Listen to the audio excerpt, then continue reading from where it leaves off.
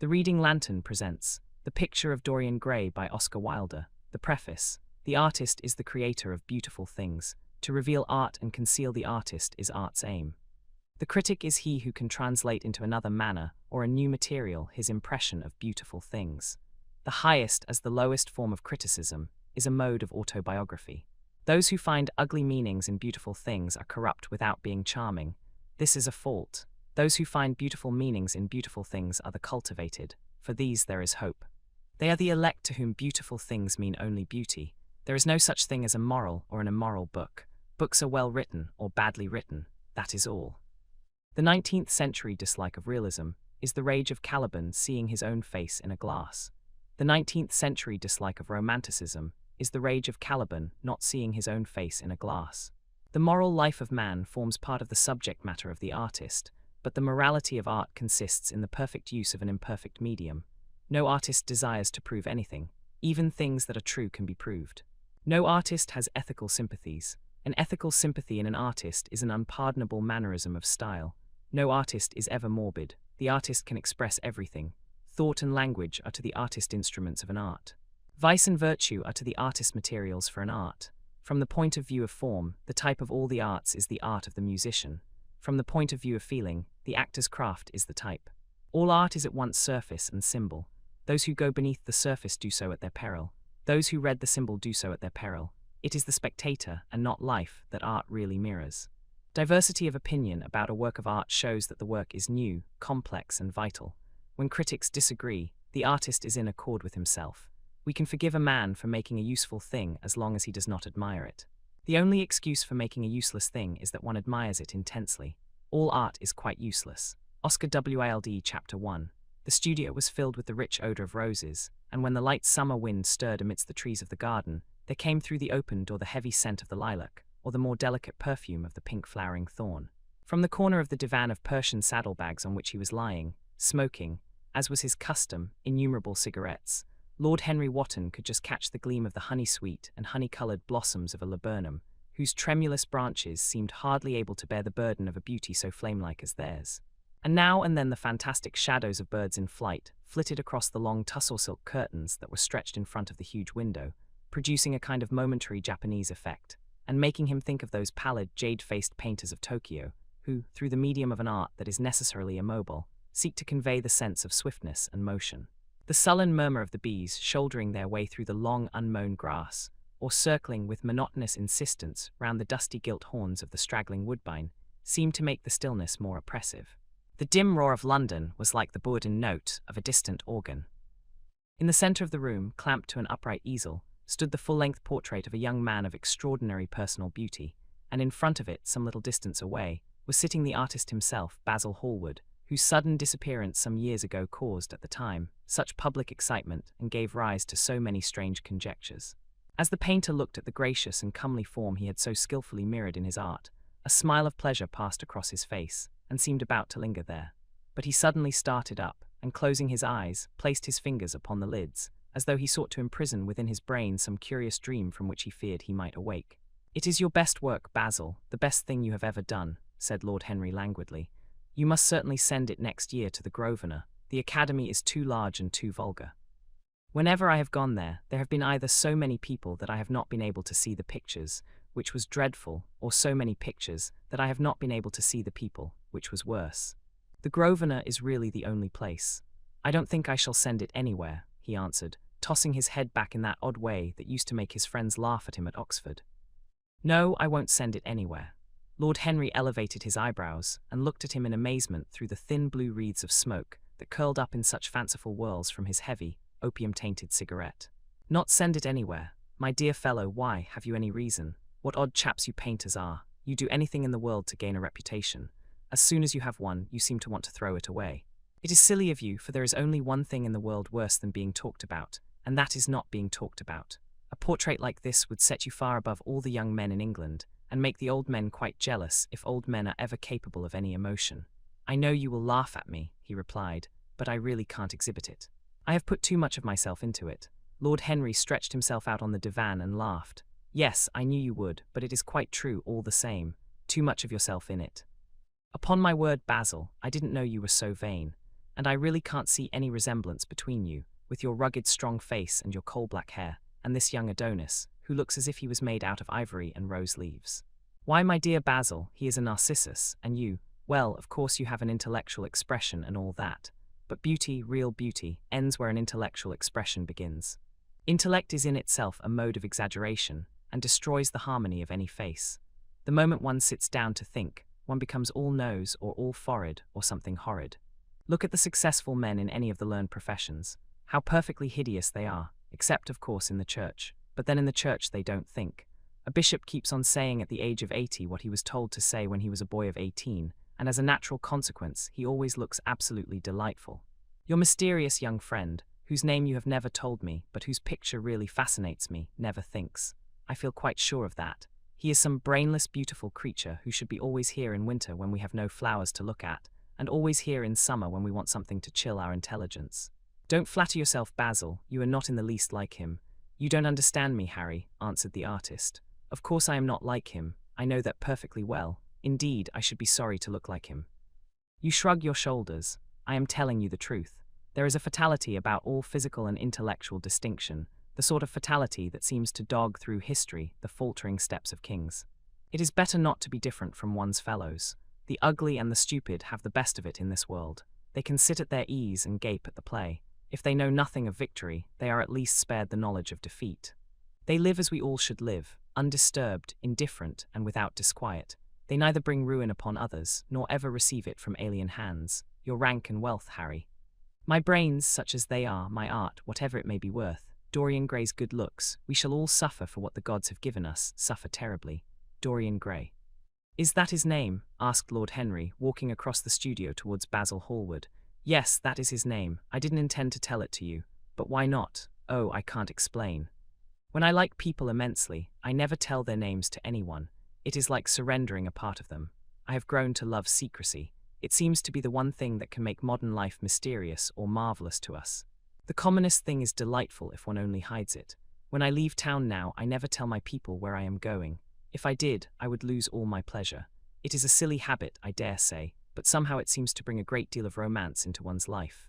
I suppose you think me awfully foolish about it. Not at all, answered Lord Henry. Not at all, my dear Basil. You seem to forget that I am married, and the one charm of marriage is that it makes a life of deception absolutely necessary for both parties. I never know where my wife is, and my wife never knows what I am doing. When we meet, we do meet occasionally, when we dine out together, or go down to the Duke's. We tell each other the most absurd stories with the most serious faces. My wife is very good at it, much better in fact than I am. She never gets confused over her dates, and I always do. But when she does find me out, she makes no row at all. I sometimes wish she would. But she merely laughs at me. I hate the way you talk about your married life, Harry, said Basil Hallward, strolling towards the door that led into the garden. I believe that you are really a very good husband, but that you are thoroughly ashamed of your own virtues. You are an extraordinary fellow. You never say a moral thing, and you never do a wrong thing. Your cynicism is simply a pose. Being natural is simply a pose, and the most irritating pose I know, cried Lord Henry, laughing. And the two young men went out into the garden together, and ensconced themselves on a long bamboo seat that stood in the shade of a tall laurel bush. The sunlight slipped over the polished leaves. In the grass, white daisies were tremulous. After a pause, Lord Henry pulled out his watch. I am afraid I must be going, Basil, he murmured. And before I go, I insist on your answering a question I put to you some time ago. What is that? Said the painter, keeping his eyes fixed on the ground. You know quite well. I do not, Harry. Well, I will tell you what it is. I want you to explain to me why you won't exhibit Dorian Gray's picture. I want the real reason. I told you the real reason. No, you did not. You said it was because there was too much of yourself in it. Now that is childish. Harry, said Basil Hallward, looking him straight in the face, every portrait that is painted with feeling is a portrait of the artist, not of the sitter. The sitter is merely the accident, the occasion. It is not he who is revealed by the painter. It is rather the painter who, on the coloured canvas, reveals himself.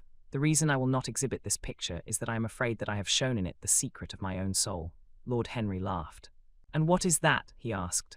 I will tell you, said Hallward, but an expression of perplexity came over his face. I am all expectation, Basil, continued his companion, glancing at him. Oh, there is really very little to tell, Harry, answered the painter, and I am afraid you will hardly understand it. Perhaps you will hardly believe it. Lord Henry smiled, and leaning down, plucked a pink-petaled daisy from the grass and examined it. I am quite sure I shall understand it, he replied, gazing intently at the little golden, white-feathered disc. And as for believing things, I can believe anything, provided that it is quite incredible. The wind shook some blossoms from the trees, and the heavy lilac blooms, with their clustering stars, moved to and fro in the languid air. A grasshopper began to cheer up by the wall, and like a blue thread, a long thin dragonfly floated past on its brown gauze wings. Lord Henry felt as if he could hear Basil Hallward's heart beating, and wondered what was coming. "The story is simply this," said the painter after some time. 2 months ago I went to a crush at Lady Brandon's. You know, we poor artists have to show ourselves in society from time to time, just to remind the public that we are not savages. With an evening coat and a white tie, as you told me once, anybody, even a stockbroker, can gain a reputation for being civilized. Well, after I had been in the room about 10 minutes, talking to huge overdressed dowagers and tedious academicians, I suddenly became conscious that someone was looking at me. I turned halfway round and saw Dorian Gray for the first time. When our eyes met, I felt that I was growing pale. A curious sensation of terror came over me.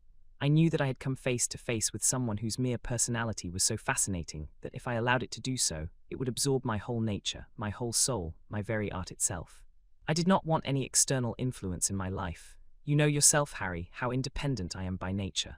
I have always been my own master, had at least always been so, till I met Dorian Gray. Then, but I don't know how to explain it to you, something seemed to tell me that I was on the verge of a terrible crisis in my life.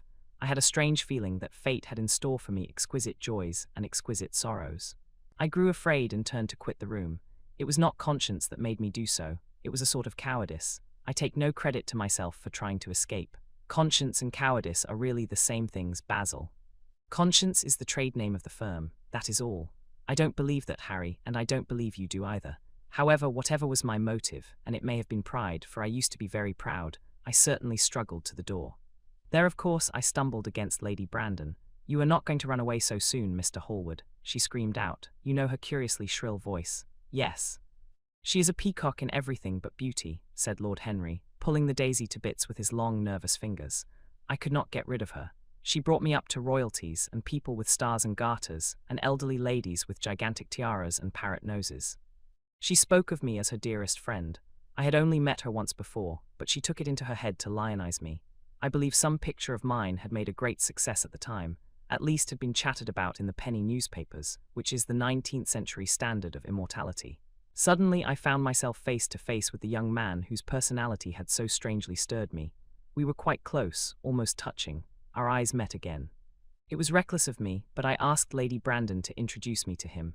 Perhaps it was not so reckless after all. It was simply inevitable. We would have spoken to each other without any introduction. I am sure of that. Dorian told me so afterwards. He too felt that we were destined to know each other. "And how did Lady Brandon describe this wonderful young man?" asked his companion. "I know she goes in for giving a rapid praise of all her guests. I remember her bringing me up to a truculent and red-faced old gentleman covered all over with orders and ribbons, and hissing into my ear, in a tragic whisper which must have been perfectly audible to everybody in the room, the most astounding details. I simply fled. I like to find out people for myself. But Lady Brandon treats her guests exactly as an auctioneer treats his goods. She either explains them entirely away, or tells one everything about them except what one wants to know. Poor Lady Brandon." "You are hard on her, Harry," said Hallward listlessly. "My dear fellow, she tried to found a salon and only succeeded in opening a restaurant. How could I admire her? But tell me, what did she say about Mr. Dorian Gray?" "Oh, something like, 'Charming boy, poor dear mother and I absolutely inseparable.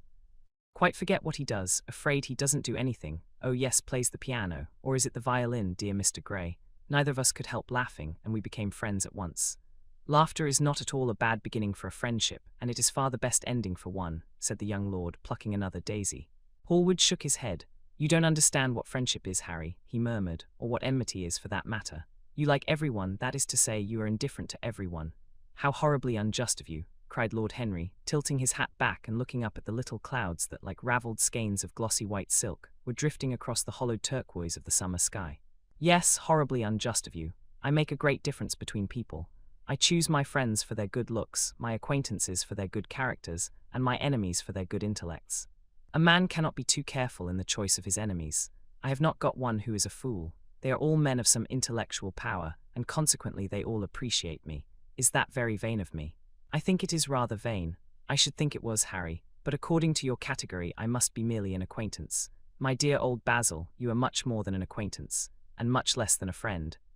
A sort of brother, I suppose. Oh, brothers, I don't care for brothers. My elder brother won't die, and my younger brothers seem never to do anything else.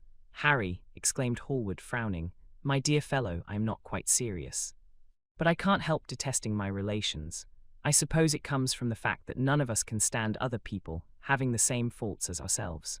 I quite sympathize with the rage of the English democracy against what they call the vices of the upper orders. The masses feel that drunkenness, stupidity, and immorality should be their own special property, and that if any one of us makes an ass of himself, he is poaching on their preserves. When poor Southwark got into the divorce court, their indignation was quite magnificent. And yet I don't suppose that 10% of the proletariat live correctly. I don't agree with a single word that you have said, and what is more, Harry, I feel sure you don't either.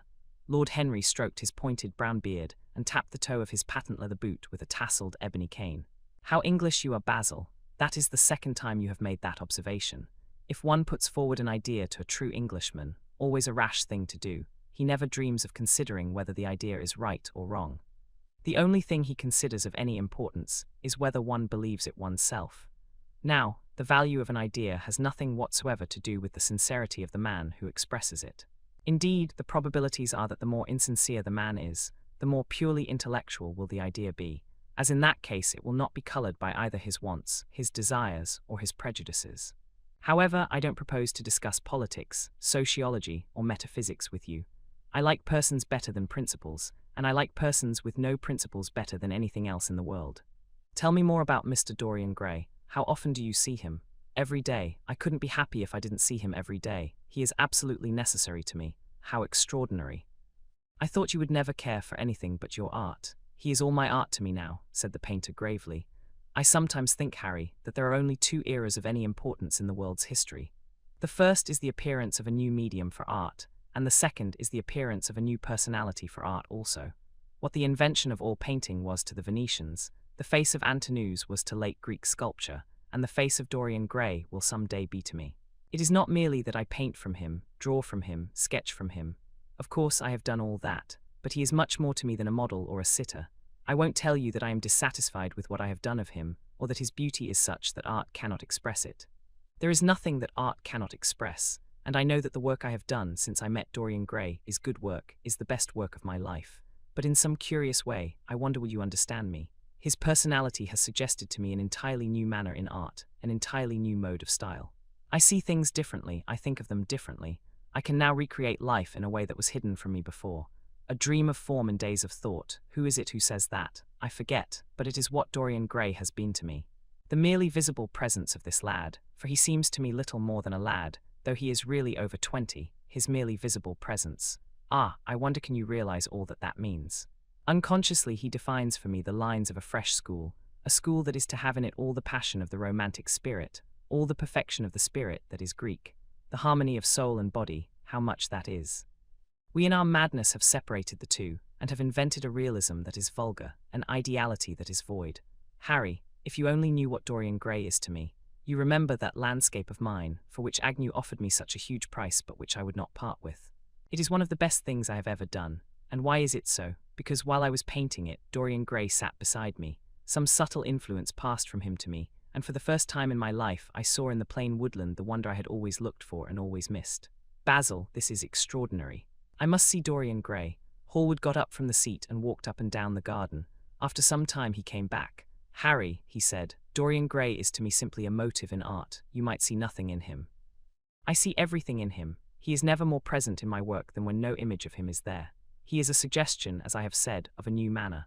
I find him in the curves of certain lines, in the loveliness and subtleties of certain colours. That is all. Then why won't you exhibit his portrait? Asked Lord Henry. Because, without intending it, I have put into it some expression of all this curious artistic idolatry, of which, of course, I have never cared to speak to him. He knows nothing about it, he shall never know anything about it, but the world might guess it, and I will not bare my soul to their shallow prying eyes. My heart shall never be put under their microscope.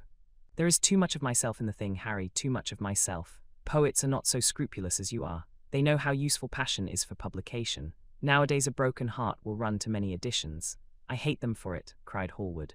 An artist should create beautiful things, but should put nothing of his own life into them.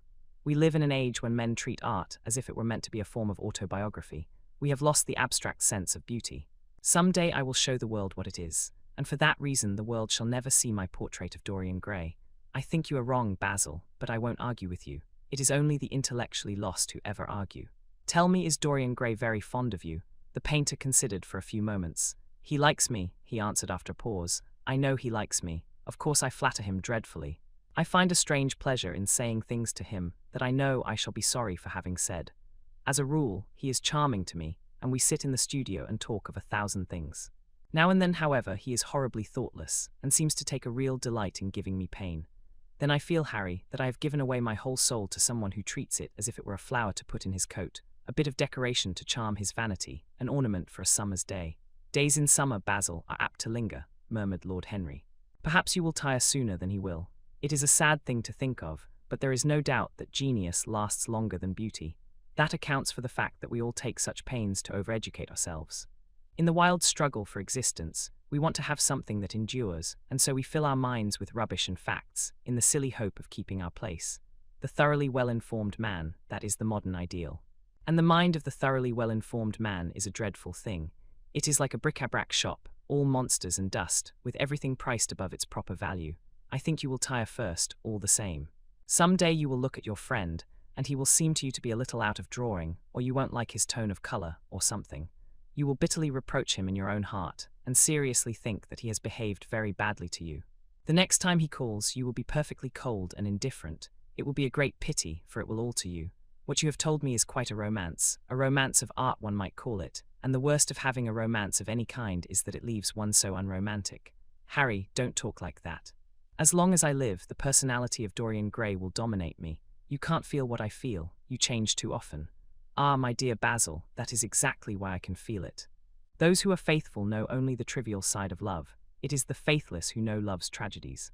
And Lord Henry struck a light on a dainty silver case and began to smoke a cigarette with a self-conscious and satisfied air, as if he had summed up the world in a phrase. There was a rustle of chirruping sparrows in the green lacquer leaves of the ivy, and the blue cloud shadows chased themselves across the grass like swallows. How pleasant it was in the garden! And how delightful other people's emotions were, much more delightful than their ideas, it seemed to him. One's own soul and the passions of one's friends, those were the fascinating things in life. He pictured to himself with silent amusement the tedious luncheon that he had missed by staying so long with Basil Hallward. Had he gone to his aunt's, he would have been sure to have met Lord Goodbody there, and the whole conversation would have been about the feeding of the poor and the necessity for model lodging-houses. Each class would have preached the importance of those virtues, for whose exercise there was no necessity in their own lives. The rich would have spoken on the value of thrift, and the idle grown eloquent over the dignity of labour. It was charming to have escaped all that. As he thought of his aunt, an idea seemed to strike him. He turned to Hallward and said, "My dear fellow, I have just remembered." "Remembered what, Harry?" "Where I heard the name of Dorian Gray." "Where was it?" asked Hallward with a slight frown. "Don't look so angry, Basil. It was at my aunt, Lady Agatha's. She told me she had discovered a wonderful young man who was going to help her in the East End, and that his name was Dorian Gray. I am bound to state that she never told me he was good-looking. Women have no appreciation of good looks, at least, good women have not. She said that he was very earnest and had a beautiful nature.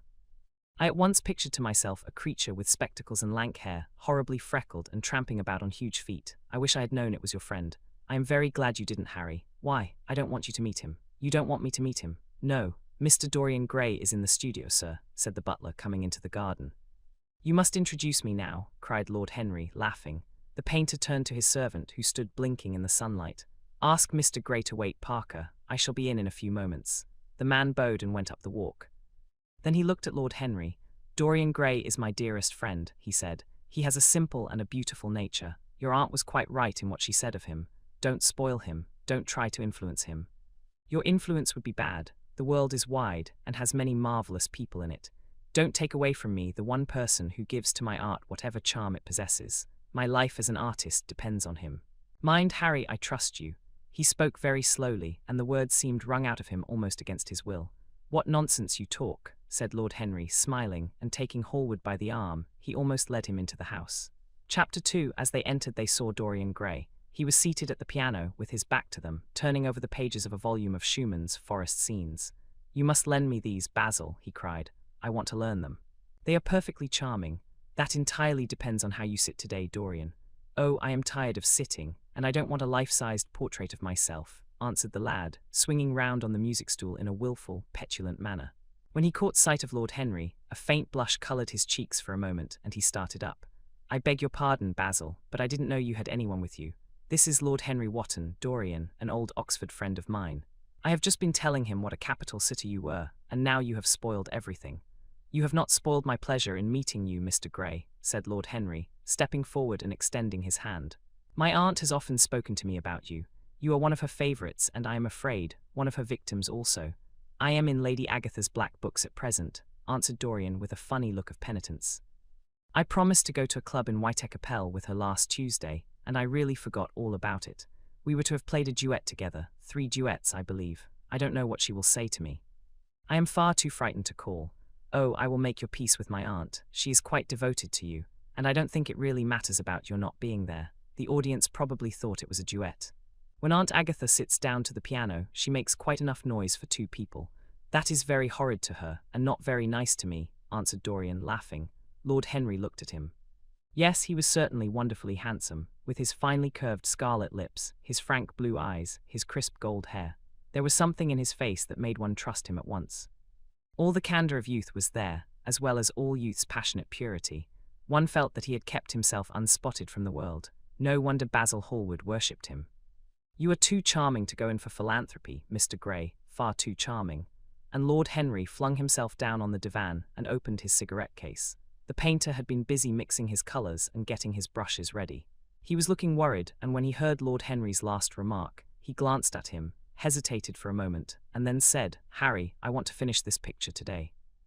Would you think it awfully rude of me if I asked you to go away?" Lord Henry smiled and looked at Dorian Gray. "Am I to go, Mr. Gray?" he asked. "Oh, please don't, Lord Henry.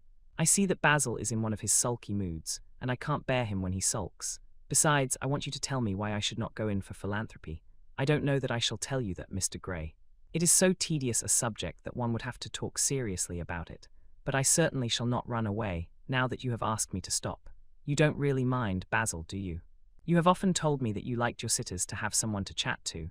Hallward bit his lip. "If Dorian wishes it, of course you must stay. Dorian's whims are laws to everybody, except himself." Lord Henry took up his hat and gloves. "You are very pressing, Basil, but I am afraid I must go. I have promised to meet a man at the Orleans. Goodbye, Mr. Gray. Come and see me some afternoon in Curzon Street. I am nearly always at home at 5 o'clock. Write to me when you are coming. I should be sorry to miss you." "Basil," cried Dorian Gray, "if Lord Henry Wotton goes, I shall go too. You never open your lips while you are painting, and it is horribly dull standing on a platform and trying to look pleasant.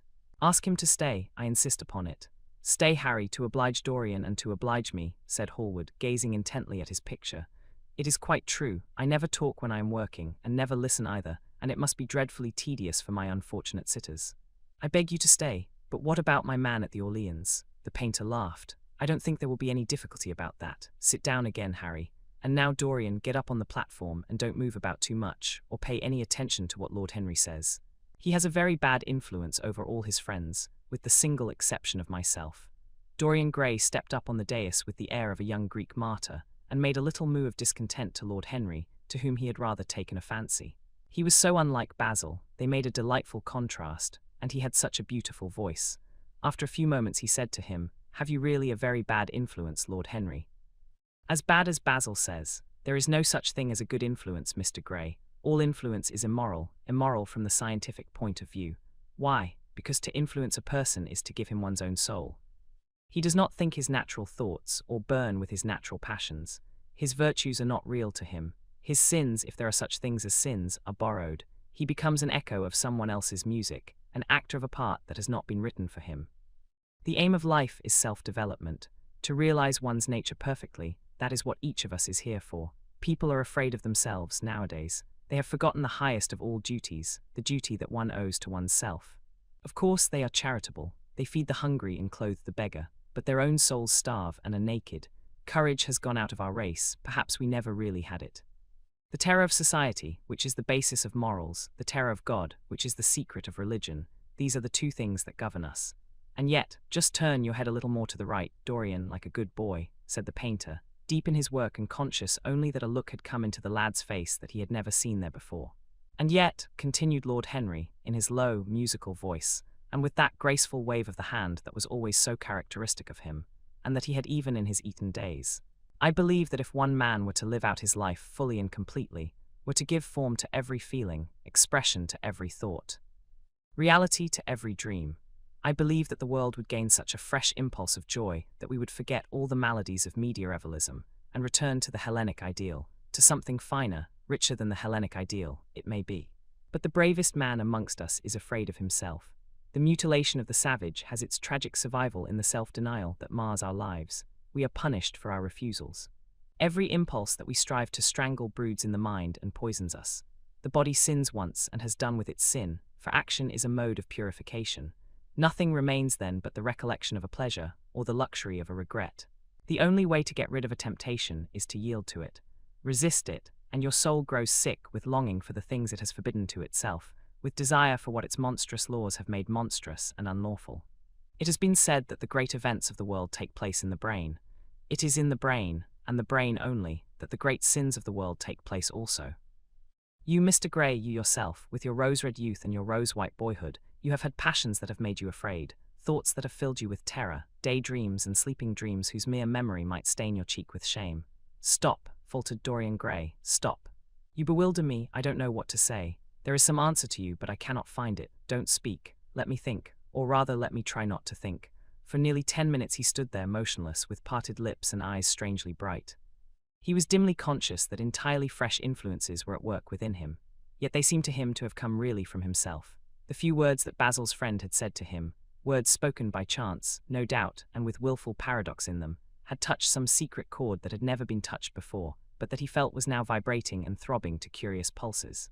Music had stirred him like that. Music had troubled him many times, but music was not articulate. It was not a new world, but rather another chaos that it created in us. Words, mere words, how terrible they were. How clear and vivid and cruel. One could not escape from them. And yet what a subtle magic there was in them. They seemed to be able to give a plastic form to formless things, and to have a music of their own as sweet as that of viol or of lute. Mere words, was there anything so real as words? Yes, there had been things in his boyhood that he had not understood. He understood them now. Life suddenly became fiery-colored to him. It seemed to him that he had been walking in fire. Why had he not known it? With his subtle smile, Lord Henry watched him. He knew the precise psychological moment when to say nothing. He felt intensely interested. He was amazed at the sudden impression that his words had produced, and remembering a book that he had read when he was 16, a book which had revealed to him much that he had not known before, he wondered whether Dorian Gray was passing through a similar experience. He had merely shot an arrow into the air. Had it hit the mark? How fascinating the lad was. Hallward painted away with that marvellous bold touch of his, that had the true refinement and perfect delicacy that in art, at any rate, comes only from strength. He was unconscious of the silence. "Basil, I am tired of standing," cried Dorian Gray suddenly. "I must go out and sit in the garden. The air is stifling here. My dear fellow, I am so sorry. When I am painting, I can't think of anything else. But you never sat better. You were perfectly still. And I have caught the effect I wanted, the half-parted lips and the bright look in the eyes. I don't know what Harry has been saying to you, but he has certainly made you have the most wonderful expression. I suppose he has been paying you compliments. You mustn't believe a word that he says. He has certainly not been paying me compliments. Perhaps that is the reason that I don't believe anything he has told me." "You know you believe it all," said Lord Henry, looking at him with his dreamy, languorous eyes. "I will go out to the garden with you. It is horribly hot in the studio. Basil, let us have something iced to drink, something with strawberries in it." "Certainly, Harry, just touch the bell, and when Parker comes I will tell him what you want. I have got to work up this background, so I will join you later on. Don't keep Dorian too long. I have never been in better form for painting than I am today. This is going to be my masterpiece. It is my masterpiece as it stands." Lord Henry went out to the garden and found Dorian Gray burying his face in the great cool lilac blossoms, feverishly drinking in their perfume as if it had been wine. He came close to him and put his hand upon his shoulder. "You are quite right to do that," he murmured. "Nothing can cure the soul but the senses, just as nothing can cure the senses but the soul." The lad started and drew back. He was bareheaded, and the leaves had tossed his rebellious curls and tangled all their gilded threads. There was a look of fear in his eyes, such as people have when they are suddenly awakened. His finely chiseled nostrils quivered, and some hidden nerve shook the scarlet of his lips and left them trembling. "Yes," continued Lord Henry, "that is one of the great secrets of life, to cure the soul by means of the senses, and the senses by means of the soul. You are a wonderful creation. You know more than you think you know, just as you know less than you want to know." Dorian Gray frowned and turned his head away. he could not help liking the tall, graceful young man who was standing by him. His romantic, olive-colored face and worn expression interested him. There was something in his low, languid voice that was absolutely fascinating. His cool, white, flower-like hands even had a curious charm. They moved, as he spoke, like music, and seemed to have a language of their own. But he felt afraid of him, and ashamed of being afraid. Why had it been left for a stranger to reveal him to himself? He had known Basil Hallward for months, but the friendship between them had never altered him. Suddenly, there had come someone across his life who seemed to have disclosed to him life's mystery, and yet, what was there to be afraid of? He was not a schoolboy or a girl. It was absurd to be frightened. "Let us go and sit in the shade," said Lord Henry. "Parker has brought out the drinks, and if you stay any longer in this glare, you will be quite spoiled, and Basil will never paint you again. You really must not allow yourself to become sunburnt. It would be unbecoming." "What can it matter?" cried Dorian Gray, laughing, as he sat down on the seat at the end of the garden. "It should matter everything to you, Mr. Gray. Why? Because you have the most marvelous youth, and youth is the one thing worth having. I don't feel that, Lord Henry. No, you don't feel it now. Some day when you are old and wrinkled and ugly, when thought has seared your forehead with its lines, and passion branded your lips with its hideous fires, you will feel it terribly. Now, wherever you go, you charm the world. Will it always be so? You have a wonderfully beautiful face, Mr. Gray. Don't frown, you have. And beauty is a form of genius, is higher indeed than genius, as it needs no explanation. It is of the great facts of the world, like sunlight or springtime, or the reflection in dark waters of that silver shell we call the moon. It cannot be questioned. It has its divine right of sovereignty. It makes princes of those who have it. You smile. Ah, when you have lost it you won't smile. People say sometimes that beauty is only superficial. That may be so, but at least it is not so superficial as thought is. To me, beauty is the wonder of wonders. It is only shallow people who do not judge by appearances. The true mystery of the world is the visible, not the invisible. Yes, Mr. Gray, the gods have been good to you. But what the gods give they quickly take away. You have only a few years in which to live really, perfectly, and fully. When your youth goes, your beauty will go with it, and then you will suddenly discover that there are no triumphs left for you, or have to content yourself with those mean triumphs that the memory of your past will make more bitter than defeats. Every month as it wanes brings you nearer to something dreadful. Time is jealous of you and wars against your lilies and your roses. You will become sallow and hollow-cheeked and dull-eyed. You will suffer horribly. Ah! Realize your youth while you have it. Don't squander the gold of your days, listening to the tedious, trying to improve the hopeless failure, or giving away your life to the ignorant, the common, and the vulgar.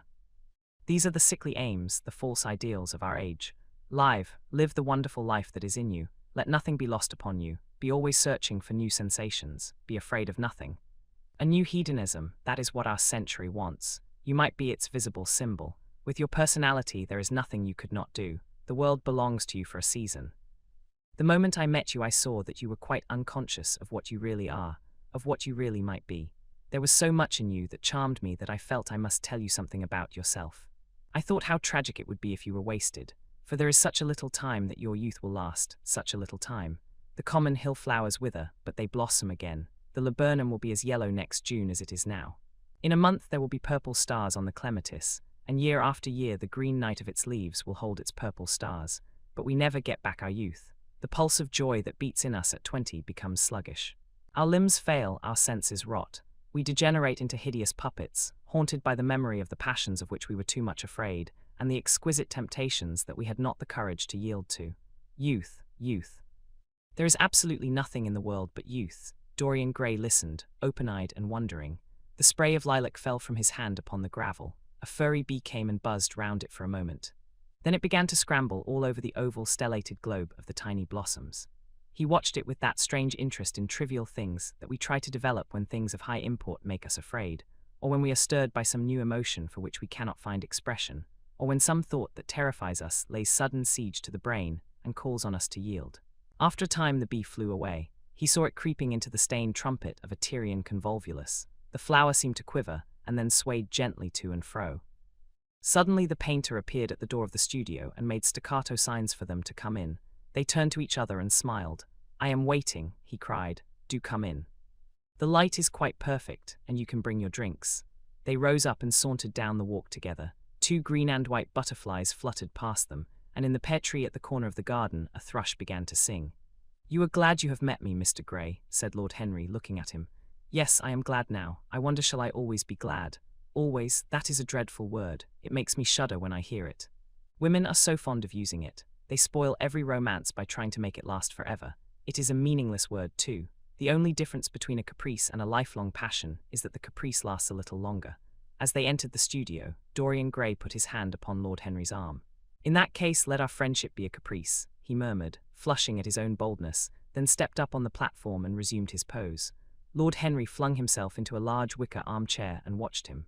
The sweep and dash of the brush on the canvas made the only sound that broke the stillness, except when, now and then, Hallward stepped back to look at his work from a distance.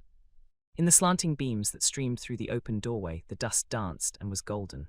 The heavy scent of the roses seemed to brood over everything. After about a quarter of an hour, Hallward stopped painting, looked for a long time at Dorian Gray, and then for a long time at the picture, biting the end of one of his huge brushes and frowning. "It is quite finished," he cried at last, and stooping down he wrote his name in long vermilion letters on the left-hand corner of the canvas. Lord Henry came over and examined the picture. It was certainly a wonderful work of art, and a wonderful likeness as well. "My dear fellow, I congratulate you most warmly," he said. "It is the finest portrait of modern times. Mr. Gray, come over and look at yourself." The lad started, as if awakened from some dream. "Is it really finished?" he murmured, stepping down from the platform. "Quite finished," said the painter, "and you have sat splendidly today." "I am awfully obliged to you." "That is entirely due to me," broke in Lord Henry. "Isn't it, Mr. Gray?" Dorian made no answer, but passed listlessly in front of his picture and turned towards it. When he saw it, he drew back, and his cheeks flushed for a moment with pleasure. A look of joy came into his eyes, as if he had recognized himself for the first time. He stood there motionless and in wonder, dimly conscious that Hallward was speaking to him, but not catching the meaning of his words. The sense of his own beauty came on him like a revelation. He had never felt it before. Basil Hallward's compliments had seemed to him to be merely the charming exaggeration of friendship. He had listened to them, laughed at them, forgotten them. They had not influenced his nature. Then had come Lord Henry Wotton with his strange panegyric on youth, his terrible warning of its brevity. That had stirred him at the time, and now, as he stood gazing at the shadow of his own loveliness, the full reality of the description flashed across him. Yes, there would be a day when his face would be wrinkled and wizen, his eyes dim and colourless, the grace of his figure broken and deformed. The scarlet would pass away from his lips and the gold steal from his hair. The life that was to make his soul would mar his body. He would become dreadful, hideous, and uncouth. As he thought of it, a sharp pang of pain struck through him like a knife, and made each delicate fibre of his nature quiver. His eyes deepened into amethyst, and across them came a mist of tears. He felt as if a hand of ice had been laid upon his heart. "Don't you like it?" cried Hallward at last, strung a little by the lad's silence, not understanding what it meant. "Of course he likes it," said Lord Henry.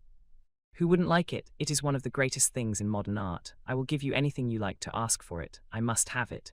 "It is not my property, Harry." "Whose property is it?" "Dorian's, of course," answered the painter. "He is a very lucky fellow." "How sad it is," murmured Dorian Gray with his eyes still fixed upon his own portrait. "How sad it is. I shall grow old and horrible and dreadful, but this picture will remain always young. It will never be older than this particular day of June. If it were only the other way, if it were I who was to be always young and the picture that was to grow old, for that, I would give everything. Yes, there is nothing in the whole world I would not give. I would give my soul for that." "You would hardly care for such an arrangement, Basil," cried Lord Henry, laughing. "It would be rather hard lines on your work." "I should object very strongly, Harry," said Hallward. Dorian Gray turned and looked at him. "I believe you would, Basil. You like your art better than your friends." "I am no more to you than a green bronze figure. Hardly as much, I dare say." The painter stared in amazement. It was so unlike Dorian to speak like that. What had happened? He seemed quite angry. His face was flushed and his cheeks burning. "Yes," he continued, "I am less to you than your ivory Hermes or your silver fawn. You will like them always. How long will you like me? Till I have my first wrinkle, I suppose. I know now that when one loses one's good looks, whatever they may be, one loses everything. Your picture has taught me that. Lord Henry Wotton is perfectly right. Youth is the only thing worth having. When I find that I am growing old, I shall kill myself." Hallward turned pale and caught his hand. "Dorian, Dorian," he cried, "don't talk like that. I have never had such a friend as you, and I shall never have such another. You are not jealous of material things, are you? You who are finer than any of them. I am jealous of everything whose beauty does not die. I am jealous of the portrait you have painted of me. Why should it keep what I must lose? Every moment that passes takes something from me and gives something to it. Oh, if it were only the other way. If the picture could change, and I could be always what I am now. Why did you paint it? It will mock me someday, mock me horribly. The hot tears welled into his eyes. He tore his hand away and flinging himself on the divan, he buried his face in the cushions, as though he was praying. This is your doing, Harry, said the painter bitterly. Lord Henry shrugged his shoulders. It is the real Dorian Gray, that is all. It is not. If it is not, what have I to do with it? You should have gone away when I asked you, he muttered. I stayed when you asked me, was Lord Henry's answer. Harry, I can't quarrel with my two best friends at once, but between you both you have made me hate the finest piece of work I have ever done, and I will destroy it. What is it but canvas and colour? I will not let it come across our 3 lives and mar them. Dorian Gray lifted his golden head from the pillow, and with pallid face and tear-stained eyes, looked at him as he walked over to the deal painting table that was set beneath the high-curtained window. What was he doing there? His fingers were straying about among the litter of tin tubes and dry brushes, seeking for something. Yes, it was for the long palette knife with its thin blade of lithe steel. He had found it at last. He was going to rip up the canvas. With a stifled sob, the lad leaped from the couch, and rushing over to Hallward, tore the knife out of his hand and flung it to the end of the studio. Don't, Basil, don't, he cried. It would be murder. I am glad you appreciate my work at last, Dorian, said the painter coldly when he had recovered from his surprise. I never thought you would. Appreciate it. I am in love with it, Basil. It is part of myself. I feel that, well, as soon as you are dry, you shall be varnished and framed and sent home. Then you can do what you like with yourself. And he walked across the room and rang the bell for tea. You will have tea, of course, Dorian.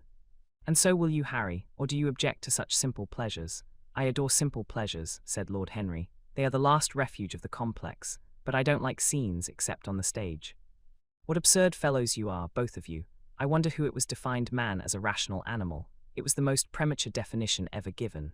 Man is many things, but he is not rational. I am glad he is not, after all, though I wish you chaps would not squabble over the picture.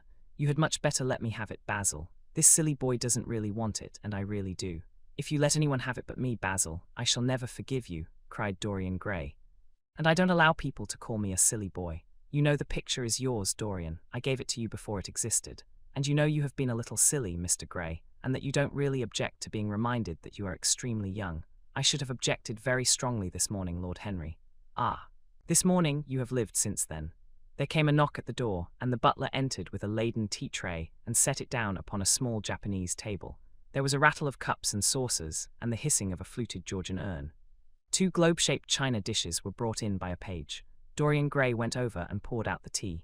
The 2 men sauntered languidly to the table and examined what was under the covers. Let us go to the theatre tonight, said Lord Henry. There is sure to be something on somewhere. I have promised to dine at White's, but it is only with an old friend, so I can send him a wire to say that I am ill, or that I am prevented from coming in consequence of a subsequent engagement. I think that would be a rather nice excuse. It would have all the surprise of candour. It is such a bore putting on one's dress clothes, muttered Hallward, and when one has them on they are so horrid. Yes, answered Lord Henry dreamily, the costume of the 19th century is detestable. It is so sombre, so depressing. Sin is the only real colour element left in modern life. You really must not say things like that before Dorian, Harry. Before which Dorian? The one who is pouring out tea for us, or the one in the picture? Before either. I should like to come to the theatre with you, Lord Henry, said the lad. Then you shall come, and you will come too, Basil, won't you? I can't, really. I would sooner not. I have a lot of work to do. Well then, you and I will go alone, Mr. Gray. I should like that awfully. The painter bit his lip and walked over, cup in hand, to the picture. I shall stay with the real Dorian, he said sadly. Is it the real Dorian? Cried the original of the portrait, strolling across to him. Am I really like that? Yes. You are just like that. How wonderful, Basil. At least you are like it in appearance, but it will never alter, sighed Hallward. That is something. What a fuss people make about fidelity, exclaimed Lord Henry. Why, even in love it is purely a question for physiology. It has nothing to do with our own will. Young men want to be faithful and are not. Old men want to be faithless and cannot. That is all one can say. Don't go to the theatre tonight, Dorian, said Hallward. Stop and dine with me. I can't, Basil. Why? Because I have promised Lord Henry Wotton to go with him. He won't like you the better for keeping your promises. He always breaks his own. I beg you not to go. Dorian Gray laughed and shook his head. I entreat you. The lad hesitated and looked over at Lord Henry, who was watching them from the tea-table with an amused smile. I must go, Basil, he answered. Very well, said Hallward, and he went over and laid down his cup on the tray. It is rather late, and as you have to dress, you had better lose no time. Goodbye, Harry. Goodbye, Dorian. Come and see me soon. Come tomorrow. Certainly. You won't forget. No, of course not, cried Dorian. And, Harry, Yes, Basil, remember what I asked you when we were in the garden this morning.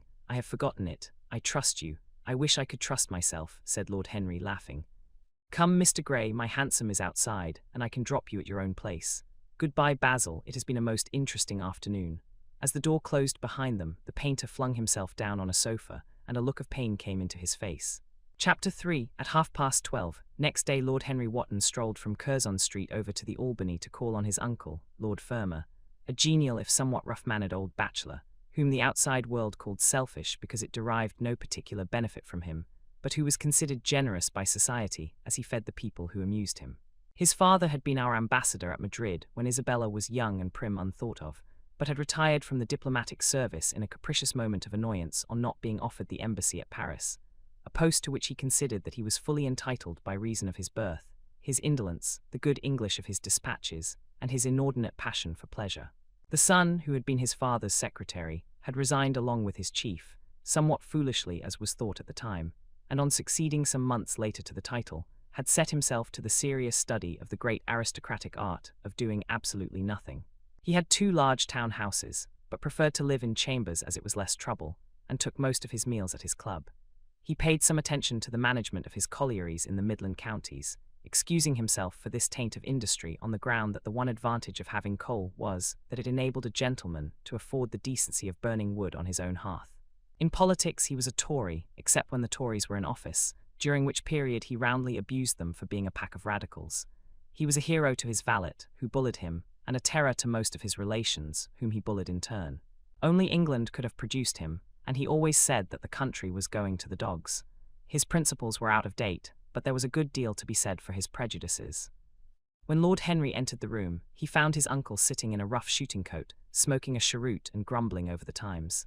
"Well, Harry," said the old gentleman, "what brings you out so early? I thought you dandies never got up till 2 and were not visible till 5. Pure family affection, I assure you, Uncle George. I want to get something out of you." "Money, I suppose," said Lord Fermor, making a wry face. "Well, sit down and tell me all about it. Young people nowadays imagine that money is everything." "Yes," murmured Lord Henry, settling his buttonhole in his coat, "and when they grow older they know it, but I don't want money. It is only people who pay their bills who want that, Uncle George, and I never pay mine. Credit is the capital of a younger son, and one lives charmingly upon it. Besides, I always deal with Dartmoor's tradesmen, and consequently they never bother me. What I want is information. Not useful information, of course, useless information. Well, I can tell you anything that is in an English blue book, Harry, although those fellows nowadays write a lot of nonsense. When I was in the diplomatic, things were much better, but I hear they let them in now by examination. What can you expect? Examinations, sir, are pure humbug from beginning to end. If a man is a gentleman, he knows quite enough, and if he is not a gentleman, whatever he knows is bad for him. Mr. Dorian Gray does not belong to blue books, Uncle George," said Lord Henry languidly. "Mr. Dorian Gray. Who is he?" asked Lord Fermor, knitting his bushy white eyebrows. "That is what I have come to learn, Uncle George, or rather I know who he is. He is the last Lord Kelso's grandson. His mother was a Devereux, Lady Margaret Devereux." "I want you to tell me about his mother. What was she like? Whom did she marry? You have known nearly everybody in your time, so you might have known her. I am very much interested in Mr. Gray at present." "I have only just met him." "Kelso's grandson," echoed the old gentleman. "Kelso's grandson. Of course, I knew his mother intimately. I believe I was at her christening. She was an extraordinarily beautiful girl, Margaret Devereux, and made all the men frantic by running away with a penniless young fellow. A mere nobody, sir, a subaltern in a foot regiment, or something of that kind." "Certainly. I remember the whole thing as if it happened yesterday. The poor chap was killed in a duel at Spa a few months after the marriage. There was an ugly story about it. They said Kelso got some rascally adventurer, some Belgian brute, to insult his son-in-law in public, paid him, sir, to do it, paid him, and that the fellow spitted his man as if he had been a pigeon. The thing was hushed up, but egad, Kelso ate his chop alone at the club for some time afterwards. He brought his daughter back with him, I was told, and she never spoke to him again. Oh yes, it was a bad business. The girl died too, died within a year. So she left a son, did she? I had forgotten that. What sort of boy is he? If he is like his mother, he must be a good-looking chap." "He is very good-looking," assented Lord Henry. "I hope he will fall into proper hands," continued the old man. "He should have a pot of money waiting for him if Kelso did the right thing by him. His mother had money too. All the Selby property came to her, through her grandfather. Her grandfather hated Kelso, thought him a mean dog. He was too, came to Madrid once when I was there. Egad, I was ashamed of him. The Queen used to ask me about the English noble who was always quarrelling with the cabmen about their fares. They made quite a story of it. I didn't dare show my face at court for a month. I hope he treated his grandson better than he did the Jarvies. I don't know, answered Lord Henry. I fancy that the boy will be well off. He is not of age yet. He has Selby, I know. He told me so. And his mother was very beautiful. Margaret Devereux was one of the loveliest creatures I ever saw, Harry. What on earth induced her to behave as she did, I never could understand. She could have married anybody she chose. Carlington was mad after her. She was romantic, though. All the women of that family were. The men were a poor lot, but egad. The women were wonderful. Carlington went on his knees to her, told me so himself. She laughed at him, and there wasn't a girl in London at the time who wasn't after him. And by the way, Harry, talking about silly marriages, what is this humbug your father tells me about Dartmoor wanting to marry an American? Ain't English girls good enough for him? It is rather fashionable to marry Americans just now, Uncle George. I'll back English women against the world, Harry, said Lord Fermor, striking the table with his fist. The betting is on the Americans. They don't last, I am told, muttered his uncle. A long engagement exhausts them, but they are capital at a steeplechase. They take things flying. I don't think Dartmoor has a chance. Who are her people? Grumbled the old gentleman. Has she got any? Lord Henry shook his head. American girls are as clever at concealing their parents as English women are at concealing their past, he said, rising to go.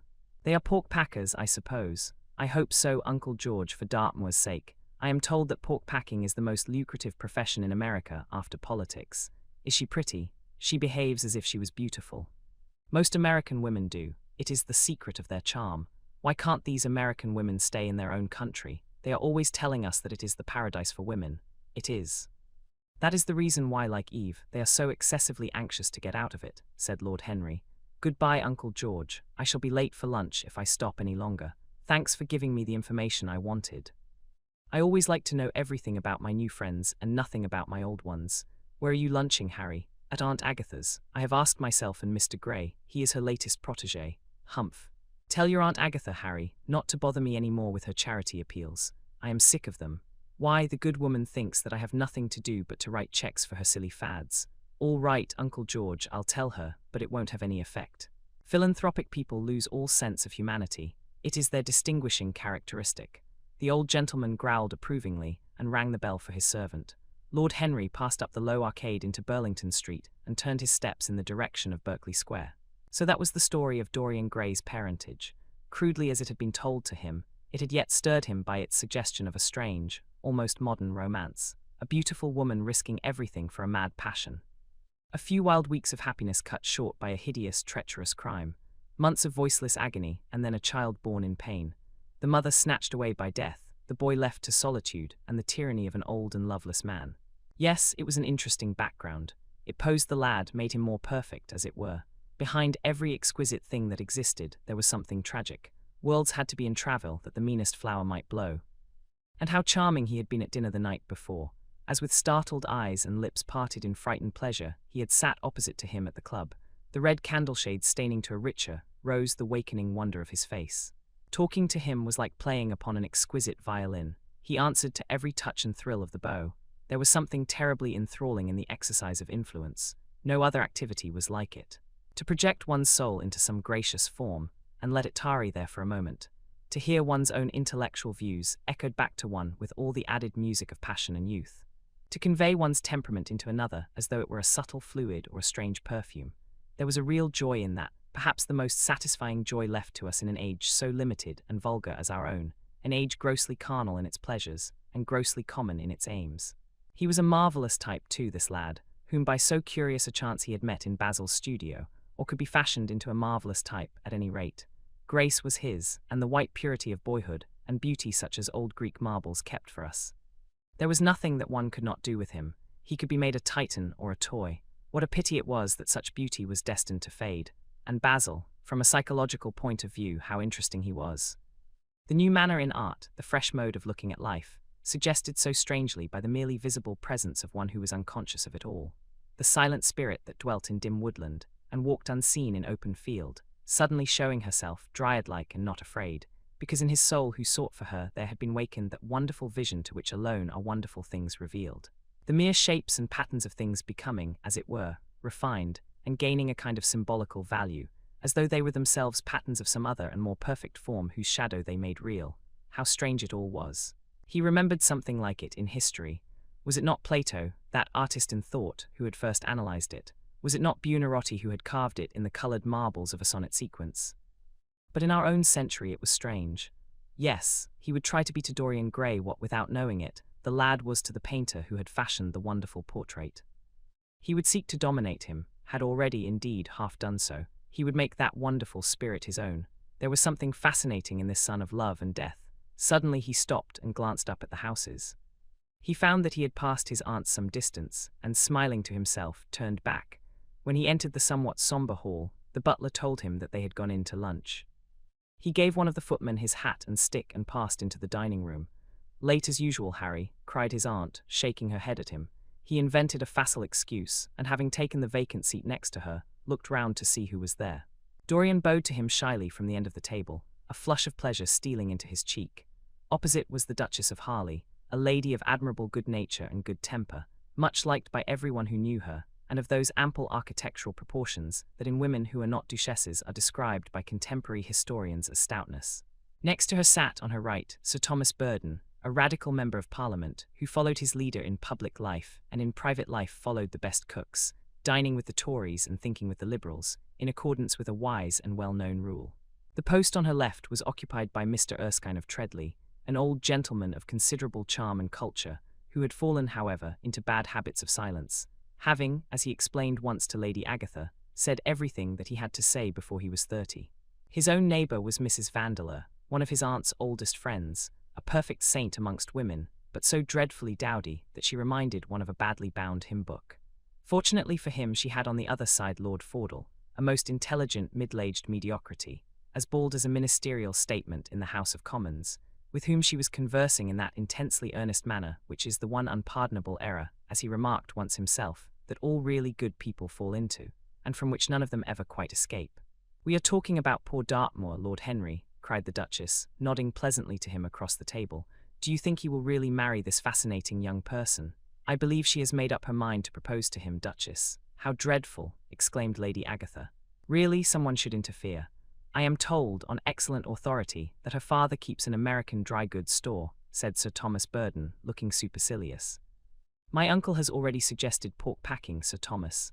"Dry goods? What are American dry goods?" asked the Duchess, raising her large hands in wonder and accentuating the verb. "American novels," answered Lord Henry, helping himself to some quail. The Duchess looked puzzled. "Don't mind him, my dear," whispered Lady Agatha. "He never means anything that he says." "When America was discovered," said the radical member, and he began to give some wearisome facts. Like all people who try to exhaust a subject, he exhausted his listeners. The Duchess sighed and exercised her privilege of interruption. "I wish to goodness it never had been discovered at all," she exclaimed. "Really, our girls have no chance nowadays. It is most unfair." "Perhaps, after all, America never has been discovered," said Mr. Erskine. "I myself would say that it had merely been detected." "Oh. But I have seen specimens of the inhabitants," answered the Duchess vaguely. "I must confess that most of them are extremely pretty, and they dress well too. They get all their dresses in Paris. I wish I could afford to do the same." "They say that when good Americans die they go to Paris," chuckled Sir Thomas, who had a large wardrobe of Humour's cast-off clothes. "Really? And where do bad Americans go to when they die?" inquired the Duchess.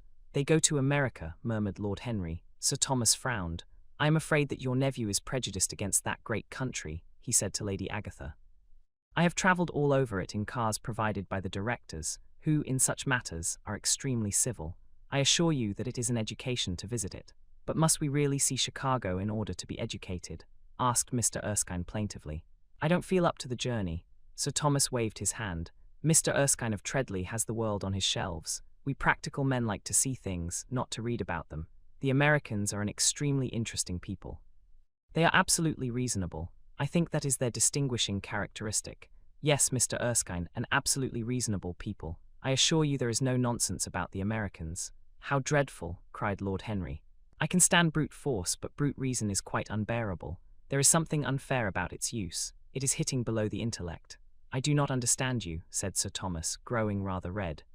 "I do, Lord Henry," murmured Mr. Erskine with a smile. "Paradoxes are all very well in their way," rejoined the baronet. "Was that a paradox?" asked Mr. Erskine. "I did not think so. Perhaps it was." Well, the way of paradoxes is the way of truth. To test reality, we must see it on the tight rope. When the verities become acrobats, we can judge them. Dear me, said Lady Agatha, how you men argue. I am sure I never can make out what you are talking about. Oh, Harry, I am quite vexed with you. Why do you try to persuade our nice Mr. Dorian Gray to give up the East End? I assure you he would be quite invaluable. They would love his playing. I want him to play to me, cried Lord Henry, smiling, and he looked down the table and caught a bright answering glance. But they are so unhappy in Whiteacapelle, continued Lady Agatha. I can sympathize with everything except suffering, said Lord Henry, shrugging his shoulders. I cannot sympathize with that. It is too ugly, too horrible, too distressing. There is something terribly morbid in the modern sympathy with pain. One should sympathize with the color, the beauty, the joy of life. The less said about life's sores, the better. Still, the East End is a very important problem, remarked Sir Thomas with a grave shake of the head. Quite so, answered the young lord. It is the problem of slavery, and we try to solve it by amusing the slaves. The politician looked at him keenly. What change do you propose, then? He asked. Lord Henry laughed. I don't desire to change anything in England except the weather, he answered. I am quite content with philosophic contemplation, but as the 19th century has gone bankrupt through an over-expenditure of sympathy, I would suggest that we should appeal to science to put us straight. The advantage of the emotions is that they lead us astray, and the advantage of science is that it is not emotional. But we have such grave responsibilities, ventured Mrs. Vandeleur timidly. Terribly grave, echoed Lady Agatha. Lord Henry looked over at Mr. Erskine. Humanity takes itself too seriously. It is the world's original sin. If the caveman had known how to laugh, history would have been different. You are really very comforting, warbled the Duchess. I have always felt rather guilty when I came to see your dear aunt, for I take no interest at all in the East End. For the future I shall be able to look her in the face without a blush. A blush is very becoming, Duchess, remarked Lord Henry. Only when one is young, she answered. When an old woman like myself blushes, it is a very bad sign.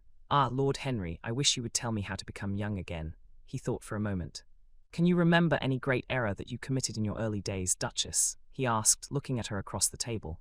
A great many, I fear, she cried. Then commit them over again, he said gravely. To get back one's youth, one has merely to repeat one's follies. A delightful theory, she exclaimed. I must put it into practice. A dangerous theory, came from Sir Thomas's tight lips. Lady Agatha shook her head, but could not help being amused. Mr. Erskine listened.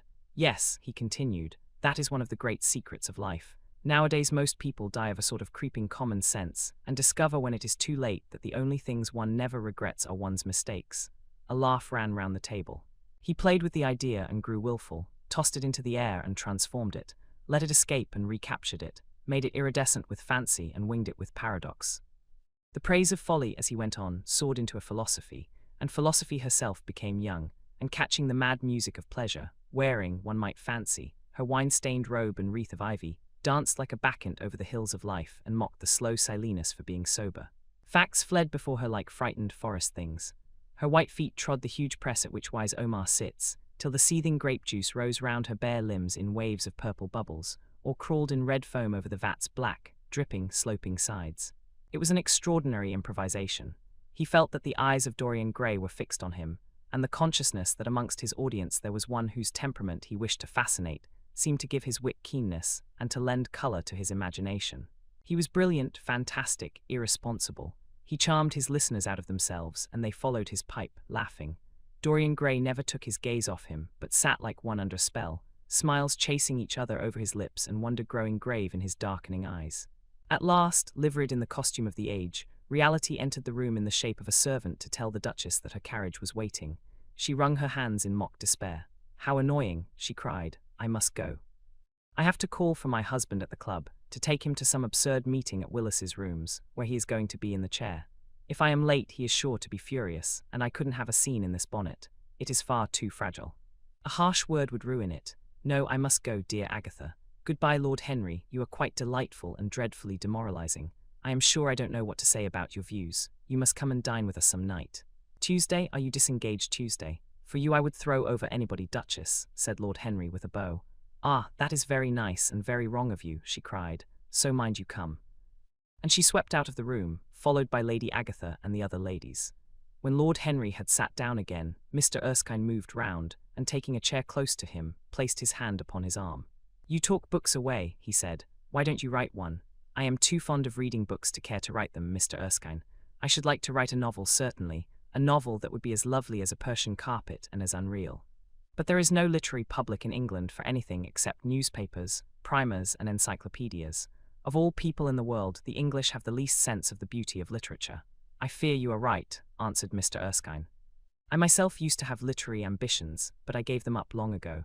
And now, my dear young friend, if you will allow me to call you so, may I ask if you really meant all that you said to us at lunch? I quite forget what I said, smiled Lord Henry. Was it all very bad? Very bad indeed. In fact, I consider you extremely dangerous, and if anything happens to our good Duchess, we shall all look on you as being primarily responsible. But I should like to talk to you about life. The generation into which I was born was tedious. Some day, when you are tired of London, come down to Treadley and expound to me your philosophy of pleasure over some admirable Burgundy I am fortunate enough to possess. I shall be charmed. A visit to Treadley would be a great privilege. It has a perfect host and a perfect library. You will complete it, answered the old gentleman with a courteous bow. And now I must bid good-bye to your excellent aunt. I am due at the Athenaeum. It is the hour when we sleep there. All of you, Mr. Erskine, 40 of us in 40 armchairs. We are practicing for an English Academy of Letters. Lord Henry laughed and rose. I am going to the park, he cried. As he was passing out of the door, Dorian Gray touched him on the arm. Let me come with you, he murmured. But I thought you had promised Basil Hallward to go and see him, answered Lord Henry. I would sooner come with you. Yes, I feel I must come with you. Do let me. And you will promise to talk to me all the time. No one talks so wonderfully as you do. Ah. I have talked quite enough for today, said Lord Henry, smiling. All I want now is to look at life. You may come and look at it with me if you care to. Chapter 4. One afternoon, a month later, Dorian Gray was reclining in a luxurious armchair in the little library of Lord Henry's house in Mayfair. It was in its way a very charming room, with its high-panelled wainscoting of olive-stained oak, its cream-coloured frieze and ceiling of raised plasterwork, and its brick-dust felt carpet strewn with silk, long-fringed Persian rugs. On a tiny satinwood table stood a statuette by Clodion, and beside it lay a copy of Les Cent Nouvelles, bound for Margaret of Valois by Clovis Eve, and powdered with the gilt daisies that Queen had selected for her device. Some large blue china jars and parrot tulips were ranged on the mantel-shelf, and through the small leaded panes of the window streamed the apricot-coloured light of a summer day in London. Lord Henry had not yet come in. He was always late on principle, his principle being that punctuality is the thief of time. So the lad was looking rather sulky, as with listless fingers he turned over the pages of an elaborately illustrated edition of Manon Lescaut that he had found in one of the bookcases. The formal, monotonous ticking of the Louis XIV clock annoyed him. Once or twice he thought of going away. At last he heard a step outside, and the door opened. "How late you are, Harry," he murmured. "I am afraid it is not Harry, Mr. Gray," answered a shrill voice. He glanced quickly round and rose to his feet. "I beg your pardon, You thought it was my husband. It is only his wife. You must let me introduce myself. I know you quite well by your photographs. I think my husband has got 17 of them." "Not 17, Lady Henry. Well, 18 then. And I saw you with him the other night at the opera." She laughed nervously as she spoke, and watched him with her vague forget-me-not eyes. She was a curious woman, whose dresses always looked as if they had been designed in a rage and put on in a tempest. She was usually in love with somebody, and as her passion was never returned, she had kept all her illusions. She tried to look picturesque, but only succeeded in being untidy. Her name was Victoria, and she had a perfect mania for going to church. That was at Lohengrin, Lady Henry, I think. Yes, it was at dear Lohengrin. I like Wagner's music better than anybody's. It is so loud that one can talk the whole time without other people hearing what one says. That is a great advantage, don't you think so, Mr. Gray? The same nervous staccato laugh broke from her thin lips, and her fingers began to play with a long tortoiseshell paper knife. Dorian smiled and shook his head.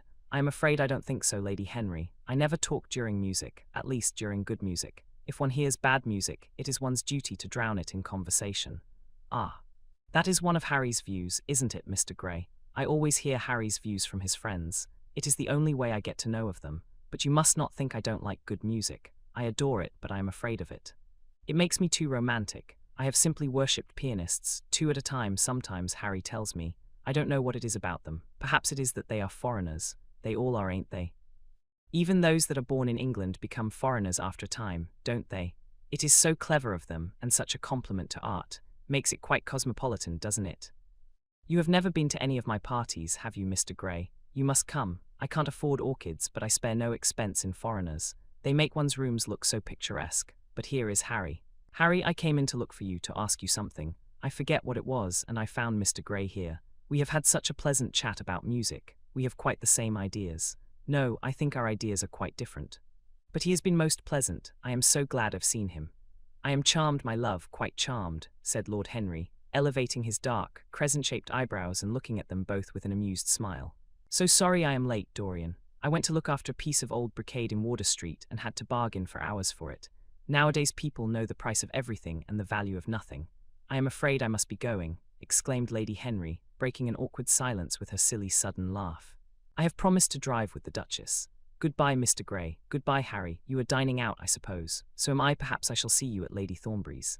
I dare say, my dear, said Lord Henry, shutting the door behind her as, looking like a bird of paradise that had been out all night in the rain, she flitted out of the room, leaving a faint odour of frangipani. Then he lit a cigarette and flung himself down on the sofa. Never marry a woman with straw-coloured hair, Dorian, he said after a few puffs. Why, Harry? Because they are so sentimental. But I like sentimental people. Never marry at all, Dorian. Men marry because they are tired. Women because they are curious. Both are disappointed. I don't think I am likely to marry, Harry. I am too much in love. That is one of your aphorisms. I am putting it into practice, as I do everything that you say. Who are you in love with? Asked Lord Henry after a pause. With an actress, said Dorian Gray, blushing. Lord Henry shrugged his shoulders. That is a rather commonplace debut. You would not say so if you saw her, Harry. Who is she? Her name is Sybil Vane. Never heard of her. No one has. People will some day, however. She is a genius. My dear boy, no woman is a genius. Women are a decorative sex. They never have anything to say, but they say it charmingly. Women represent the triumph of matter over mind, just as men represent the triumph of mind over morals. Harry, how can you? My dear Dorian, it is quite true. I am analysing women at present, so I ought to know. The subject is not so abstruse as I thought it was. I find that ultimately there are only two kinds of women, the plain and the coloured. The plain women are very useful. If you want to gain a reputation for respectability, you have merely to take them down to supper. The other women are very charming. They commit one mistake, however. They paint in order to try and look young. Our grandmothers painted in order to try and talk brilliantly. Rouge and esprit used to go together. That is all over now. As long as a woman can look 10 years younger than her own daughter, she is perfectly satisfied. As for conversation, there are only 5 women in London worth talking to, and 2 of these can't be admitted into decent society. However, tell me about your genius. How long have you known her? Ah. Harry, your views terrify me. Never mind that. How long have you known her? About 3 weeks. And where did you come across her? I will tell you, Harry, but you mustn't be unsympathetic about it. After all, it never would have happened if I had not met you. You filled me with a wild desire to know everything about life. For days after I met you, something seemed to throb in my veins. As I lounged in the park or strolled down Piccadilly, I used to look at everyone who passed me and wonder, with a mad curiosity, what sort of lives they led. Some of them fascinated me, others filled me with terror. There was an exquisite poison in the air. I had a passion for sensations. Well, one evening about 7 o'clock, I determined to go out in search of some adventure. I felt that this grey monstrous London of ours, with its myriads of people, its sordid sinners, and its splendid sins, as you once phrased it, must have something in store for me. I fancied 1,000 things. The mere danger gave me a sense of delight. I remembered what you had said to me on that wonderful evening when we first dined together, about the search for beauty being the real secret of life. I don't know what I expected, but I went out and wandered eastward, soon losing my way in a labyrinth of grimy streets and black grassless squares. About 8:30, I passed by an absurd little theatre, with great flaring gas jets and gaudy playbills. A hideous Jew in the most amazing waistcoat I ever beheld in my life was standing at the entrance, smoking a vile cigar. He had greasy ringlets, and an enormous diamond blazed in the centre of a soiled shirt. "Have a box, my lord," he said when he saw me, and he took off his hat with an air of gorgeous civility. There was something about him, Harry, that amused me. He was such a monster. You will laugh at me, I know, but I really went in and paid a whole guinea for the stage box. To the present day I can't make out why I did so, and yet if I hadn't, my dear Harry, if I hadn't, I should have missed the greatest romance of my life. I see you are laughing. It is horrid of you. I am not laughing, Dorian. At least I am not laughing at you. But you should not say the greatest romance of your life. You should say the first romance of your life. You will always be loved, and you will always be in love with love. A grand passion is the privilege of people who have nothing to do. That is the one use of the idle classes of a country. Don't be afraid. There are exquisite things in store for you. This is merely the beginning. Do you think my nature so shallow? Cried Dorian Gray angrily. No, I think your nature so deep. How do you mean? My dear boy, the people who love only once in their lives are really the shallow people. What they call their loyalty and their fidelity, I call either the lethargy of custom or their lack of imagination. Faithfulness is to the emotional life what consistency is to the life of the intellect, simply a confession of failure. Faithfulness. I must analyze it someday. The passion for property is in it. There are many things that we would throw away if we were not afraid that others might pick them up, but I don't want to interrupt you. Go on with your story. Well, I found myself seated in a horrid little private box, with a vulgar drop scene staring me in the face. I looked out from behind the curtain and surveyed the house. It was a tawdry affair, all cupids and cornucopias, like a third-rate wedding cake. The gallery and pit were fairly full, but the 2 rows of dingy stalls were quite empty, and there was hardly a person in what I suppose they called the dress circle. Women went about with oranges and ginger beer, and there was a terrible consumption of nuts going on. It must have been just like the palmy days of the British drama. Just like, I should fancy, and very depressing. I began to wonder what on earth I should do when I caught sight of the playbill. What do you think the play was, Harry? I should think, The Idiot Boy, or Dumb but Innocent. Our fathers used to like that sort of piece, I believe. The longer I live, Dorian, the more keenly I feel that whatever was good enough for our fathers is not good enough for us. In art, as in politics, less grandpas ont thou just taught. This play was good enough for us, Harry. It was Romeo and Juliet. I must admit that I was rather annoyed at the idea of seeing Shakespeare done in such a wretched hole of a place. Still, I felt interested, in a sort of way. At any rate, I determined to wait for the first act. There was a dreadful orchestra, presided over by a young Hebrew who sat at a cracked piano, that nearly drove me away, but at last the drop scene was drawn up and the play began. Romeo was a stout elderly gentleman, with corked eyebrows, a husky tragedy voice, and a figure like a beer barrel. Mercutio was almost as bad. He was played by the low comedian, who had introduced gags of his own, and was on most friendly terms with the pit. They were both as grotesque as the scenery, and that looked as if it had come out of a country booth. But Juliet, Harry, imagine a girl, hardly 17 years of age, with a little flower-like face, a small Greek head with plaited coils of dark brown hair, eyes that were violet wells of passion, lips that were like the petals of a rose. She was the loveliest thing I had ever seen in my life. You said to me once that pathos left you unmoved, but that beauty, mere beauty, could fill your eyes with tears. I tell you, Harry, I could hardly see this girl for the mist of tears that came across me. And her voice, I never heard such a voice. It was very low at first, with deep mellow notes that seemed to fall singly upon one's ear. Then it became a little louder, and sounded like a flute or a distant hautboy. In the garden scene, it had all the tremulous ecstasy that one hears just before dawn when nightingales are singing. There were moments, later on, when it had the wild passion of violins. You know how a voice can stir one. Your voice and the voice of Sybil Vane are 2 things that I shall never forget. When I close my eyes, I hear them, and each of them says something different. I don't know which to follow. Why should I not love her? Harry, I do love her. She is everything to me in life. Night after night, I go to see her play. One evening she is Rosalind, and the next evening she is Imogen. I have seen her die in the gloom of an Italian tomb, sucking the poison from her lover's lips. I have watched her wandering through the forest of Arden, disguised as a pretty boy in hose and doublet and dainty cap. She has been mad, and has come into the presence of a guilty king, and given him rue to wear and bitter herbs to taste of. She has been innocent, and the black hands of jealousy have crushed her reed-like throat. I have seen her in every age and in every costume. Ordinary women never appeal to one's imagination. They are limited to their century. No glamour ever transfigures them. One knows their minds as easily as one knows their bonnets. One can always find them. There is no mystery in any of them. They ride in the park in the morning and chatter at tea parties in the afternoon. They have their stereotyped smile and their fashionable manner. They are quite obvious, but an actress, how different an actress is. Harry, why didn't you tell me that the only thing worth loving is an actress? Because I have loved so many of them, Dorian. Oh yes, horrid people with dyed hair and painted faces. Don't run down dyed hair and painted faces. There is an extraordinary charm in them sometimes, said Lord Henry. I wish now I had not told you about Sybil Vane. You could not have helped telling me, Dorian. All through your life you will tell me everything you do. Yes, Harry, I believe that is true. I cannot help telling you things. You have a curious influence over me. If I ever did a crime, I would come and confess it to you. You would understand me. People like you, the willful sunbeams of life, don't commit crimes, Dorian. But I am much obliged for the compliment, all the same.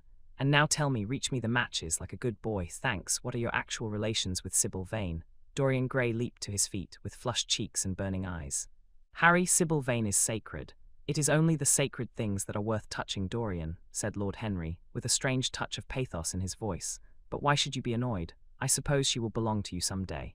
When one is in love, one always begins by deceiving oneself, and one always ends by deceiving others.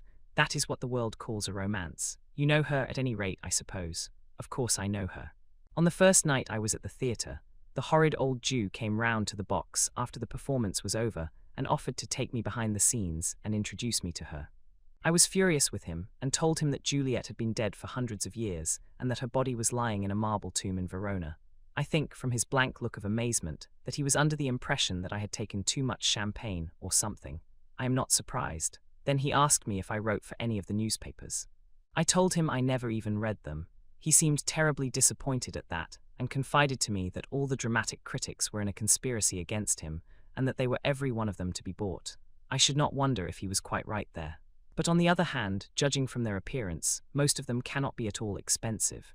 Well, he seemed to think they were beyond his means, laughed Dorian. By this time, however, the lights were being put out in the theatre, and I had to go. He wanted me to try some cigars that he strongly recommended.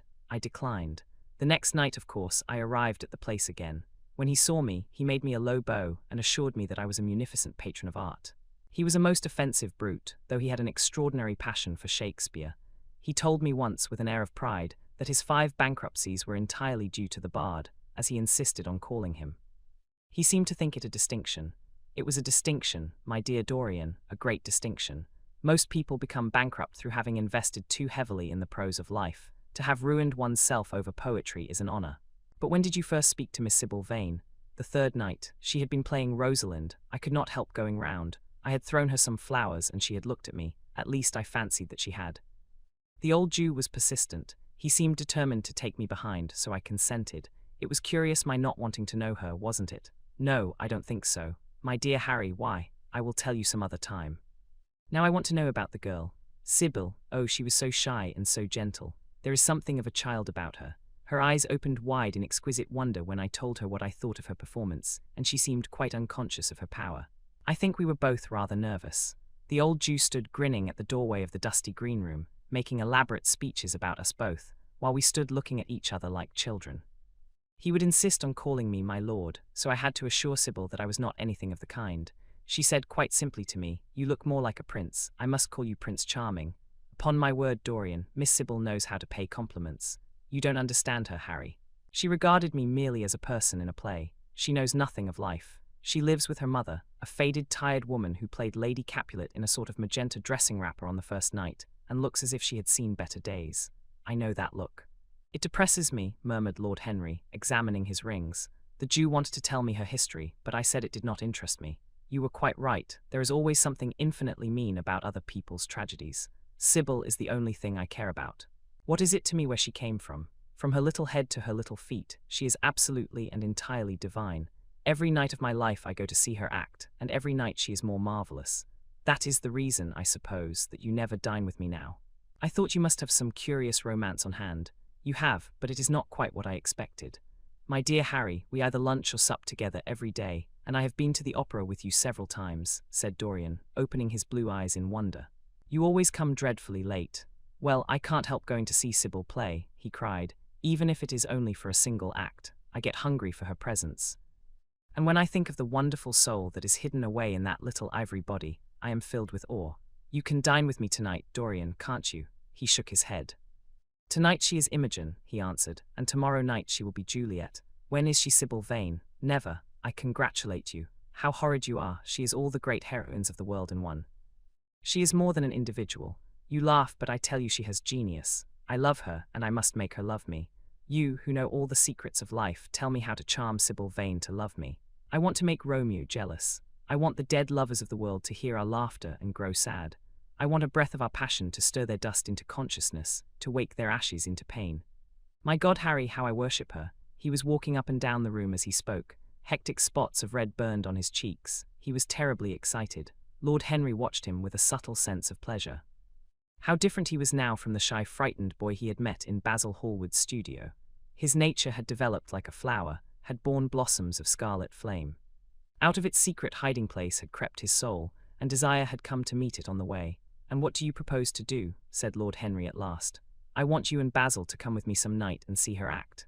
I have not the slightest fear of the result. You are certain to acknowledge her genius. Then we must get her out of the Jew's hands. She is bound to him for 3 years, at least for 2 years and 8 months from the present time. I shall have to pay him something, of course. When all that is settled, I shall take a West End theatre and bring her out properly. She will make the world as mad as she has made me. That would be impossible, my dear boy. Yes, she will. She has not merely consummate art instinct in her, but she has personality also, and you have often told me that it is personalities, not principles, that move the age. Well, what night shall we go? Let me see. Today is Tuesday, let us fix tomorrow. She plays Juliet tomorrow. All right, the Bristol at 8 o'clock, and I will get Basil. Not 8, Harry, please. 6:30, we must be there before the curtain rises. You must see her in the first act, where she meets Romeo. 6:30, what an hour! It will be like having a meat tea or reading an English novel. It must be 7. No gentleman dines before 7. Shall you see Basil between this and then, or shall I write to him? Dear Basil, I have not laid eyes on him for a week. It is rather horrid of me, as he has sent me my portrait in the most wonderful frame, specially designed by himself, and though I am a little jealous of the picture for being a whole month younger than I am, I must admit that I delight in it. Perhaps you had better write to him. I don't want to see him alone. He says things that annoy me. He gives me good advice. Lord Henry smiled. People are very fond of giving away what they need most themselves. It is what I call the depth of generosity.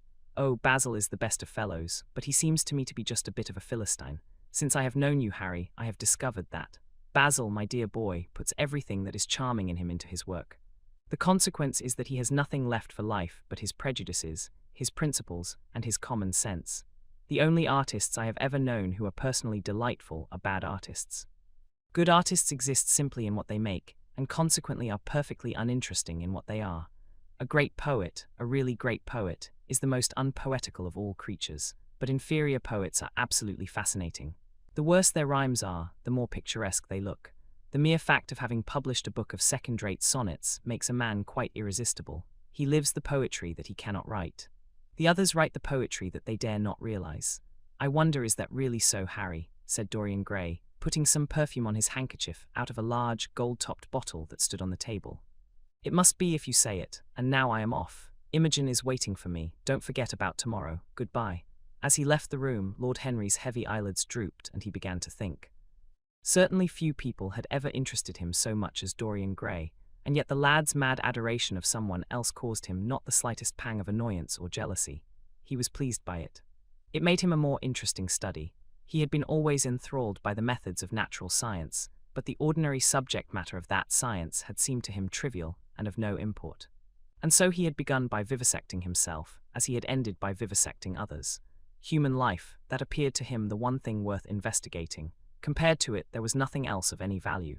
It was true that as one watched life in its curious crucible of pain and pleasure, one could not wear over one's face a mask of glass, nor keep the sulphurous fumes from troubling the brain and making the imagination turbid with monstrous fancies and misshapen dreams. There were poisons so subtle that to know their properties one had to sicken of them.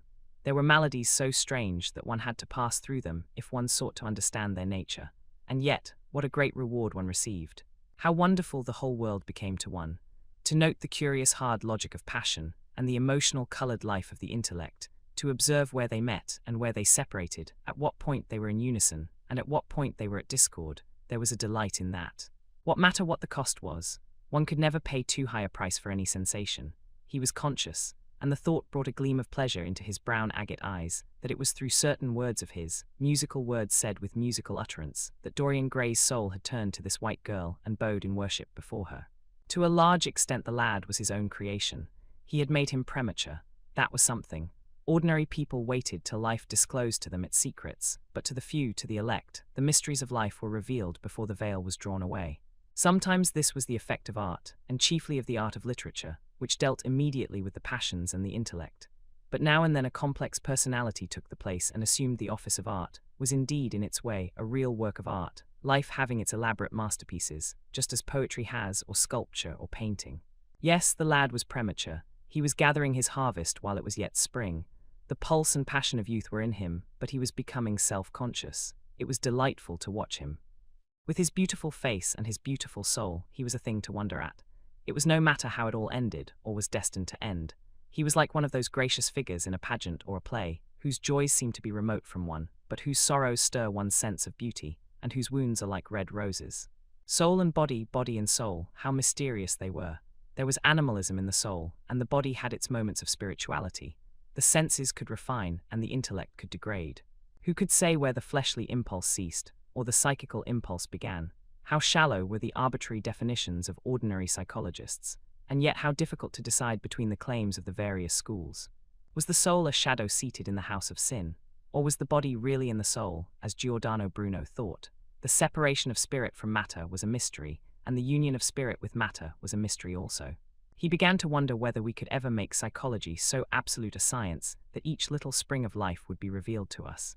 As it was, we always misunderstood ourselves and rarely understood others. Experience was of no ethical value. It was merely the name men gave to their mistakes. Moralists had, as a rule, regarded it as a mode of warning, had claimed for it a certain ethical efficacy in the formation of character, had praised it as something that taught us what to follow and showed us what to avoid. But there was no motive power in experience. It was as little of an active cause as conscience itself. All that it really demonstrated was that our future would be the same as our past, and that the sin we had done once, and with loathing, we would do many times and with joy. It was clear to him that the experimental method was the only method by which one could arrive at any scientific analysis of the passions, and certainly Dorian Gray was a subject made to his hand, and seemed to promise rich and fruitful results. His sudden mad love for Sybil Vane was a psychological phenomenon of no small interest. There was no doubt that curiosity had much to do with it, curiosity and the desire for new experiences, yet it was not a simple, but rather a very complex passion. What there was in it of the purely sensuous instinct of boyhood had been transformed by the workings of the imagination, changed into something that seemed to the lad himself to be remote from sense, and was for that very reason all the more dangerous. It was the passions about whose origin we deceived ourselves that tyrannized most strongly over us. Our weakest motives were those of whose nature we were conscious. It often happened that when we thought we were experimenting on others, we were really experimenting on ourselves. While Lord Henry sat dreaming on these things, a knock came to the door, and his valet entered and reminded him it was time to dress for dinner. He got up and looked out into the street. The sunset had smitten into scarlet gold the upper windows of the houses opposite. The panes glowed like plates of heated metal. The sky above was like a faded rose. He thought of his friend's young fiery-coloured life and wondered how it was all going to end. When he arrived home, about 12:30, he saw a telegram lying on the hall table. He opened it and found it was from Dorian Gray. It was to tell him that he was engaged to be married to Sybil Vane. Chapter 5. "Mother, mother, I am so happy," whispered the girl, burying her face in the lap of the faded, tired-looking woman who, with back turned to the shrill, intrusive light, was sitting in the one armchair that their dingy sitting-room contained. "I am so happy," she repeated, "and you must be happy too." Mrs. Vane winced and put her thin, bismuth-whitened hands on her daughter's head. "Happy," she echoed. "I am only happy, Sybil, when I see you act. You must not think of anything but your acting. Mr. Isaacs has been very good to us, and we owe him money." The girl looked up and pouted. "Money, mother," she cried. "What does money matter? Love is more than money. Mr. Isaacs has advanced us £50 to pay off our debts and to get a proper outfit for James. You must not forget that, Sybil. £50 is a very large sum. Mr. Isaacs has been most considerate. He is not a gentleman, mother, and I hate the way he talks to me," said the girl, rising to her feet and going over to the window. "I don't know how we could manage without him," answered the elder woman querulously. Sybil Vane tossed her head and laughed. "We don't want him any more, mother. Prince Charming rules life for us now." Then she paused. A rose shook in her blood and shadowed her cheeks. Quick breath parted the petals of her lips. They trembled. Some southern wind of passion swept over her and stirred the dainty folds of her dress. "I love him," she said simply. "Foolish child." "Foolish child" was the parrot phrase flung in answer. The waving of crooked, false-jeweled fingers gave grotesqueness to the words. The girl laughed again. The joy of a caged bird was in her voice. Her eyes caught the melody and echoed it in radiance, then closed for a moment, as though to hide their secret. When they opened, the mist of a dream had passed across them. Thin-lipped wisdom spoke at her from the worn chair, hinted at prudence, quoted from that book of cowardice whose author apes the name of common sense. She did not listen. She was free in her prison of passion. Her prince, Prince Charming, was with her. She had called on memory to remake him. She had sent her soul to search for him, and it had brought him back. His kiss burned again upon her mouth. Her eyelids were warm with his breath. Then wisdom altered its method and spoke of espial and discovery. This young man might be rich. If so, marriage should be thought of. Against the shell of her ear broke the waves of worldly cunning. The arrows of craft shot by her. She saw the thin lips moving and smiled. Suddenly she felt the need to speak. The wordy silence troubled her. "Mother, mother," she cried, "why does he love me so much? I know why I love him. I love him because he is like what love himself should be. But what does he see in me? I am not worthy of him." And yet why I cannot tell, though I feel so much beneath him, I don't feel humble. I feel proud, terribly proud. Mother, did you love my father as I love Prince Charming? The elder woman grew pale beneath the coarse powder that daubed her cheeks, and her dry lips twitched with a spasm of pain. Sybil rushed to her, flung her arms round her neck, and kissed her. Forgive me, Mother. I know it pains you to talk about our father, but it only pains you because you loved him so much. Don't look so sad. I am as happy today as you were 20 years ago. Ah, let me be happy forever. My child, you are far too young to think of falling in love. Besides, what do you know of this young man? You don't even know his name. The whole thing is most inconvenient, and really, when James is going away to Australia, and I have so much to think of, I must say that you should have shown more consideration. However, as I said before, if he is rich, Mother, Mother, let me be happy. Mrs. Vane glanced at her, and with one of those false theatrical gestures that so often become a mode of second nature to a stage player, clasped her in her arms. At this moment, the door opened, and a young lad with rough brown hair came into the room. He was thick-set of figure, and his hands and feet were large and somewhat clumsy in movement. He was not so finely bred as his sister. One would hardly have guessed the close relationship that existed between them. Mrs. Vane fixed her eyes on him and intensified her smile. She mentally elevated her son to the dignity of an audience. She felt sure that the tableau was interesting. You might keep some of your kisses for me, Sybil, I think, said the lad with a good-natured grumble. Ah, but you don't like being kissed, Jim, she cried. You are a dreadful old bear, and she ran across the room and hugged him. James Vane looked into his sister's face with tenderness. I want you to come out with me for a walk, Sybil. I don't suppose I shall ever see this horrid London again. I am sure I don't want to. My son, don't say such dreadful things, murmured Mrs. Vane, taking up a tawdry theatrical dress with a sigh and beginning to patch it. She felt a little disappointed that he had not joined the group. It would have increased the theatrical picturesqueness of the situation. Why not, Mother? I mean it. You pain me, my son. I trust you will return from Australia in a position of affluence.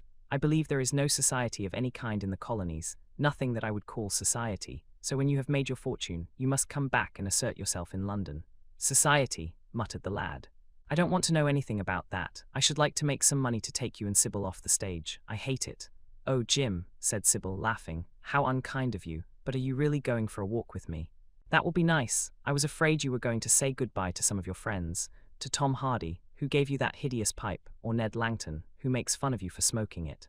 It is very sweet of you to let me have your last afternoon. Where shall we go? Let us go to the park. I am too shabby, he answered, frowning.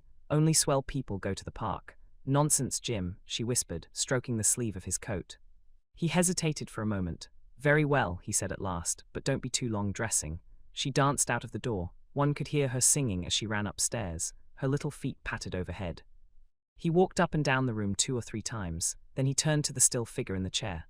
Mother, are my things ready? He asked. Quite ready, James, she answered, keeping her eyes on her work. For some months past, she had felt ill at ease when she was alone with this rough, stern son of hers. Her shallow, secret nature was troubled when their eyes met. She used to wonder if he suspected anything. The silence, for he made no other observation, became intolerable to her. She began to complain. Women defend themselves by attacking, just as they attack by sudden and strange surrenders. I hope you will be contented, James, with your seafaring life, she said. You must remember that it is your own choice. You might have entered a solicitor's office. Solicitors are a very respectable class, and in the country often dine with the best families. I hate offices and I hate clerks, he replied. But you are quite right. I have chosen my own life. All I say is, watch over Sybil. Don't let her come to any harm. Mother, you must watch over her. James, you really talk very strangely. Of course I watch over Sybil. I hear a gentleman comes every night to the theatre and goes behind to talk to her. Is that right? What about that? You are speaking about things you don't understand, James. In the profession, we are accustomed to receive a great deal of most gratifying attention. I myself used to receive many bouquets at one time. That was when acting was really understood. As for Sybil, I do not know at present whether her attachment is serious or not, but there is no doubt that the young man in question is a perfect gentleman. He is always most polite to me. Besides, he has the appearance of being rich, and the flowers he sends are lovely. You don't know his name, though, said the lad harshly. No, answered his mother with a placid expression in her face. He has not yet revealed his real name. I think it is quite romantic of him. He is probably a member of the aristocracy. James Vane bit his lip. Watch over Sybil, mother, he cried. Watch over her. My son, you distress me very much. Sybil is always under my special care. Of course, if this gentleman is wealthy, there is no reason why she should not contract an alliance with him. I trust he is one of the aristocracy. He has all the appearance of it, I must say. It might be a most brilliant marriage for Sybil. They would make a charming couple. His good looks are really quite remarkable. Everybody notices them." The lad muttered something to himself and drummed on the windowpane with his coarse fingers. He had just turned round to say something when the door opened and Sybil ran in. "How serious you both are," she cried. "What is the matter?" "Nothing," he answered. "I suppose one must be serious sometimes. Goodbye, mother. I will have my dinner at 5 o'clock. Everything is packed except my shirts, so you need not trouble. Goodbye, my son," she answered with a bow of strained stateliness. She was extremely annoyed at the tone he had adopted with her, and there was something in his look that had made her feel afraid. "Kiss me, mother," said the girl. Her flower-like lips touched the withered cheek and warmed its frost. "My child." "My child," cried Mrs. Vane, looking up to the ceiling in search of an imaginary gallery. "Come, Sybil," said her brother impatiently. He hated his mother's affectations. They went out into the flickering, wind-blown sunlight and strolled down the dreary Euston Road. The passers-by glanced in wonder at the sullen, heavy youth who, in coarse, ill-fitting clothes, was in the company of such a graceful, refined-looking girl. He was like a common gardener walking with a rose.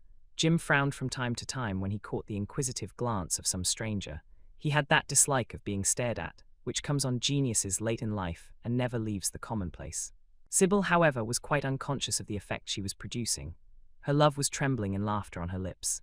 She was thinking of Prince Charming, and that she might think of him all the more, she did not talk of him, but prattled on about the ship in which Jim was going to sail, about the gold he was certain to find, about the wonderful heiress whose life he was to save from the wicked, red-shirted bushrangers. For he was not to remain a sailor, or a supercargo, or whatever he was going to be. Oh no, a sailor's existence was dreadful. Fancy being cooped up in a horrid ship, with the hoarse, hump-backed waves trying to get in, and a black wind blowing the masts down and tearing the sails into long screaming ribbons. He was to leave the vessel at Melbourne, bid a polite goodbye to the captain, and go off at once to the gold fields.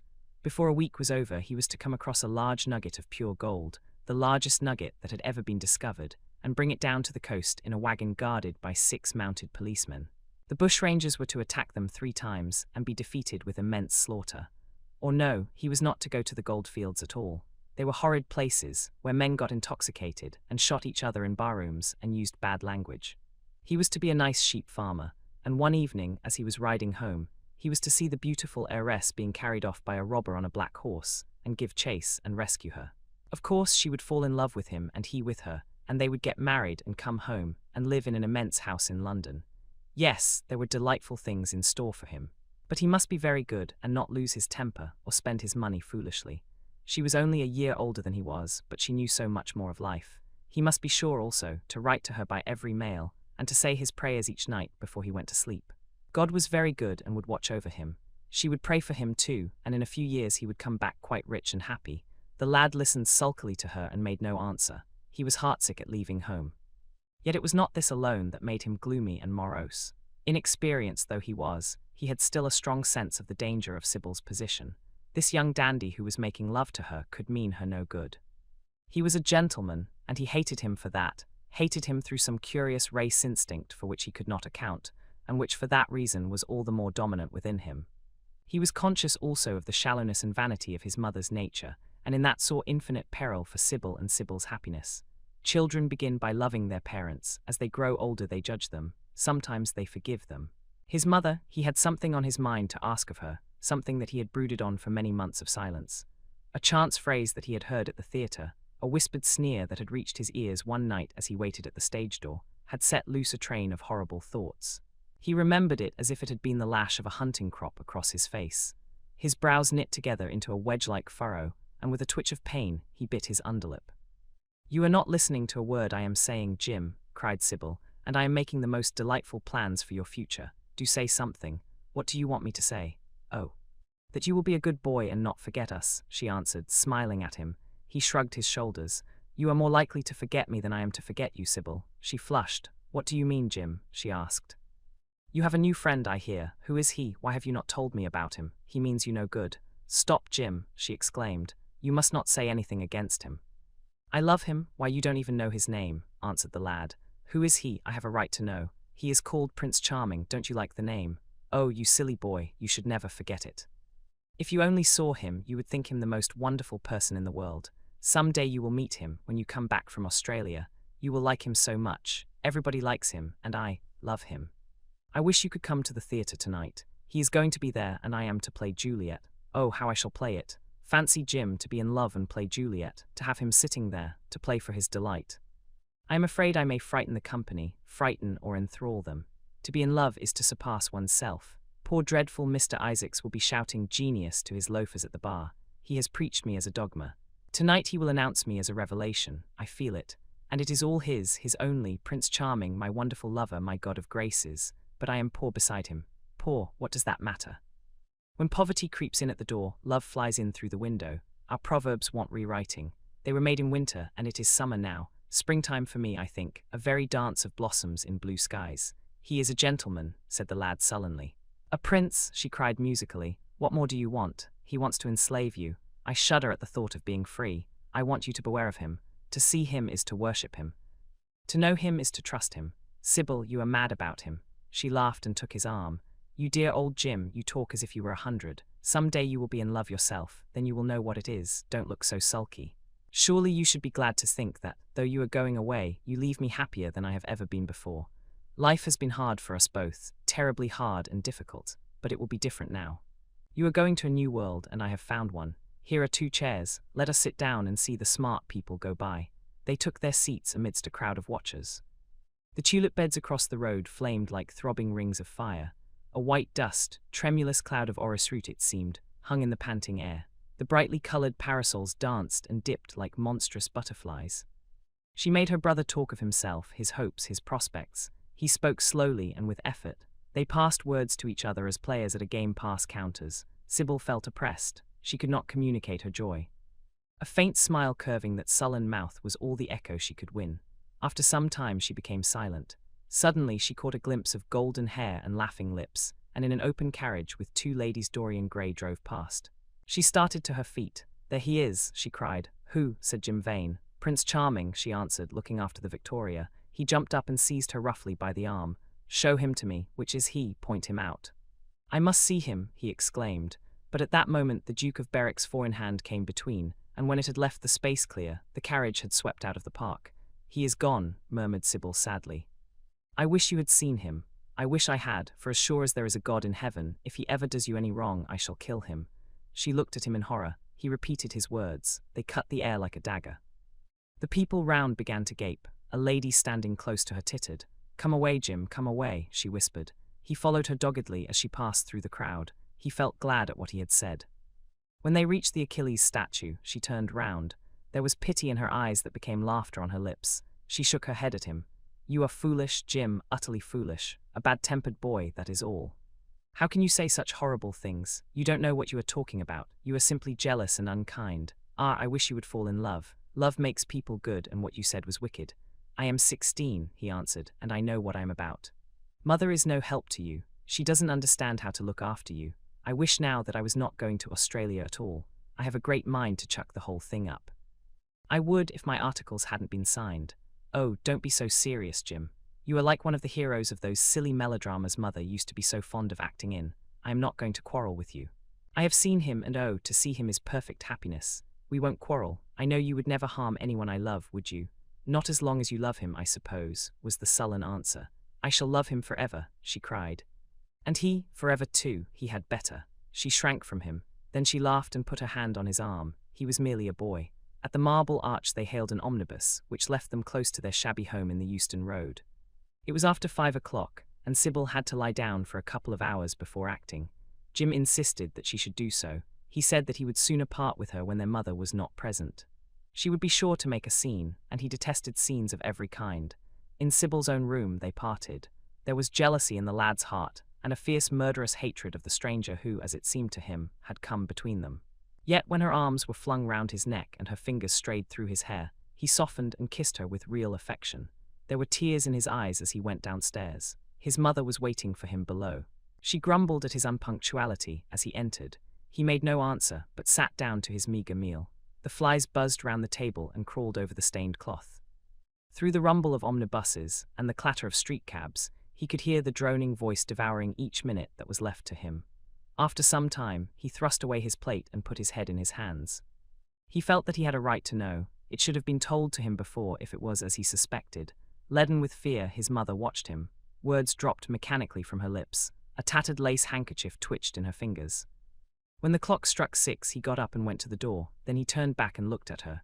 Their eyes met. In hers he saw a wild appeal for mercy. It enraged him. "Mother, I have something to ask you," he said. Her eyes wandered vaguely about the room. She made no answer. "Tell me the truth. I have a right to know. Were you married to my father?" She heaved a deep sigh. It was a sigh of relief.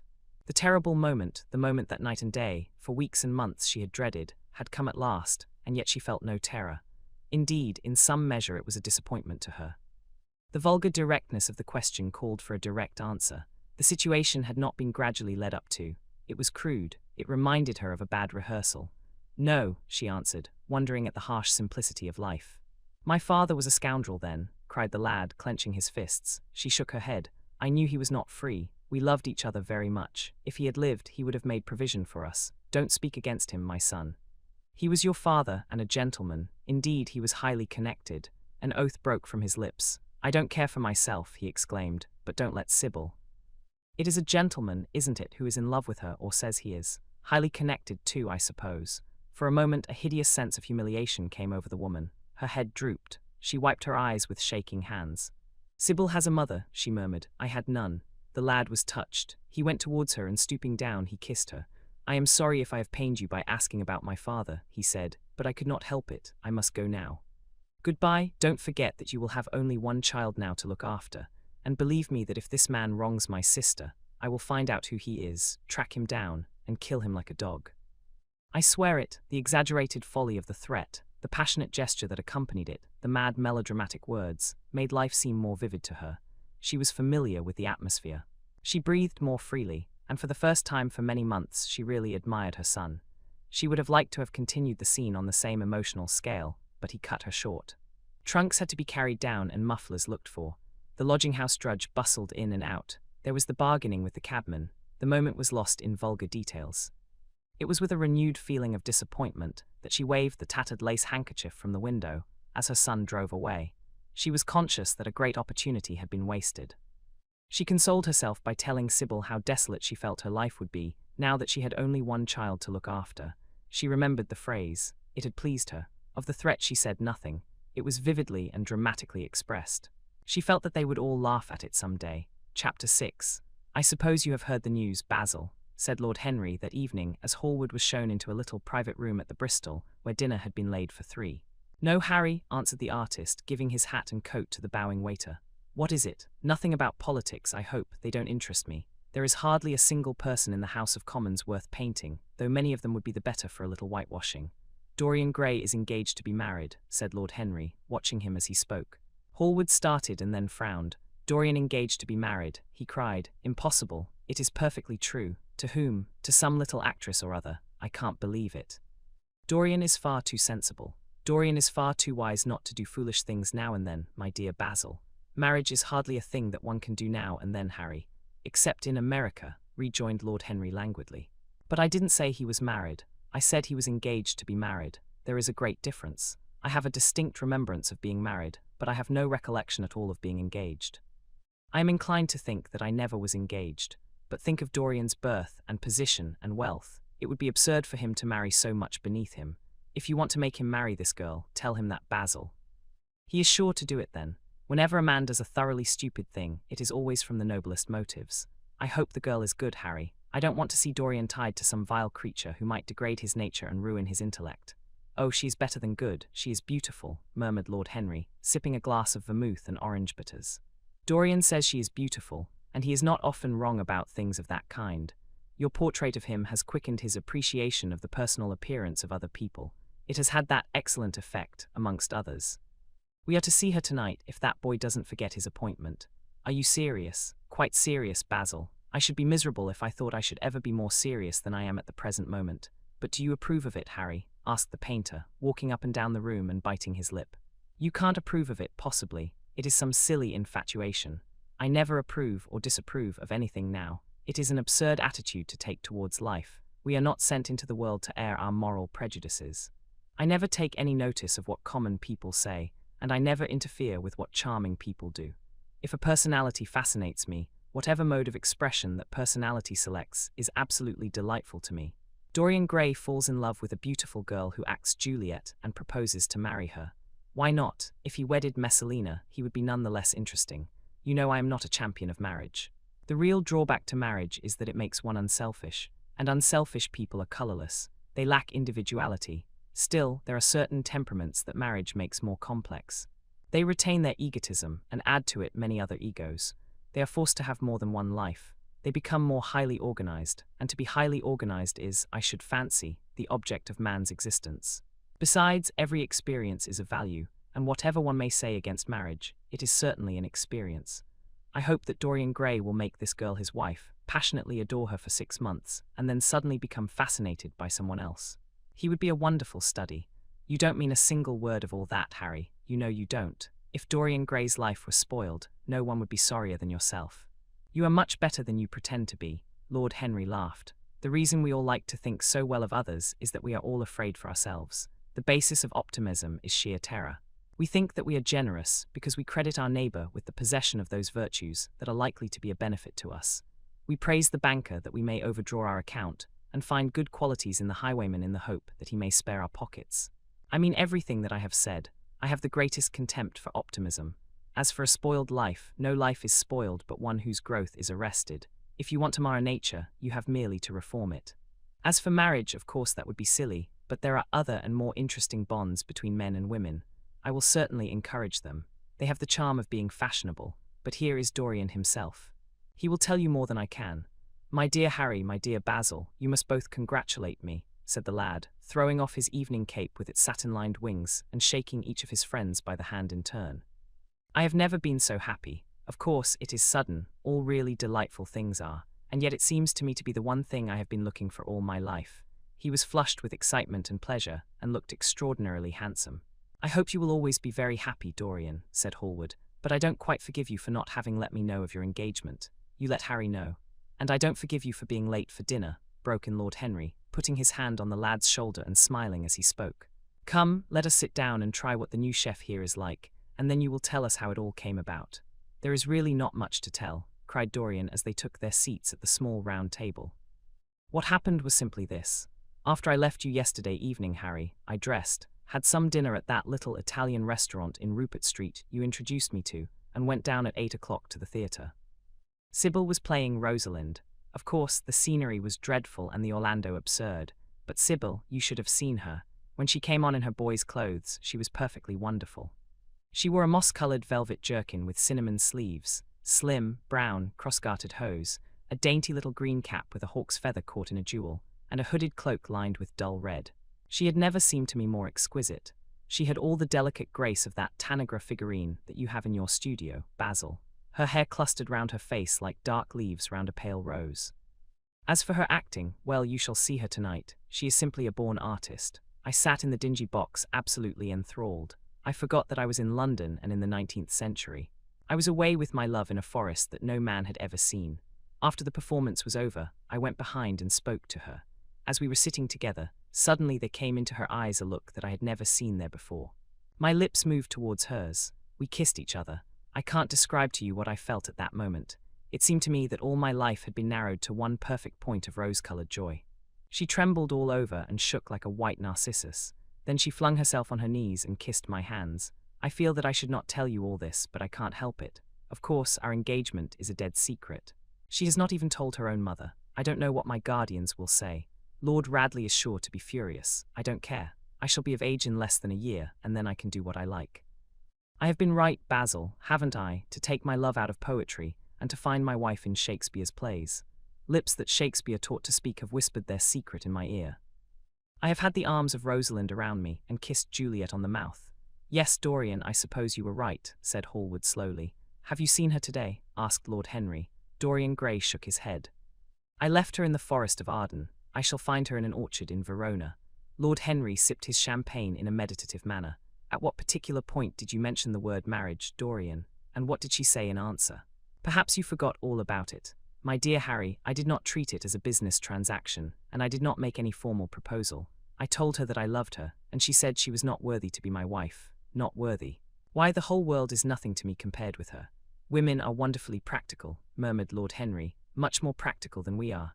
In situations of that kind, we often forget to say anything about marriage, and they always remind us. Hallward laid his hand upon his arm. Don't, Harry, you have annoyed Dorian. He is not like other men. He would never bring misery upon anyone. His nature is too fine for that. Lord Henry looked across the table. Dorian is never annoyed with me, he answered. I asked the question for the best reason possible, for the only reason, indeed, that excuses one for asking any question, simple curiosity. I have a theory that it is always the women who propose to us, and not we who propose to the women. Except, of course, in middle-class life, but then the middle classes are not modern. Dorian Gray laughed and tossed his head. You are quite incorrigible, Harry, but I don't mind. It is impossible to be angry with you. When you see Sybil Vane, you will feel that the man who could wrong her would be a beast without a heart. I cannot understand how anyone can wish to shame the thing he loves. I love Sybil Vane. I want to place her on a pedestal of gold, and to see the world worship the woman who is mine. What is marriage? An irrevocable vow. You mock at it for that. Ah, don't mock. It is an irrevocable vow that I want to take. Her trust makes me faithful, her belief makes me good. When I am with her, I regret all that you have taught me. I become different from what you have known me to be. I am changed, and the mere touch of Sybil Vane's hand makes me forget you and all your wrong, fascinating, poisonous, delightful theories. And those are? Asked Lord Henry, helping himself to some salad. Oh, your theories about life, your theories about love, your theories about pleasure. All your theories, in fact, Harry. Pleasure is the only thing worth having a theory about, he answered in his slow, melodious voice. But I am afraid I cannot claim my theory as my own. It belongs to nature, not to me. Pleasure is nature's test, her sign of approval. When we are happy, we are always good, but when we are good, we are not always happy. Ah. But what do you mean by good? Cried Basil Hallward. Yes, echoed Dorian, leaning back in his chair and looking at Lord Henry over the heavy clusters of purple-lipped irises that stood in the centre of the table. What do you mean by good, Harry? To be good is to be in harmony with oneself, he replied, touching the thin stem of his glass with his pale, fine-pointed fingers. Discord is to be forced to be in harmony with others. One's own life, that is the important thing. As for the lives of one's neighbours, if one wishes to be a prig or a Puritan, one can flaunt one's moral views about them, but they are not one's concern. Besides, individualism has really the higher aim. Modern morality consists in accepting the standard of one's age. I consider that for any man of culture to accept the standard of his age is a form of the grossest immorality. But surely, if one lives merely for oneself, Harry, one pays a terrible price for doing so, suggested the painter. Yes, we are overcharged for everything nowadays. I should fancy that the real tragedy of the poor is that they can afford nothing but self-denial. Beautiful sins, like beautiful things, are the privilege of the rich. One has to pay in other ways but money. What sort of ways, Basil? Oh. I should fancy in remorse, in suffering, in the consciousness of degradation. Lord Henry shrugged his shoulders. My dear fellow, medieval art is charming, but medieval emotions are out of date. One can use them in fiction, of course, but then the only things that one can use in fiction are the things that one has ceased to use in fact. Believe me, no civilized man ever regrets a pleasure, and no uncivilized man ever knows what a pleasure is. I know what pleasure is, cried Dorian Gray. It is to adore someone. That is certainly better than being adored, he answered, toying with some fruits. Being adored is a nuisance. Women treat us just as humanity treats its gods. They worship us and are always bothering us to do something for them. I should have said that whatever they ask for they had first given to us, murmured the lad gravely. They create love in our natures. They have a right to demand it back. That is quite true, Dorian, cried Hallward. Nothing is ever quite true, said Lord Henry. This is, interrupted Dorian. You must admit, Harry, that women give to men the very gold of their lives. Possibly, he sighed, but they invariably want it back in such very small change. That is the worry. Women, as some witty Frenchman once put it, inspire us with the desire to do masterpieces and always prevent us from carrying them out. Harry, you are dreadful. I don't know why I like you so much. You will always like me, Dorian, he replied. Will you have some coffee, you fellows? Waiter, bring coffee and fine champagne and some cigarettes. No, don't mind the cigarettes, I have some. Basil, I can't allow you to smoke cigars. You must have a cigarette. A cigarette is the perfect type of a perfect pleasure. It is exquisite, and it leaves one unsatisfied. What more can one want? Yes, Dorian, you will always be fond of me. I represent to you all the sins you have never had the courage to commit. What nonsense you talk, Harry, cried the lad, taking a light from a fire-breathing silver dragon that the waiter had placed on the table.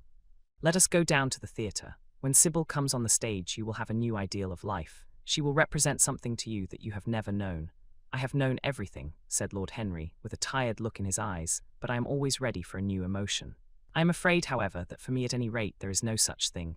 Still, your wonderful girl may thrill me. I love acting. It is so much more real than life. Let us go. Dorian, you will come with me. I am so sorry, Basil, but there is only room for 2 in the brougham. You must follow us in a hansom.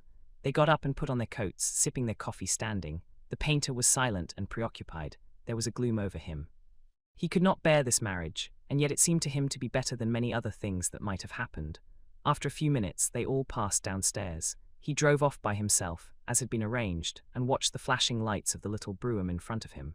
A strange sense of loss came over him. He felt that Dorian Gray would never again be to him all that he had been in the past.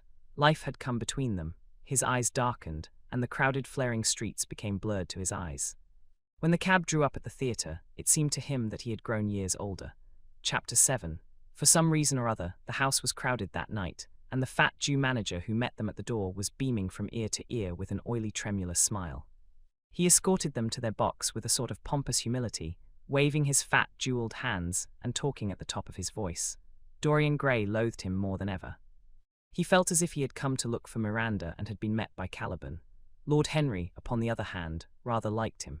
At least he declared he did, and insisted on shaking him by the hand and assuring him that he was proud to meet a man who had discovered a real genius and gone bankrupt over a poet. Hallward amused himself with watching the faces in the pit. The heat was terribly oppressive, and the huge sunlight flamed like a monstrous dahlia with petals of yellow fire. The youths in the gallery had taken off their coats and waistcoats and hung them over the side. They talked to each other across the theatre and shared their oranges with the tawdry girls who sat beside them. Some women were laughing in the pit. Their voices were horribly shrill and discordant. The sound of the popping of corks came from the bar. "What a place to find one's divinity in," said Lord Henry. "Yes," answered Dorian Gray. "It was here I found her, and she is divine beyond all living things. When she acts, you will forget everything. These common rough people, with their coarse faces and brutal gestures, become quite different when she is on the stage. They sit silently and watch her. They weep and laugh as she wills them to do. She makes them as responsive as a violin. She spiritualizes them, and one feels that they are of the same flesh and blood as oneself. The same flesh and blood as oneself." "Oh, I hope not," exclaimed Lord Henry, who was scanning the occupants of the gallery through his opera glass. "Don't pay any attention to him, Dorian," said the painter. "I understand what you mean, and I believe in this girl. Anyone you love must be marvelous, and any girl who has the effect you describe must be fine and noble. To spiritualize one's age, that is something worth doing. If this girl can give a soul to those who have lived without one, if she can create the sense of beauty in people whose lives have been sordid and ugly, if she can strip them of their selfishness and lend them tears for sorrows that are not their own, she is worthy of all your adoration, worthy of the adoration of the world. This marriage is quite right. I did not think so at first, but I admit it now. The gods made Sybil vain for you. Without her you would have been incomplete." "Thanks, Basil," answered Dorian Gray, pressing his hand. "I knew that you would understand me. Harry is so cynical, he terrifies me. But here is the orchestra. It is quite dreadful, but it only lasts for about 5 minutes. Then the curtain rises, and you will see the girl to whom I am going to give all my life, to whom I have given everything that is good in me." A quarter of an hour afterwards, amidst an extraordinary turmoil of applause, Sybil Vane stepped on to the stage. Yes, she was certainly lovely to look at, one of the loveliest creatures, Lord Henry thought, that he had ever seen. There was something of the fawn in her shy grace and startled eyes. A faint blush, like the shadow of a rose in a mirror of silver, came to her cheeks as she glanced at the crowded, enthusiastic house. She stepped back a few paces, and her lips seemed to tremble. Basil Hallward leaped to his feet and began to applaud. Motionless, and as one in a dream, sat Dorian Gray, gazing at her. Lord Henry peered through his glasses, murmuring, "Charming." Charming, the scene was the hall of Capulet's house, and Romeo in his pilgrim's dress had entered with Mercutio and his other friends. The band, such as it was, struck up a few bars of music, and the dance began. Through the crowd of ungainly, shabbily dressed actors, Sybil Vane moved like a creature from a finer world. Her body swayed, while she danced, as a plant sways in the water. The curves of her throat were the curves of a white lily. Her hands seemed to be made of cool ivory, yet she was curiously listless. She showed no sign of joy when her eyes rested on Romeo. The few words she had to speak, "Good pilgrim, you do wrong your hand too much," which mannerly devotion shows in this. For saints have hands that pilgrims' hands do touch, and palm to palm is holy palmer's kiss, with the brief dialogue that follows, was spoken in a thoroughly artificial manner. The voice was exquisite, but from the point of view of tone it was absolutely false. It was wrong in colour.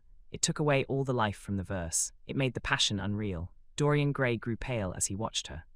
He was puzzled and anxious. Neither of his friends dared to say anything to him. She seemed to them to be absolutely incompetent.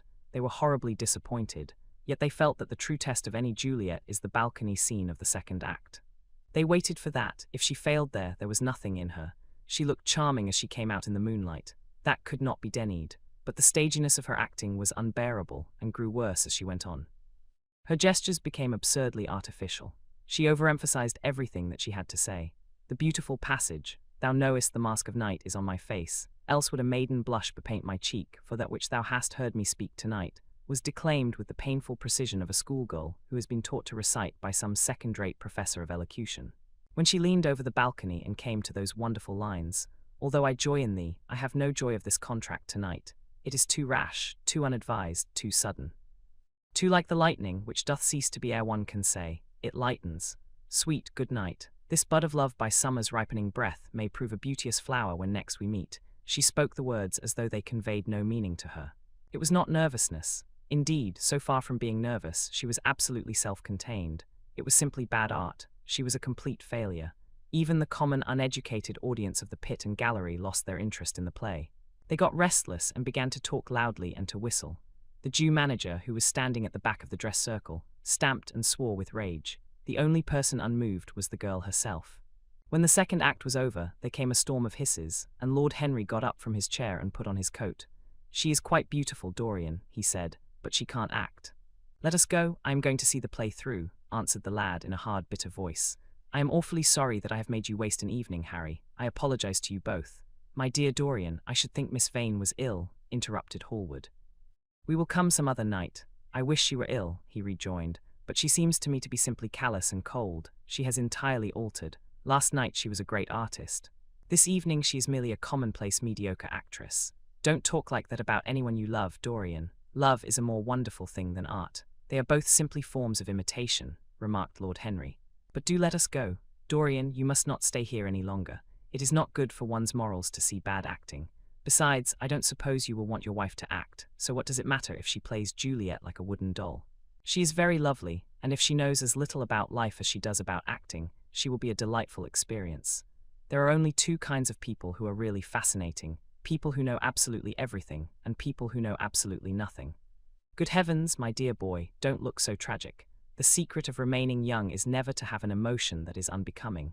Come to the club with Basil and myself. We will smoke cigarettes and drink to the beauty of Sybil Vane." "She is beautiful, what more can you want?" "Go away, Harry," cried the lad. "I want to be alone. Basil, you must go. Ah, can't you see that my heart is breaking?" The hot tears came to his eyes. His lips trembled, and rushing to the back of the box, he leaned up against the wall, hiding his face in his hands. "Let us go, Basil," said Lord Henry with a strange tenderness in his voice, and the two young men passed out together. A few moments afterwards the footlights flared up and the curtain rose on the third act. Dorian Gray went back to his seat. He looked pale and proud and indifferent. The play dragged on and seemed interminable. Half of the audience went out, tramping in heavy boots and laughing. The whole thing was a fiasco. The last act was played to almost empty benches. The curtain went down on a titter and some groans. As soon as it was over, Dorian Gray rushed behind the scenes into the green room. The girl was standing there alone, with a look of triumph on her face. Her eyes were lit with an exquisite fire. There was a radiance about her. Her parted lips were smiling over some secret of their own. When he entered, she looked at him, and an expression of infinite joy came over her. "How badly I acted tonight, Dorian," she cried. "Horribly," he answered, gazing at her in amazement. "Horribly. It was dreadful. Are you ill? You have no idea what it was. You have no idea what I suffered." The girl smiled.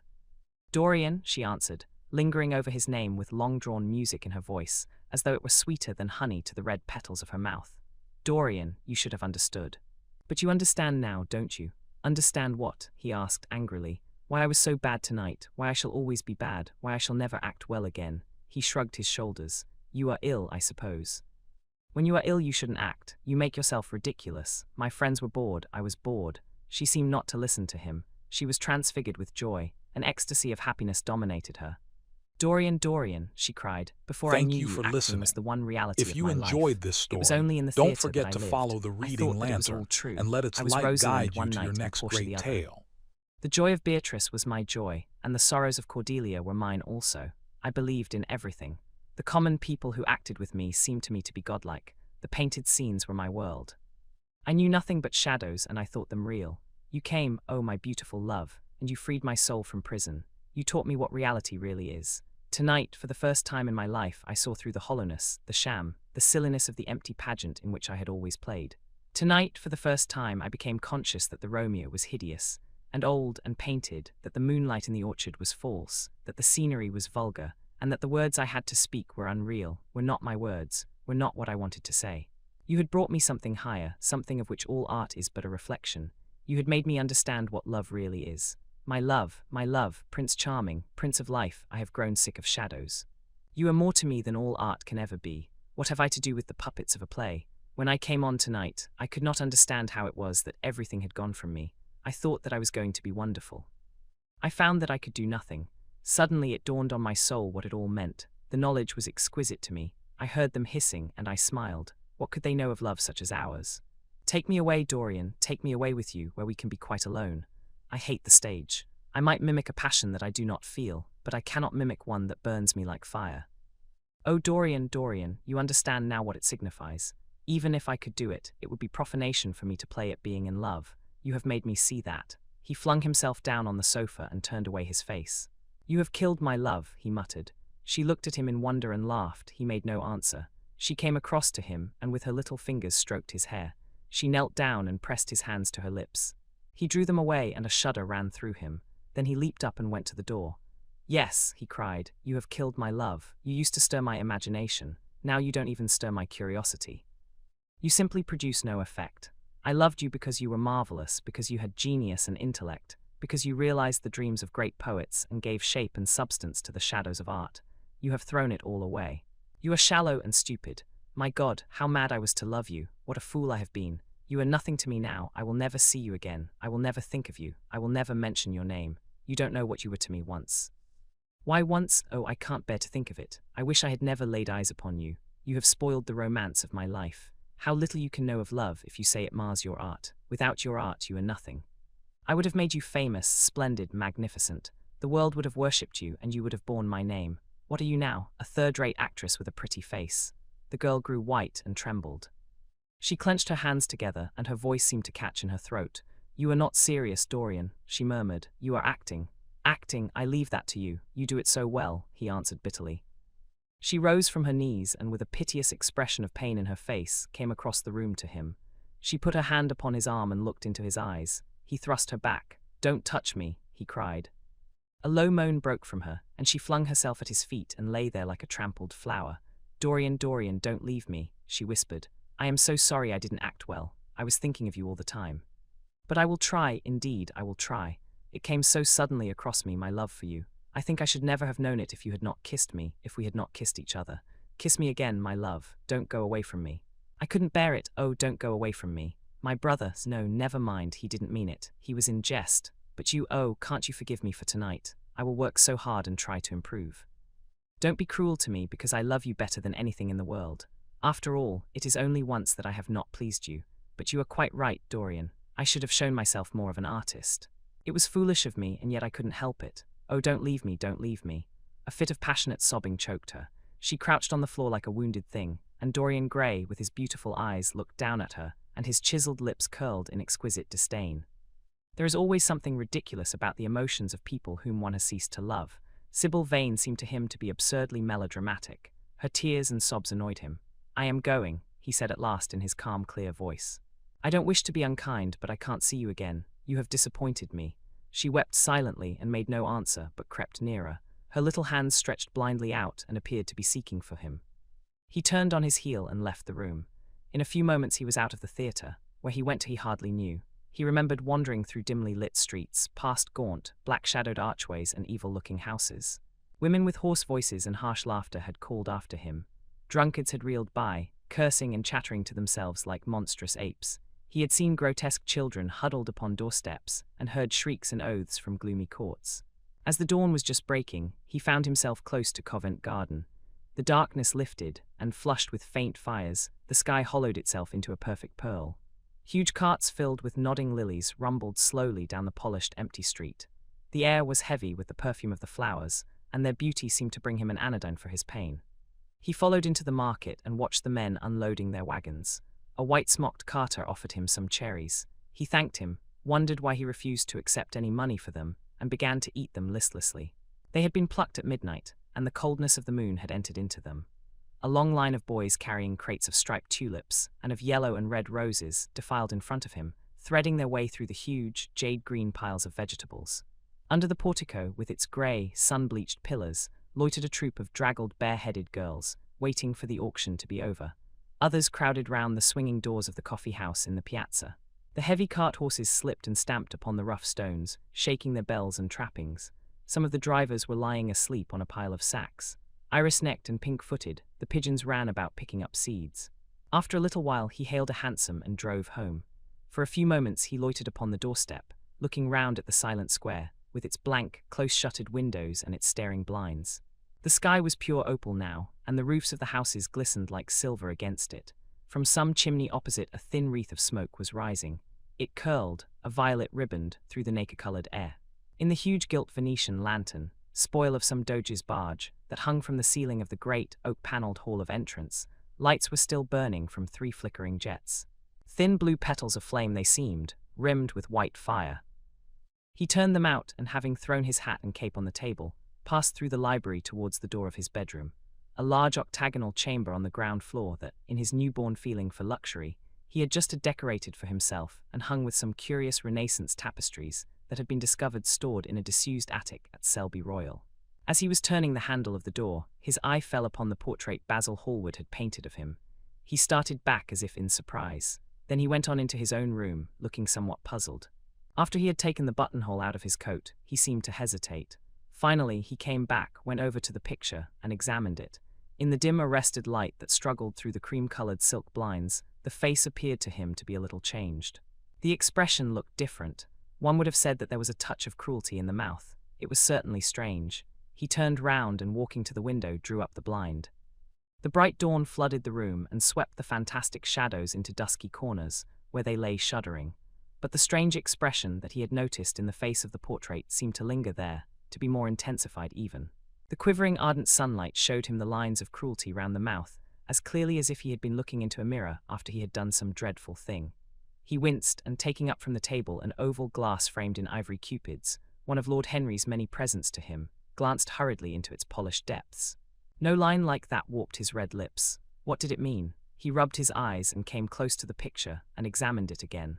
There were no signs of any change when he looked into the actual painting, and yet there was no doubt that the whole expression had altered. It was not a mere fancy of his own. The thing was horribly apparent. He threw himself into a chair and began to think.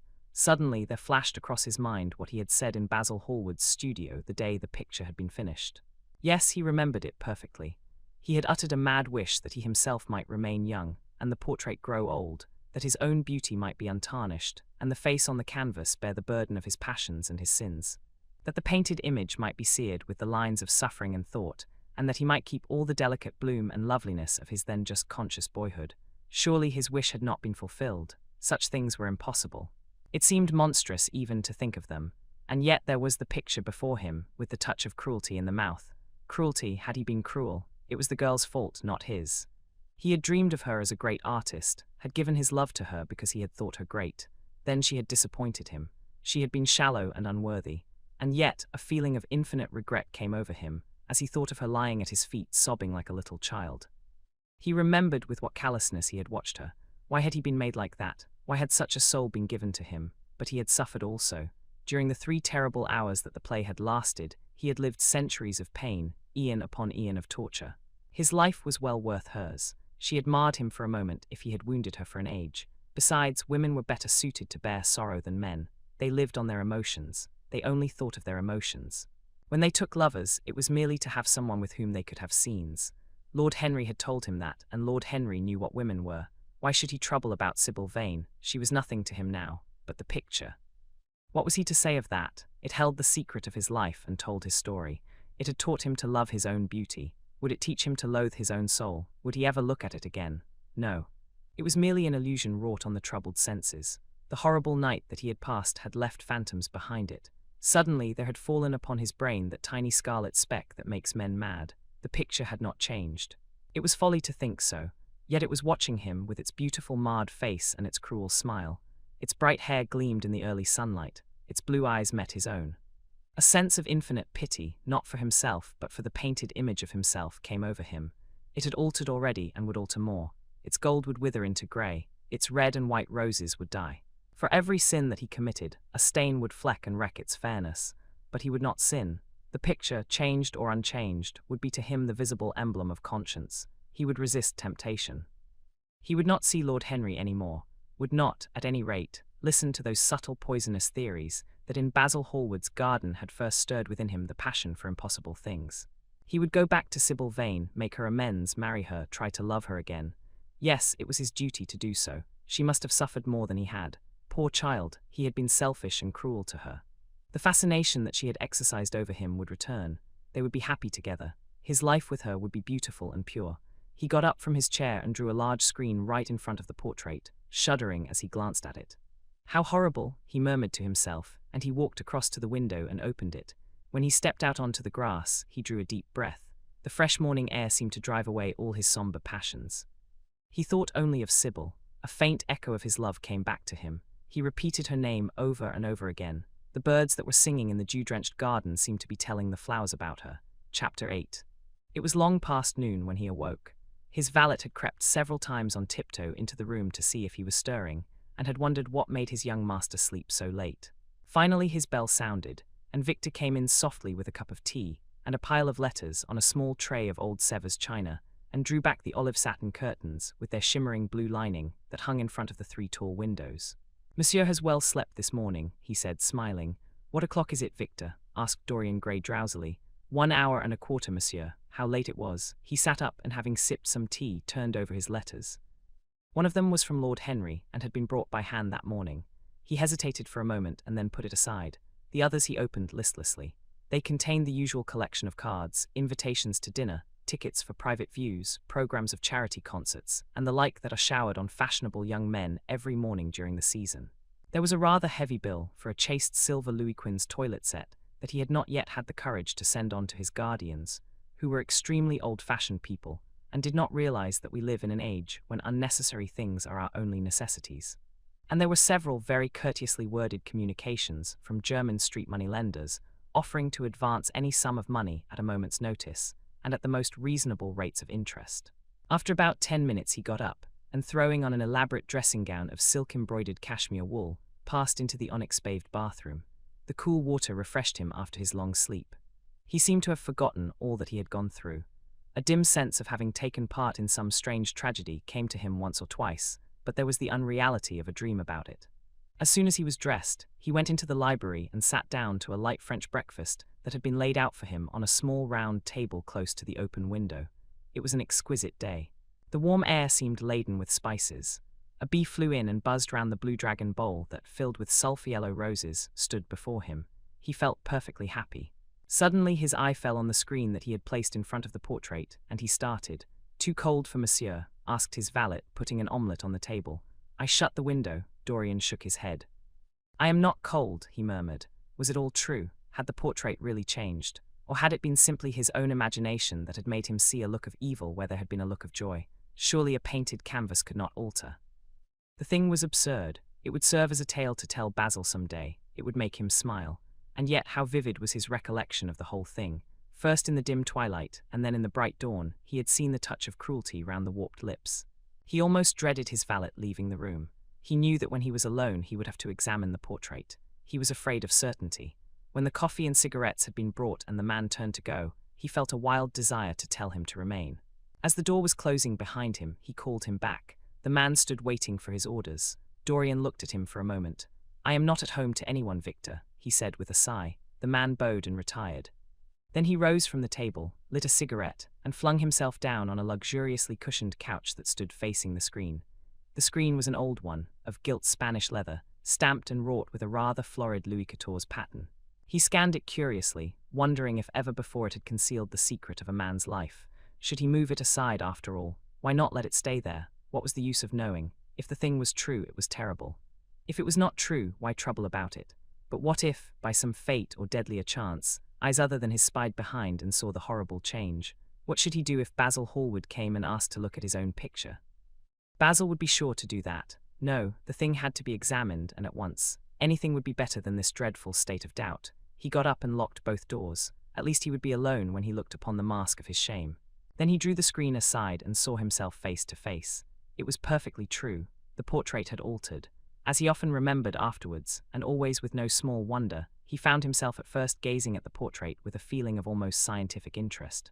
That such a change should have taken place was incredible to him, and yet it was a fact. Was there some subtle affinity between the chemical atoms that shaped themselves into form and color on the canvas and the soul that was within him? Could it be that what that soul thought they realized, that what it dreamed they made true? Or was there some other, more terrible reason? He shuddered and felt afraid, and going back to the couch lay there, gazing at the picture in sickened horror. One thing, however, he felt that it had done for him. It had made him conscious how unjust, how cruel he had been to Sybil Vane. It was not too late to make reparation for that. She could still be his wife. His unreal and selfish love would yield to some higher influence, would be transformed into some nobler passion, and the portrait that Basil Hallward had painted of him would be a guide to him through life, would be to him what holiness is to some, and conscience to others, and the fear of God to us all. There were opiates for remorse, drugs that could lull the moral sense to sleep, but here was a visible symbol of the degradation of sin. Here was an ever-present sign of the ruin men brought upon their souls. 3 o'clock struck and 4, and the half-hour rang its double chime, but Dorian Gray did not stir. He was trying to gather up the scarlet threads of life and to weave them into a pattern. To find his way through the sanguine labyrinth of passion through which he was wandering, he did not know what to do or what to think. Finally, he went over to the table and wrote a passionate letter to the girl he had loved, imploring her forgiveness and accusing himself of madness. He covered page after page with wild words of sorrow and wilder words of pain. There is a luxury in self-reproach. When we blame ourselves, we feel that no one else has a right to blame us. It is the confession, not the priest, that gives us absolution. When Dorian had finished the letter, he felt that he had been forgiven. Suddenly there came a knock to the door, and he heard Lord Henry's voice outside. "My dear boy, I must see you. Let me in at once. I can't bear your shutting yourself up like this." He made no answer at first, but remained quite still. The knocking still continued and grew louder. Yes, it was better to let Lord Henry in, and to explain to him the new life he was going to lead, to quarrel with him if it became necessary to quarrel, to part if parting was inevitable. He jumped up, drew the screen hastily across the picture, and unlocked the door. "I am so sorry for it all, Dorian," said Lord Henry as he entered, "but you must not think too much about it." "Do you mean about Sybil Vane?" asked the lad. "Yes, of course," answered Lord Henry, sinking into a chair and slowly pulling off his yellow gloves. "It is dreadful from one point of view, but it was not your fault. Tell me, did you go behind and see her after the play was over?" "Yes, I felt sure you had. Did you make a scene with her?" "I was brutal, Harry, perfectly brutal, but it is all right now. I am not sorry for anything that has happened. It has taught me to know myself better." "Ah, Dorian, I am so glad you take it in that way. I was afraid I would find you plunged in remorse and tearing that nice curly hair of yours." "I have got through all that," said Dorian, shaking his head and smiling. "I am perfectly happy now. I know what conscience is to begin with. It is not what you told me it was. It is the divinest thing in us. Don't sneer at it, Harry, any more, at least not before me. I want to be good. I can't bear the idea of my soul being hideous. A very charming artistic basis for ethics, Dorian. I congratulate you on it, but how are you going to begin? By marrying Sybil Vane." "Marrying Sybil Vane," cried Lord Henry, standing up and looking at him in perplexed amazement. "But my dear Dorian—" "Yes, Harry, I know what you are going to say. Something dreadful about marriage. Don't say it. Don't ever say things of that kind to me again. 2 days ago I asked Sybil to marry me. I am not going to break my word to her. She's to be my wife." "Your wife, Dorian. Didn't you get my letter? I wrote to you this morning and sent the note down by my own man." "Your letter? Oh yes, I remember." "I have not read it yet, Harry. I was afraid there might be something in it that I wouldn't like. You cut life to pieces with your epigrams. You know nothing then. What do you mean?" Lord Henry walked across the room, and sitting down by Dorian Gray, took both his hands in his own and held them tightly. "Dorian," he said, "my letter, don't be frightened, was to tell you that Sybil Vane is dead." A cry of pain broke from the lad's lips, and he leaped to his feet, tearing his hands away from Lord Henry's grasp. "Dead, Sybil dead." "It is not true. It is a horrible lie. How dare you say it?" "It is quite true, Dorian," said Lord Henry gravely. "It is in all the morning papers. I wrote down to you to ask you not to see anyone till I came. There will have to be an inquest, of course, and you must not be mixed up in it. Things like that make a man fashionable in Paris, but in London people are so prejudiced. Here, one should never make one's debut with a scandal. One should reserve that to give an interest to one's old age. I suppose they don't know your name at the theatre. If they don't, it is all right. Did anyone see you going round to her room?" "That is an important point. Dorian did not answer for a few moments. He was dazed with horror. Finally, he stammered in a stifled voice, "Harry, did you say an inquest? What did you mean by that? Did Sybil? Oh, Harry, I can't bear it. But be quick, tell me everything at once." "I have no doubt it was not an accident, Dorian, though it must be put in that way to the public. It seems that as she was leaving the theatre with her mother, about 12:30 or so, she said she had forgotten something upstairs. They waited some time for her, but she did not come down again. They ultimately found her lying dead on the floor of her dressing room. She had swallowed something by mistake, some dreadful thing they use at theatres. I don't know what it was, but it had either prussic acid or white lead in it. I should fancy it was prussic acid, as she seems to have died instantaneously." Harry, it is terrible," cried the lad. "Yes. It is very tragic, of course, but you must not get yourself mixed up in it. I see by the standard that she was 17. I should have thought she was almost younger than that. She looked such a child and seemed to know so little about acting. Dorian, you mustn't let this thing get on your nerves. You must come and dine with me, and afterwards we will look in at the opera. It is a Patty night and everybody will be there. You can come to my sister's box. She has got some smart women with her."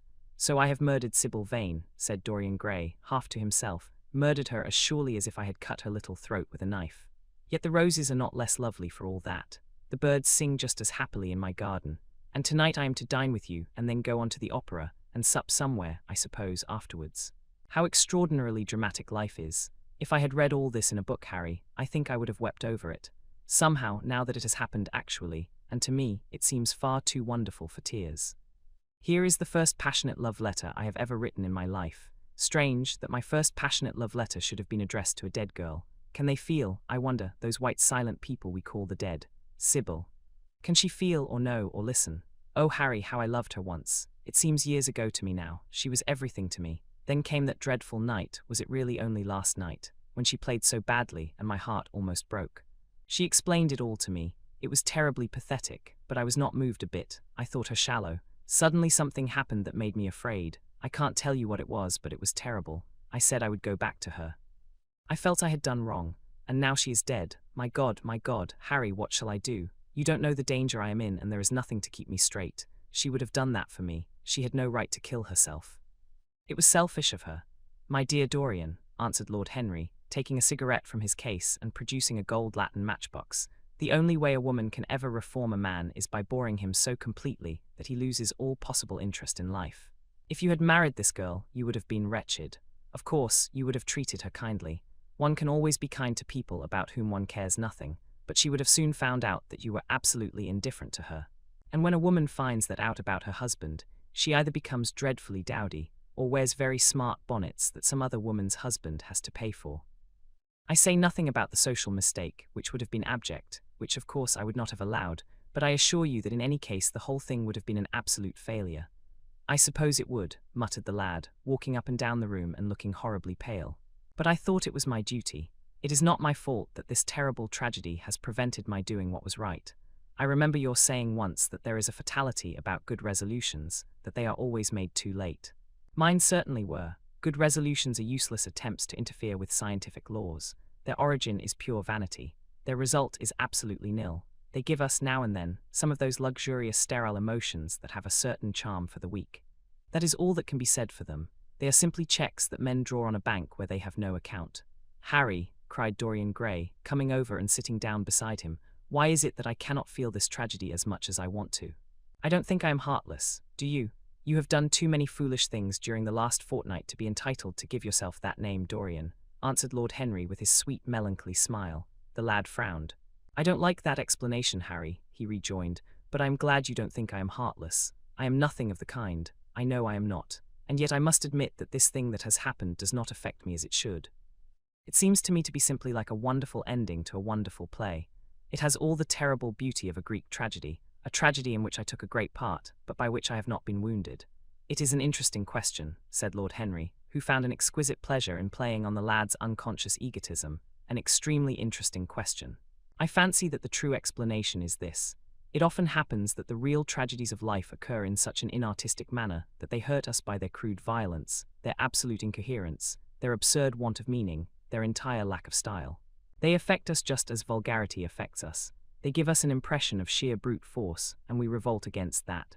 Sometimes, however, a tragedy that possesses artistic elements of beauty crosses our lives. If these elements of beauty are real, the whole thing simply appeals to our sense of dramatic effect. Suddenly, we find that we are no longer the actors, but the spectators of the play, or rather, we are both. We watch ourselves, and the mere wonder of the spectacle enthralls us. In the present case, what is it that has really happened? Someone has killed herself for love of you. I wish that I had ever had such an experience. It would have made me in love with love for the rest of my life. The people who have adored me, there have not been very many, but there have been some, have always insisted on living on, long after I had ceased to care for them, or they to care for me.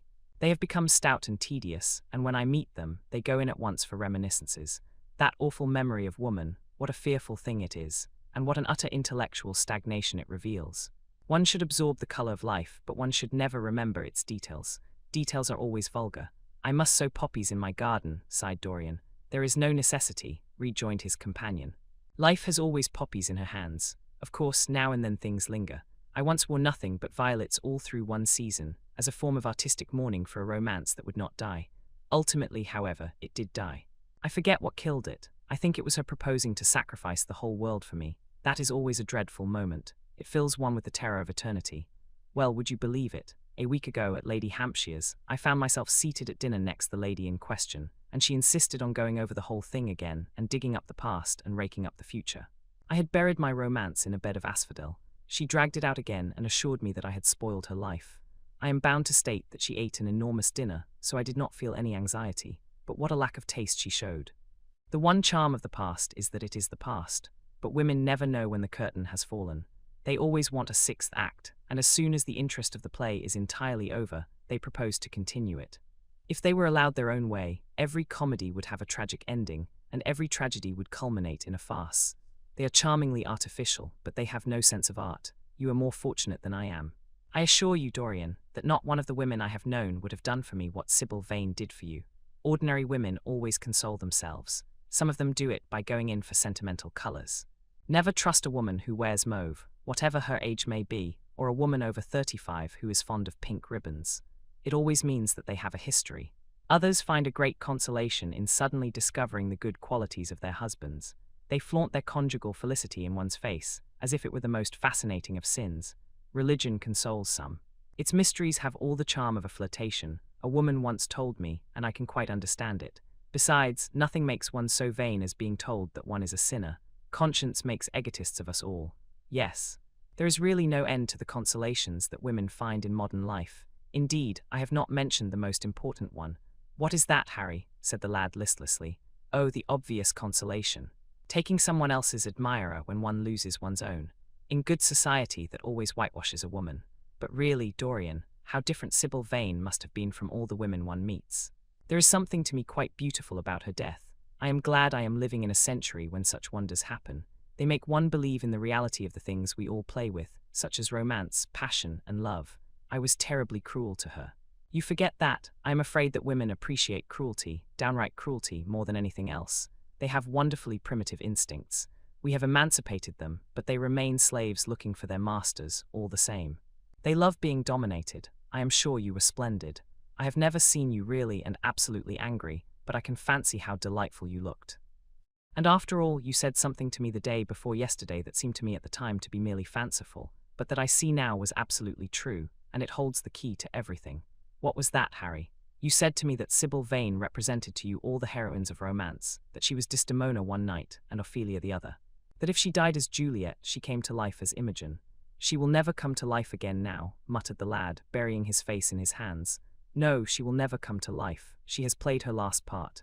But you must think of that lonely death in the tawdry dressing-room, simply as a strange, lurid fragment from some Jacobean tragedy, as a wonderful scene from Webster, or Ford, or Cyril Tourneur. The girl never really lived, and so she has never really died. To you at least she was always a dream, a phantom that flitted through Shakespeare's plays and left them lovelier for its presence, a reed through which Shakespeare's music sounded richer and more full of joy. The moment she touched actual life, she marred it, and it marred her, and so she passed away. Mourn for Ophelia if you like. Put ashes on your head because Cordelia was strangled. Cry out against heaven because the daughter of Brabantio died. But don't waste your tears over Sybil Vane. She was less real than they are. There was a silence. The evening darkened in the room. Noiselessly and with silver feet, the shadows crept in from the garden. The colours faded wearily out of things. After some time, Dorian Gray looked up. You have explained me to myself, Harry, he murmured with something of a sigh of relief. I felt all that you have said, but somehow I was afraid of it, and I could not express it to myself. How well you know me, but we will not talk again of what has happened. It has been a marvelous experience, that is all. I wonder if life has still in store for me anything as marvelous. Life has everything in store for you, Dorian. There is nothing that you, with your extraordinary good looks, will not be able to do. But suppose, Harry, I became haggard and old and wrinkled. What then? Ah, then, said Lord Henry, rising to go. Then, my dear Dorian, you would have to fight for your victories. As it is, they are brought to you. No, you must keep your good looks. We live in an age that reads too much to be wise, and that thinks too much to be beautiful. We cannot spare you. And now you had better dress and drive down to the club. We are rather late, as it is. I think I shall join you at the opera, Harry. I feel too tired to eat anything. What is the number of your sister's box? 27, I believe. It is on the grand tier. You will see her name on the door. But I am sorry you won't come and dine. I don't feel up to it, said Dorian listlessly, but I am awfully obliged to you for all that you have said to me. You are certainly my best friend. No one has ever understood me as you have. We are only at the beginning of our friendship, Dorian, answered Lord Henry, shaking him by the hand. Goodbye, I shall see you before 9:30, I hope. Remember, Patty is singing. As he closed the door behind him, Dorian Gray touched the bell, and in a few minutes Victor appeared with the lamps and drew the blinds down. He waited impatiently for him to go. The man seemed to take an interminable time over everything. As soon as he had left, he rushed to the screen and drew it back. No, there was no further change in the picture. It had received the news of Sybil Vane's death before he had known of it himself. It was conscious of the events of life as they occurred. The vicious cruelty that marred the fine lines of the mouth had, no doubt, appeared at the very moment that the girl had drunk the poison, whatever it was. Or was it indifferent to results? Did it merely take cognizance of what passed within the soul? He wondered, and hoped that some day he would see the change taking place before his very eyes, shuddering as he hoped it. Poor Sybil. What a romance it had all been. She had often mimicked death on the stage. Then death himself had touched her and taken her with him. How had she played that dreadful last scene? Had she cursed him as she died? No. She had died for love of him, and love would always be a sacrament to him now. She had atoned for everything by the sacrifice she had made of her life. He would not think any more of what she had made him go through, on that horrible night at the theatre. When he thought of her, it would be as a wonderful tragic figure sent onto the world's stage to show the supreme reality of love. A wonderful tragic figure. Tears came to his eyes as he remembered her childlike look, and winsome fanciful ways, and shy tremulous grace. He brushed them away hastily and looked again at the picture. He felt that the time had really come for making his choice. Or had his choice already been made? Yes, life had decided that for him. Life, and his own infinite curiosity about life. Eternal youth, infinite passion, pleasures subtle and secret, wild joys and wilder sins, he was to have all these things. The portrait was to bear the burden of his shame, that was all. A feeling of pain crept over him as he thought of the desecration that was in store for the fair face on the canvas. Once, in boyish mockery of Narcissus, he had kissed, or feigned to kiss, those painted lips that now smiled so cruelly at him. Morning after morning he had sat before the portrait wondering at its beauty, almost enamored of it, as it seemed to him at times. Was it to alter now with every mood to which he yielded?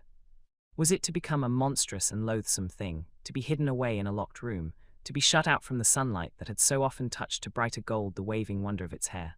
The pity of it, the pity of it.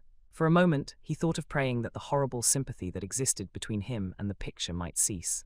It had changed in answer to a prayer. Perhaps in answer to a prayer it might remain unchanged. And yet who that knew anything about life would surrender the chance of remaining always young, however fantastic that chance might be, or with what fateful consequences it might be fraught? Besides, was it really under his control? Had it indeed been prayer that had produced the substitution? Might there not be some curious scientific reason for it all? If thought could exercise its influence upon a living organism, might not thought exercise an influence upon dead and inorganic things? Nay, without thought or conscious desire, might not things external to ourselves vibrate in unison with our moods and passions, atom calling to atom in secret love or strange affinity? But the reason was of no importance. He would never again tempt by a prayer any terrible power. If the picture was to alter, it was to alter. That was all. Why inquire too closely into it, for there would be a real pleasure in watching it. He would be able to follow his mind into its secret places. This portrait would be to him the most magical of mirrors. As it had revealed to him his own body, so it would reveal to him his own soul. And when winter came upon it, he would still be standing where spring trembles on the verge of summer. When the blood crept from its face, and left behind a pallid mask of chalk with leaden eyes, he would keep the glamour of boyhood. Not one blossom of his loveliness would ever fade, not one pulse of his life would ever weaken. Like the gods of the Greeks, he would be strong and fleet and joyous. What did it matter what happened to the colored image on the canvas? He would be safe, that was everything. He drew the screen back into its former place in front of the picture, smiling as he did so, and passed into his bedroom, where his valet was already waiting for him. An hour later he was at the opera, and Lord Henry was leaning over his chair. Chapter 9. As he was sitting at breakfast next morning, Basil Hallward was shown into the room. "I am so glad I have found you, Dorian," he said gravely. "I called last night, and they told me you were at the opera. Of course, I knew that was impossible, but I wish you had left word where you had really gone to. I passed a dreadful evening, half afraid that one tragedy might be followed by another. I think you might have telegraphed for me when you heard of it first. I read of it quite by chance in a late edition of the Globe that I picked up at the club. I came here at once and was miserable at not finding you. I can't tell you how heartbroken I am about the whole thing. I know what you must suffer, but where were you? Did you go down and see the girl's mother?"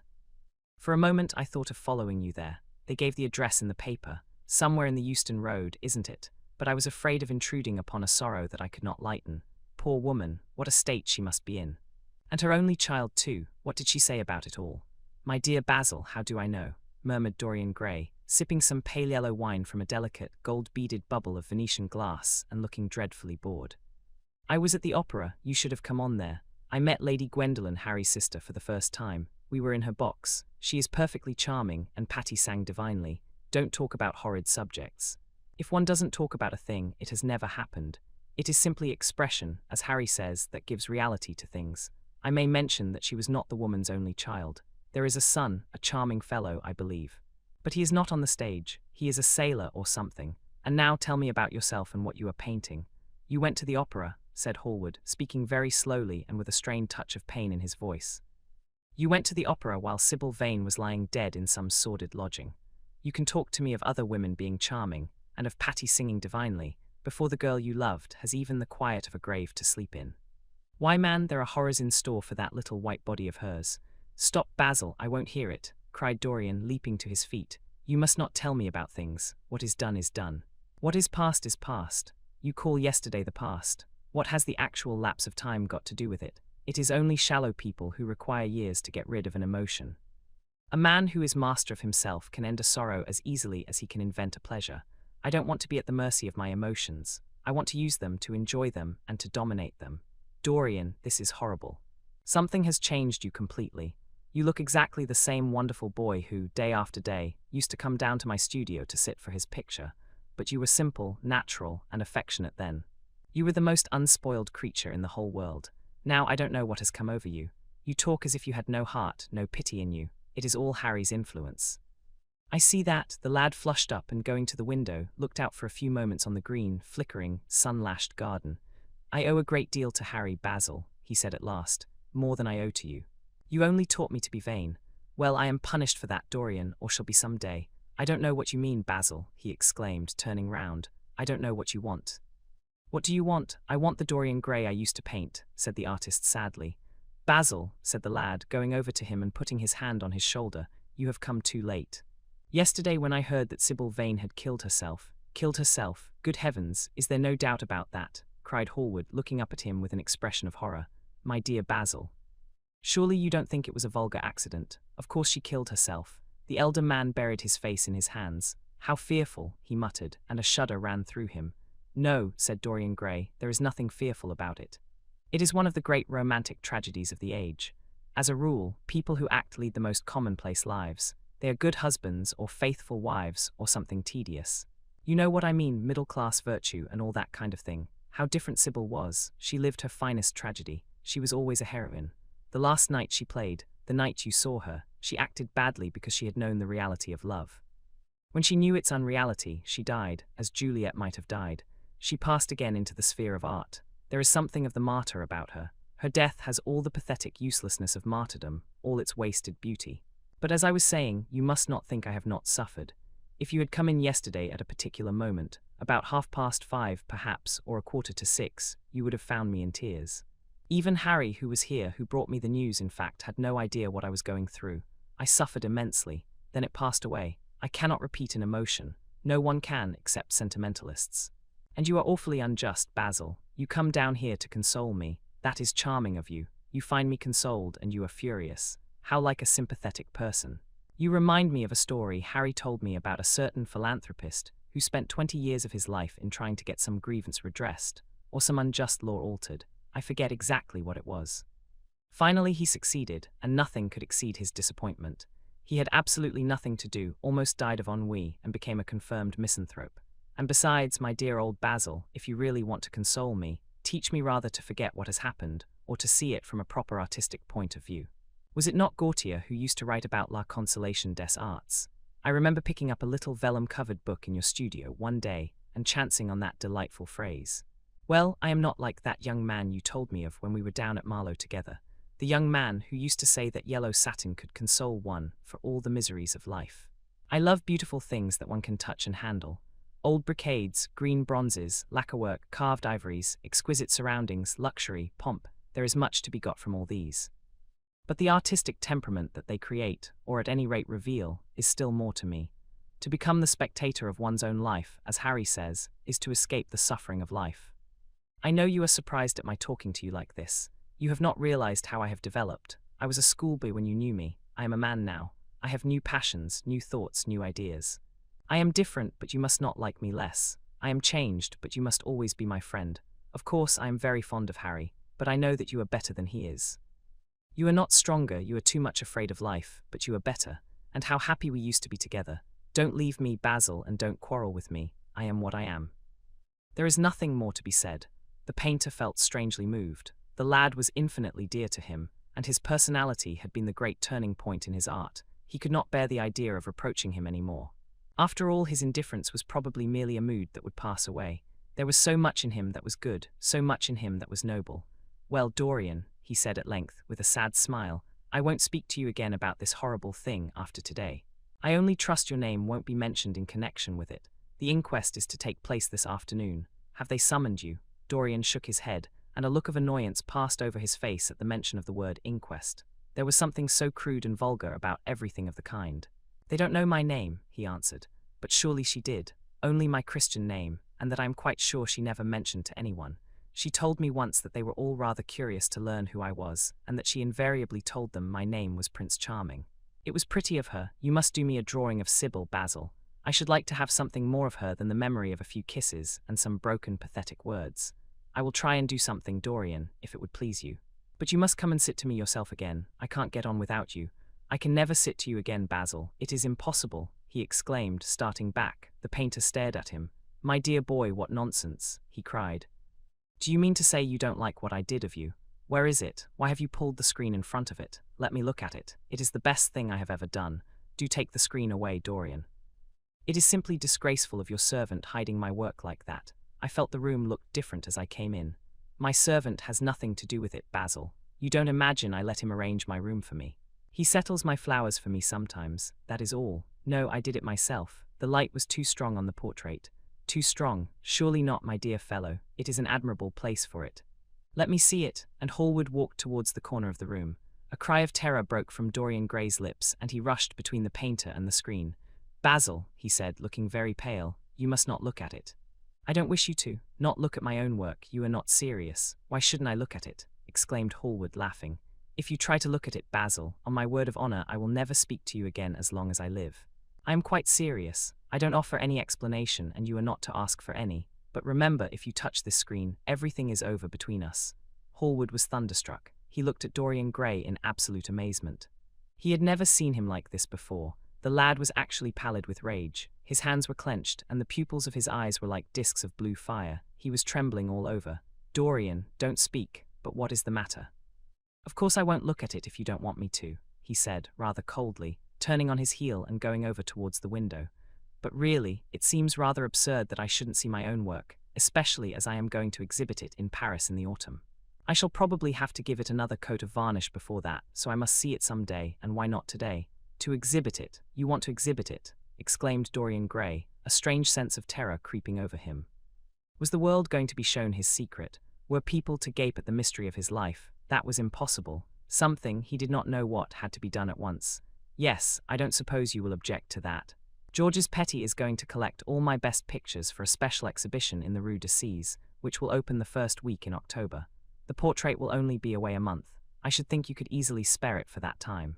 In fact, you are sure to be out of town, and if you keep it always behind a screen, you can't care much about it. Dorian Gray passed his hand over his forehead. There were beads of perspiration there. He felt that he was on the brink of a horrible danger. You told me a month ago that you would never exhibit it, he cried. Why have you changed your mind? You people who go in for being consistent have just as many moods as others have. The only difference is that your moods are rather meaningless. You can't have forgotten that you assured me most solemnly that nothing in the world would induce you to send it to any exhibition. You told Harry exactly the same thing. He stopped suddenly, and a gleam of light came into his eyes. He remembered that Lord Henry had said to him once, half seriously and half in jest, "If you want to have a strange quarter of an hour, get Basil to tell you why he won't exhibit your picture." He told me why he wouldn't, and it was a revelation to me. Yes, perhaps Basil too had his secret. He would ask him and try. "Basil," he said, coming over quite close and looking him straight in the face, "we have each of us a secret. Let me know yours, and I shall tell you mine. What was your reason for refusing to exhibit my picture?" The painter shuddered in spite of himself. "Dorian, if I told you, you might like me less than you do, and you would certainly laugh at me. I could not bear your doing either of those two things. If you wish me never to look at your picture again, I am content. I have always you to look at. If you wish the best work I have ever done to be hidden from the world, I am satisfied. Your friendship is dearer to me than any fame or reputation." "No, Basil, you must tell me," insisted Dorian Gray. "I think I have a right to know." His feeling of terror had passed away, and curiosity had taken its place. He was determined to find out Basil Hallward's mystery. "Let us sit down, Dorian," said the painter, looking troubled. "Let us sit down, and just answer me one question. Have you noticed in the picture something curious? Something that probably at first did not strike you, but that revealed itself to you suddenly?" "Basil," cried the lad, clutching the arms of his chair with trembling hands and gazing at him with wild, startled eyes. "I see you don't speak. Wait till you hear what I have to say. Dorian, from the moment I met you, your personality had the most extraordinary influence over me. I was dominated, soul, brain, and power, by you. You became to me the visible incarnation of that unseen ideal, whose memory haunts us artists like an exquisite dream. I worshipped you. I grew jealous of everyone to whom you spoke. I wanted to have you all to myself. I was only happy when I was with you. When you were away from me, you were still present in my art. Of course, I never let you know anything about this. It would have been impossible. You would not have understood it. I hardly understood it myself. I only knew that I had seen perfection face to face, and that the world had become wonderful to my eyes, too wonderful perhaps, for in such mad worships there is peril, the peril of losing them, no less than the peril of keeping them. Weeks and weeks went on, and I grew more and more absorbed in you. Then came a new development. I had drawn you as Paris in dainty armor, and as Adonis with huntsman's cloak and polished boar spear. Crowned with heavy lotus blossoms, you had sat on the prow of Adrian's barge, gazing across the green turbid Nile. You had leaned over the still pool of some Greek woodland, and seen in the water's silent silver the marvel of your own face. And it had all been what art should be, unconscious, ideal, and remote. One day, a fatal day I sometimes think, I determined to paint a wonderful portrait of you as you actually are, not in the costume of dead ages, but in your own dress and in your own time. Whether it was the realism of the method, or the mere wonder of your own personality, thus directly presented to me without mist or veil, I cannot tell. But I know that as I worked at it, every flake and film of color seemed to me to reveal my secret. I grew afraid that others would know of my idolatry. I felt, Dorian, that I had told too much, that I had put too much of myself into it. Then it was that I resolved never to allow the picture to be exhibited. You were a little annoyed. But then you did not realize all that it meant to me. Harry, to whom I talked about it, laughed at me, but I did not mind that. When the picture was finished and I sat alone with it, I felt that I was right. Well, after a few days the thing left my studio, and as soon as I had got rid of the intolerable fascination of its presence, it seemed to me that I had been foolish in imagining that I had seen anything in it, more than that you were extremely good-looking and that I could paint. Even now, I cannot help feeling that it is a mistake to think that the passion one feels in creation is ever really shown in the work one creates. Art is always more abstract than we fancy. Form and color tell us of form and color, that is all. It often seems to me that art conceals the artist far more completely than it ever reveals him. And so when I got this offer from Paris, I determined to make your portrait the principal thing in my exhibition. It never occurred to me that you would refuse. I see now that you were right. The picture cannot be shown. You must not be angry with me, Dorian, for what I have told you. As I said to Harry once, you are made to be worshipped. Dorian Gray drew a long breath. The colour came back to his cheeks and a smile played about his lips. The peril was over. He was safe for the time.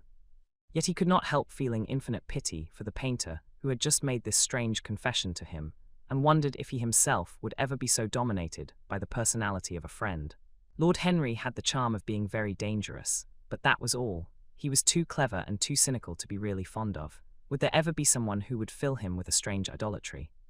Was that one of the things that life had in store? "It is extraordinary to me, Dorian," said Hallward, "that you should have seen this in the portrait. Did you really see it?" "I saw something in it," he answered, "something that seemed to me very curious." "Well, you don't mind my looking at the thing now?" Dorian shook his head. "You must not ask me that, Basil. I could not possibly let you stand in front of that picture. You will some day, surely." "Never." "Well, perhaps you are right. And now goodbye, Dorian. You have been the one person in my life who has really influenced my art. Whatever I have done that is good, I owe to you." "Ah, you don't know what it cost me to tell you all that I have told you." "My dear Basil," said Dorian, "what have you told me?" "Simply that you felt that you admired me too much. That is not even a compliment. It was not intended as a compliment. It was a confession. Now that I have made it, something seems to have gone out of me. Perhaps one should never put one's worship into words. It was a very disappointing confession." "Why, what did you expect, Dorian? You didn't see anything else in the picture, did you?" "There was nothing else to see." "No. There was nothing else to see. Why do you ask? But you mustn't talk about worship. It is foolish. You and I are friends, Basil, and we must always remain so." "You have got Harry," said the painter sadly. "Oh, Harry," cried the lad, with a ripple of laughter. "Harry spends his days in saying what is incredible and his evenings in doing what is improbable. Just the sort of life I would like to lead. But still, I don't think I would go to Harry if I were in trouble. I would sooner go to you, Basil. You will sit to me again. Impossible. You spoil my life as an artist by refusing Dorian. No man comes across two ideal things. Few come across one. I can't explain it to you, Basil, but I must never sit to you again. There is something fatal about a portrait. It has a life of its own. I will come and have tea with you." "That will be just as pleasant." "Pleasanter for you, I am afraid," murmured Hallward regretfully. "And now goodbye. I am sorry you won't let me look at the picture once again, but that can't be helped. I quite understand what you feel about it."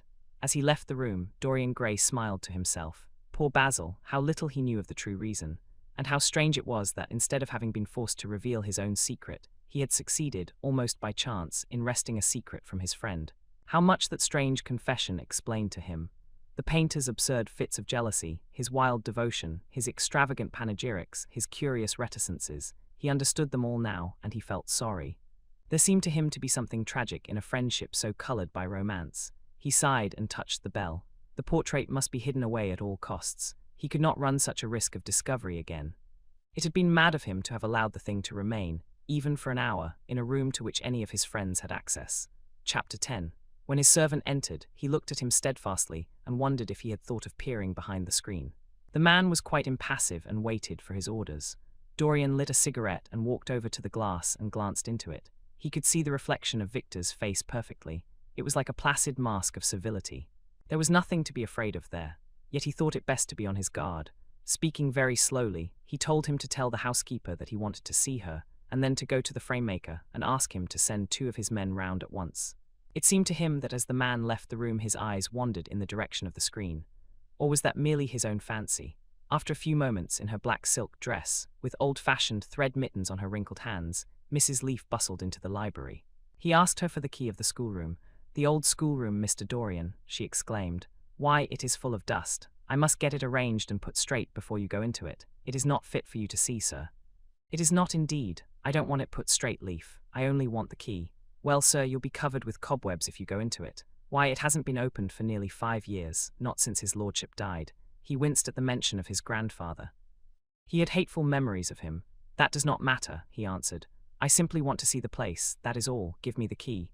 "And here is the key, sir," said the old lady, going over the contents of her bunch with tremulously uncertain hands. "Here is the key. I'll have it off the bunch in a moment. But you don't think of living up there, sir, and you so comfortable here." "No, no," he cried petulantly. "Thank you, Leaf." "That will do." She lingered for a few moments and was garrulous over some detail of the household. He sighed and told her to manage things as she thought best. She left the room, wreathed in smiles. As the door closed, Dorian put the key in his pocket and looked round the room. His eye fell on a large, purple satin coverlet, heavily embroidered with gold, a splendid piece of late 17th century Venetian work that his grandfather had found in a convent near Bologna. Yes, that would serve to wrap the dreadful thing in. It had perhaps served often as a pall for the dead. Now it was to hide something that had a corruption of its own, worse than the corruption of death itself, something that would breed horrors and yet would never die. What the worm was to the corpse, his sins would be to the painted image on the canvas. They would mar its beauty and eat away its grace. They would defile it and make it shameful. And yet the thing would still live on. It would be always alive. He shuddered, and for a moment he regretted that he had not told Basil the true reason why he had wished to hide the picture away. Basil would have helped him to resist Lord Henry's influence, and the still more poisonous influences that came from his own temperament. The love that he bore him, for it was really love, had nothing in it that was not noble and intellectual. It was not that mere physical admiration of beauty that is born of the senses, and that dies when the senses tire. It was such love as Michelangelo had known, and Montaigne and Winckelmann and Shakespeare himself. Yes, Basil could have saved him, but it was too late now. The past could always be annihilated. Regret, denial, or forgetfulness could do that, but the future was inevitable. There were passions in him that would find their terrible outlet, dreams that would make the shadow of their evil real. He took up from the couch the great purple and gold texture that covered it, and holding it in his hands, passed behind the screen. Was the face on the canvas viler than before? It seemed to him that it was unchanged, and yet his loathing of it was intensified. Gold hair, blue eyes, and rose-red lips, they all were there. It was simply the expression that had altered. That was horrible in its cruelty. Compared to what he saw in it of censure or rebuke, how shallow Basil's reproaches about Sybil Vane had been. How shallow, and of what little account. His own soul was looking out at him from the canvas and calling him to judgment. A look of pain came across him, and he flung the rich pall over the picture. As he did so, a knock came to the door. He passed out as his servant entered. "The persons are here, monsieur." He felt that the man must be got rid of at once. He must not be allowed to know where the picture was being taken to. There was something sly about him, and he had thoughtful, treacherous eyes. Sitting down at the writing table, he scribbled a note to Lord Henry, asking him to send him round something to read and reminding him that they were to meet at 8:15 that evening. "Wait for an answer," he said, handing it to him, "and show the men in here." In 2 or 3 minutes there was another knock, and Mr. Hubbard himself, the celebrated frame-maker of South Audley Street, came in with a somewhat rough-looking young assistant. Mr. Hubbard was a florid, red-whiskered little man, whose admiration for art was considerably tempered by the inveterate impecuniosity of most of the artists who dealt with him. As a rule, he never left his shop. He waited for people to come to him, but he always made an exception in favor of Dorian Gray. There was something about Dorian that charmed everybody. It was a pleasure even to see him. "What can I do for you, Mr. Gray?" he said, rubbing his fat, freckled hands. "I thought I would do myself the honor of coming round in person. I have just got a beauty of a frame, sir, picked it up at a sale. Old Florentine. Came from Fonthill, I believe. Admirably suited for a religious subject, Mr. Gray. I am so sorry you have given yourself the trouble of coming round, Mr. Hubbard. I shall certainly drop in and look at the frame, though I don't go in much at present for religious art, but today I only want a picture carried to the top of the house for me. It is rather heavy, so I thought I would ask you to lend me a couple of your men. No trouble at all, Mr. Gray. I am delighted to be of any service to you. Which is the work of art, sir?" "This," replied Dorian, moving the screen back. "Can you move it, covering and all, just as it is? I don't want it to get scratched going upstairs." "There will be no difficulty, sir," said the genial frame-maker, beginning, with the aid of his assistant, to unhook the picture from the long brass chains by which it was suspended. "And now, where shall we carry it to, Mr. Gray? I will show you the way, Mr. Hubbard, if you will kindly follow me, or perhaps you had better go in front. I am afraid it is right at the top of the house." "We will go up by the front staircase, as it is wider." He held the door open for them, and they passed out into the hall and began the ascent. The elaborate character of the frame had made the picture extremely bulky, and now and then, in spite of the obsequious protests of Mr. Hubbard, who had the true tradesman's spirited dislike of seeing a gentleman doing anything useful, Dorian put his hand to it so as to help them. "Something of a load to carry, sir," gasped the little man when they reached the top landing, and he wiped his shiny forehead. "I am afraid it is rather heavy," murmured Dorian as he unlocked the door that opened into the room that was to keep for him the curious secret of his life and hide his soul from the eyes of men. He had not entered the place for more than 4 years, not, indeed, since he had used it first as a playroom when he was a child, and then as a study when he grew somewhat older. It was a large, well-proportioned room, which had been specially built by the last Lord Kelso for the use of the little grandson whom, for his strange likeness to his mother, and also for other reasons, he had always hated and desired to keep at a distance. It appeared to Dorian to have but little changed. There was the huge Italian cassone, with its fantastically painted panels and its tarnished gilt mouldings, in which he had so often hidden himself as a boy. There the satinwood bookcase filled with his dog-eared schoolbooks. On the wall behind it was hanging the same ragged Flemish tapestry where a faded king and queen were playing chess in a garden, while a company of hawkers rode by, carrying hooded birds on their gauntleted wrists. How well he remembered it all. Every moment of his lonely childhood came back to him as he looked round. He recalled the stainless purity of his boyish life, and it seemed horrible to him that it was here the fatal portrait was to be hidden away. How little he had thought in those dead days of all that was in store for him, but there was no other place in the house so secure from prying eyes as this. He had the key, and no one else could enter it. Beneath its purple pall, the face painted on the canvas could grow bestial, sodden and unclean. What did it matter? No one could see it. He himself would not see it. Why should he watch the hideous corruption of his soul? He kept his youth, that was enough. And besides, might not his nature grow finer after all? There was no reason that the future should be so full of shame. Some love might come across his life and purify him, and shield him from those sins that seemed to be already stirring in spirit and in flesh, those curious unpictured sins whose very mystery lent them their subtlety and their charm. Perhaps some day the cruel look would have passed away from the scarlet, sensitive mouth, and he might show to the world Basil Hallward's masterpiece. No, that was impossible. Hour by hour and week by week, the thing upon the canvas was growing old. It might escape the hideousness of sin, but the hideousness of age was in store for it. The cheeks would become hollow or flaccid. Yellow crow's feet would creep round the fading eyes and make them horrible. The hair would lose its brightness, the mouth would gape or droop, would be foolish or gross, as the mouths of old men are. There would be the wrinkled throat, the cold, blue-veined hands, the twisted body, that he remembered in the grandfather who had been so stern to him in his boyhood. The picture had to be concealed. There was no help for it. "Bring it in, Mr. Hubbard, please," he said, wearily turning round. "I am sorry I kept you so long. I was thinking of something else." "Always glad to have a rest, Mr. Gray," answered the frame-maker, who was still gasping for breath. "Where shall we put it, sir?" "Oh, anywhere. Here, this will do. I don't want to have it hung up. Just lean it against the wall." "Thanks. Might one look at the work of art, sir?" Dorian started. "It would not interest you, Mr. Hubbard," he said, keeping his eye on the man. He felt ready to leap upon him and fling him to the ground if he dared to lift the gorgeous hanging that concealed the secret of his life. "I shan't trouble you any more now. I am much obliged for your kindness in coming round." Not at all, Mr. Gray. Ever ready to do anything for you, sir." And Mr. Hubbard tramped downstairs, followed by the assistant, who glanced back at Dorian with a look of shy wonder in his rough, uncomely face. He had never seen anyone so marvelous. When the sound of their footsteps had died away, Dorian locked the door and put the key in his pocket. He felt safe now. No one would ever look upon the horrible thing. No eye but his would ever see his shame. On reaching the library, he found that it was just after 5 o'clock and that the tea had been already brought up. On a little table of dark perfumed wood thickly encrusted with nacre, a present from Lady Radley, his guardian's wife, a pretty professional invalid who had spent the preceding winter in Cairo, was lying a note from Lord Henry, and beside it was a book bound in yellow paper, the cover slightly torn and the edges soiled. A copy of the 3rd edition of the St. James's Gazette had been placed on the tea tray. It was evident that Victor had returned. He wondered if he had met the men in the hall as they were leaving the house, and had wormed out of them what they had been doing. He would be sure to miss the picture, had no doubt missed it already, while he had been laying the tea things. The screen had not been set back, and a blank space was visible on the wall. Perhaps some night he might find him creeping upstairs and trying to force the door of the room. It was a horrible thing to have a spy in one's house. He had heard of rich men who had been blackmailed all their lives by some servant who had read a letter, or overheard a conversation, or picked up a card with an address, or found beneath a pillow a withered flower or a shred of crumpled lace. He sighed, and having poured himself out some tea, opened Lord Henry's note. It was simply to say that he sent him round the evening paper and a book that might interest him, and that he would be at the club at 8:15. He opened the St. James's languidly and looked through it.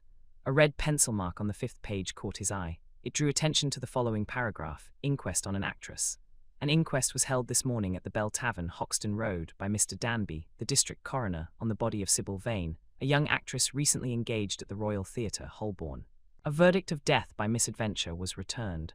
Considerable sympathy was expressed for the mother of the deceased, who was greatly affected during the giving of her own evidence, and that of Dr. Burrell, who had made the post-mortem examination of the deceased."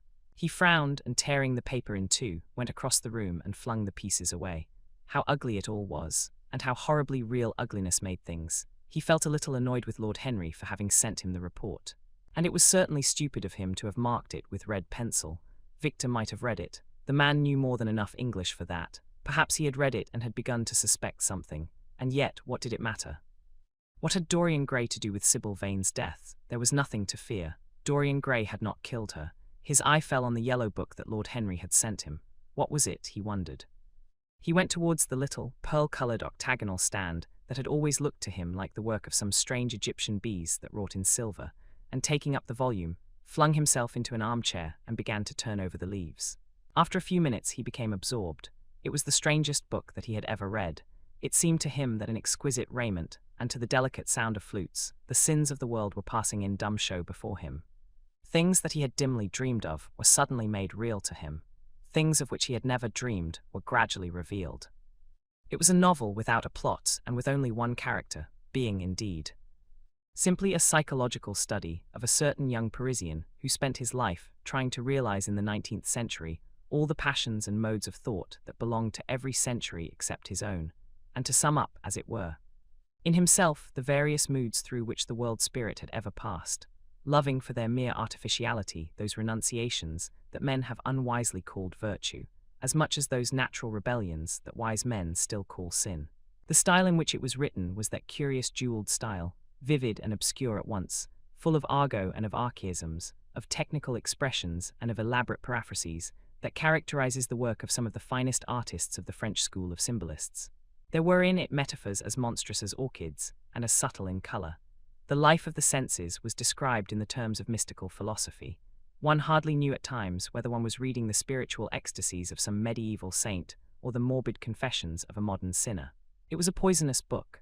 The heavy odor of incense seemed to cling about its pages and to trouble the brain. The mere cadence of the sentences, the subtle monotony of their music, so full as it was of complex refrains and movements elaborately repeated, produced in the mind of the lad, as he passed from chapter to chapter, a form of reverie, a malady of dreaming that made him unconscious of the falling day and creeping shadows. Cloudless and pierced by one solitary star, a copper-green sky gleamed through the windows. He read on by its one light till he could read no more. Then, after his valet had reminded him several times of the lateness of the hour, he got up, and going into the next room, placed the book on the little Florentine table that always stood at his bedside, and began to dress for dinner. It was almost 9 o'clock before he reached the club, where he found Lord Henry sitting alone in the morning-room, looking very much bored. "I am so sorry, Harry," he cried, "but really it is entirely your fault. That book you sent me so fascinated me that I forgot how the time was going." "Yes, I thought you would like it," replied his host, rising from his chair. "I didn't say I liked it, Harry. I said it fascinated me." "There is a great difference." "Ah, you have discovered that," murmured Lord Henry, and they passed into the dining-room. Chapter 11. For years, Dorian Gray could not free himself from the influence of this book. Or perhaps it would be more accurate to say that he never sought to free himself from it. He procured from Paris no less than 9 large paper copies of the first edition, and had them bound in different colors, so that they might suit his various moods and the changing fancies of a nature over which he seemed, at times, to have almost entirely lost control. The hero, the wonderful young Parisian in whom the romantic and the scientific temperaments were so strangely blended, became to him a kind of prefiguring type of himself. And indeed, the whole book seemed to him to contain the story of his own life, written before he had lived it. In one point, he was more fortunate than the novel's fantastic hero.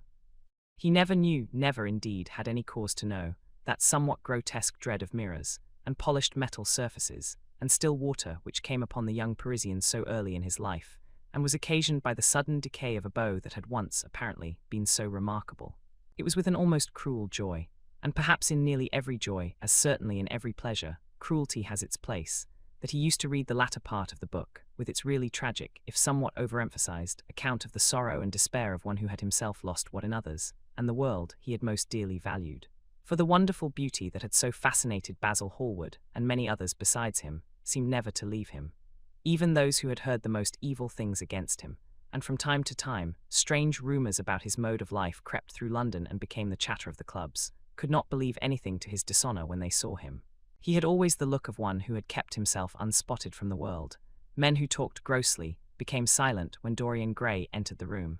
There was something in the purity of his face that rebuked them. His mere presence seemed to recall to them the memory of the innocence that they had tarnished. They wondered how one so charming and graceful as he was could have escaped the stain of an age that was at once sordid and sensual. Often, on returning home from one of those mysterious and prolonged absences that gave rise to such strange conjecture among those who were his friends, or thought that they were so, he himself would creep upstairs to the locked room, open the door with the key that never left him now, and stand with a mirror in front of the portrait that Basil Hallward had painted of him, looking now at the evil and aging face on the canvas, and now at the fair young face that laughed back at him from the polished glass. The very sharpness of the contrast used to quicken his sense of pleasure. He grew more and more enamored of his own beauty, more and more interested in the corruption of his own soul. He would examine with minute care, and sometimes with a monstrous and terrible delight, the hideous lines that seared the wrinkling forehead or crawled around the heavy sensual mouth, wondering sometimes which were the more horrible, the signs of sin or the signs of age. He would place his white hands beside the coarse bloated hands of the picture, and smile. He mocked the misshapen body and the failing limbs.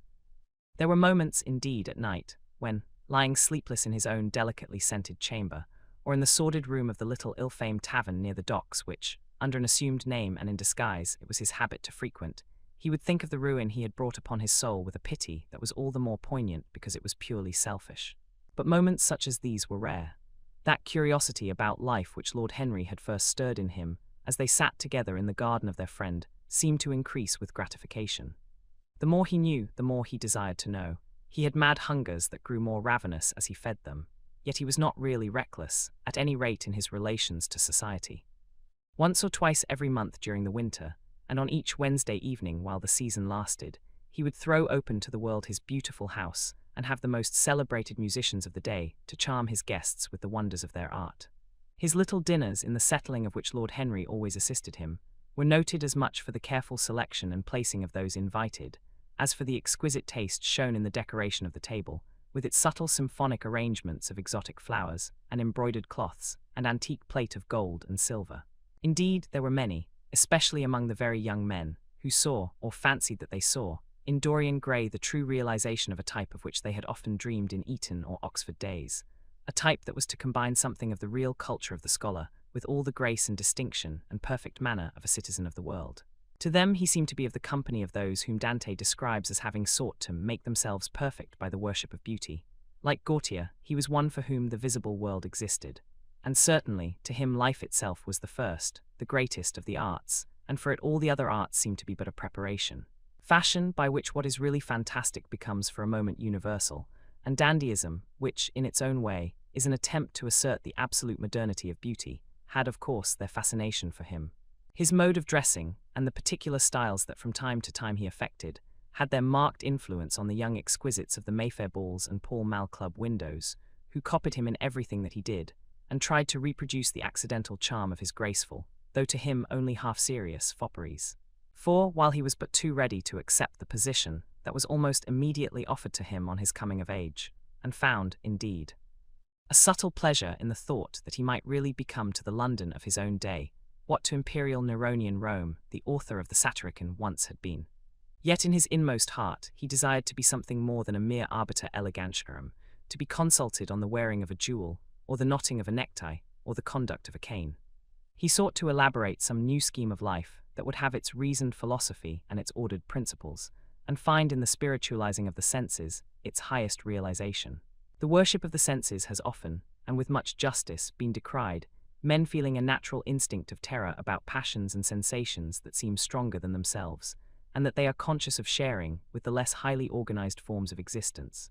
But it appeared to Dorian Gray that the true nature of the senses had never been understood, and that they had remained savage and animal, merely because the world had sought to starve them into submission or to kill them by pain, instead of aiming at making them elements of a new spirituality, of which a fine instinct for beauty was to be the dominant characteristic. As he looked back upon man moving through history, he was haunted by a feeling of loss. So much had been surrendered, and to such little purpose. There had been mad willful rejections, monstrous forms of self-torture and self-denial, whose origin was fear, and whose result was a degradation infinitely more terrible than that fancied degradation from which, in their ignorance, they had sought to escape.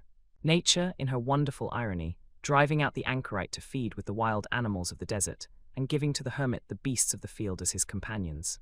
Yes, there was to be, as Lord Henry had prophesied, a new hedonism that was to recreate life, and to save it from that harsh, uncomely puritanism that is having, in our own day, its curious revival. It was to have its service of the intellect, certainly, yet it was never to accept any theory or system that would involve the sacrifice of any mode of passionate experience. Its aim, indeed, was to be experience itself, and not the fruits of experience, sweet or bitter as they might be. Of the aestheticism that deadens the senses, as of the vulgar profligacy that dulls them, it was to know nothing. But it was to teach man to concentrate himself upon the moments of a life that is itself but a moment. There are few of us who have not sometimes wakened before dawn, either after one of those dreamless nights that make us almost enamored of death, or one of those nights of horror and misshapen joy, when through the chambers of the brain sweep phantoms more terrible than reality itself, and instinct with that vivid life that lurks in all grotesques, and that lends to Gothic art its enduring vitality, this art being, one might fancy, especially the art of those whose minds have been troubled with the malady of reverie. Gradually white fingers creep through the curtains, and they appear to tremble. In black fantastic shapes, dumb shadows crawl into the corners of the room and crouch there. Outside, there is the stirring of birds among the leaves, or the sound of men going forth to their work, or the sigh and sob of the wind coming down from the hills and wandering round the silent house, as though it feared to wake the sleepers, and yet must needs call forth sleep from her purple cave. Veil after veil of thin dusky gauze is lifted, and by degrees the forms and colours of things are restored to them, and we watch the dawn remaking the world in its antique pattern. The wan mirrors get back their mimic life. The flameless tapers stand where we had left them, and beside them lies the half-cut book that we had been studying, or the wired flower that we had worn at the ball, or the letter that we had been afraid to read, or that we had read too often. Nothing seems to us changed. Out of the unreal shadows of the night comes back the real life that we had known. We have to resume it where we had left off, and there steals over us a terrible sense of the necessity for the continuance of energy in the same wearisome round of stereotyped habits, or a wild longing, it may be, that our eyelids might open some morning upon a world that had been refashioned anew in the darkness for our pleasure, a world in which things would have fresh shapes and colours and be changed, or have other secrets, a world in which the past would have little or no place, or survive, at any rate, in no conscious form of obligation or regret, the remembrance even of joy having its bitterness and the memories of pleasure their pain. It was the creation of such worlds as these that seemed to Dorian Gray to be the true object, or amongst the true objects of life. And in his search for sensations that would be at once new and delightful, and possess that element of strangeness that is so essential to romance, he would often adopt certain modes of thought that he knew to be really alien to his nature, abandon himself to their subtle influences, and then, having, as it were, caught their colour and satisfied his intellectual curiosity, leave them with that curious indifference that is not incompatible with a real ardour of temperament, and that, indeed, according to certain modern psychologists, is often a condition of it. It was rumoured of him once that he was about to join the Roman Catholic communion, and certainly the Roman ritual had always a great attraction for him.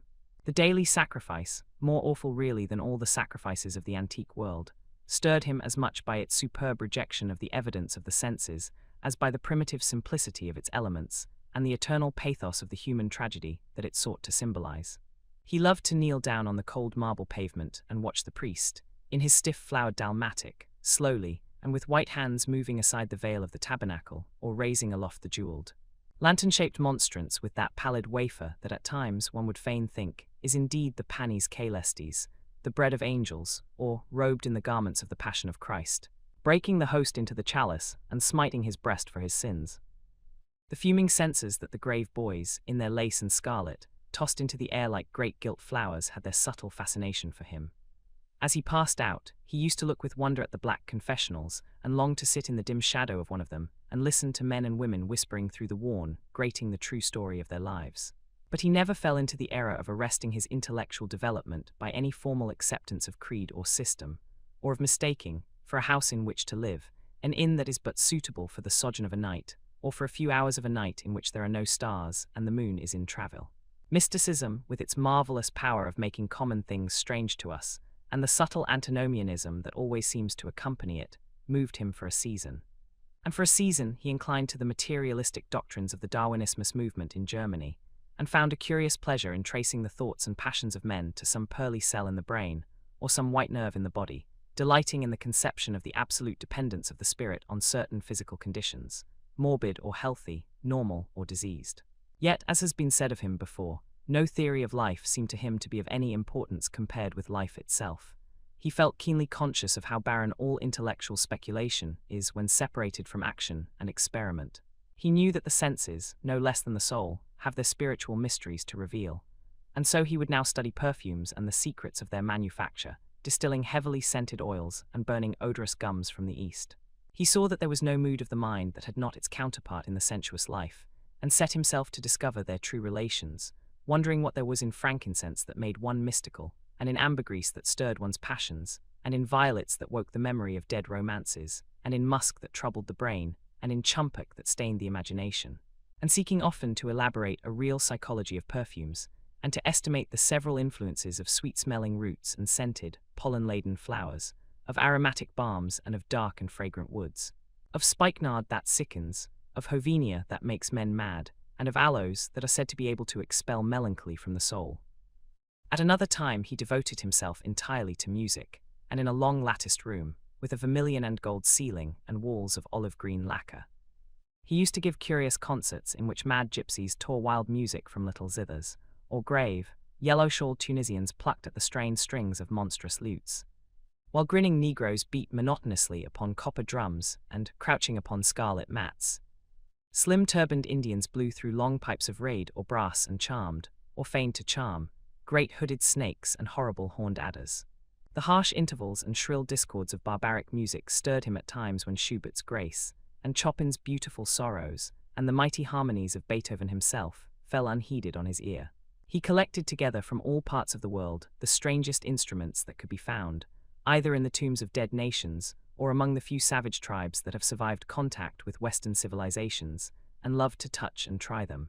He had the mysterious Juru Paris of the Rio Negro Indians, that women are not allowed to look at, and that even youths may not see, till they have been subjected to fasting and scourging.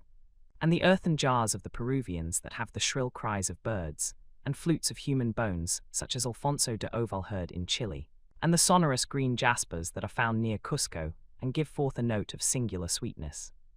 He had painted gourds filled with pebbles that rattled when they were shaken, the long clarin of the Mexicans, into which the performer does not blow, but through which he inhales the air. The harsh tur of the Amazon tribes, that is sounded by the sentinels who sit all day long in high trees, and can be heard, it is said, at a distance of 3 leagues.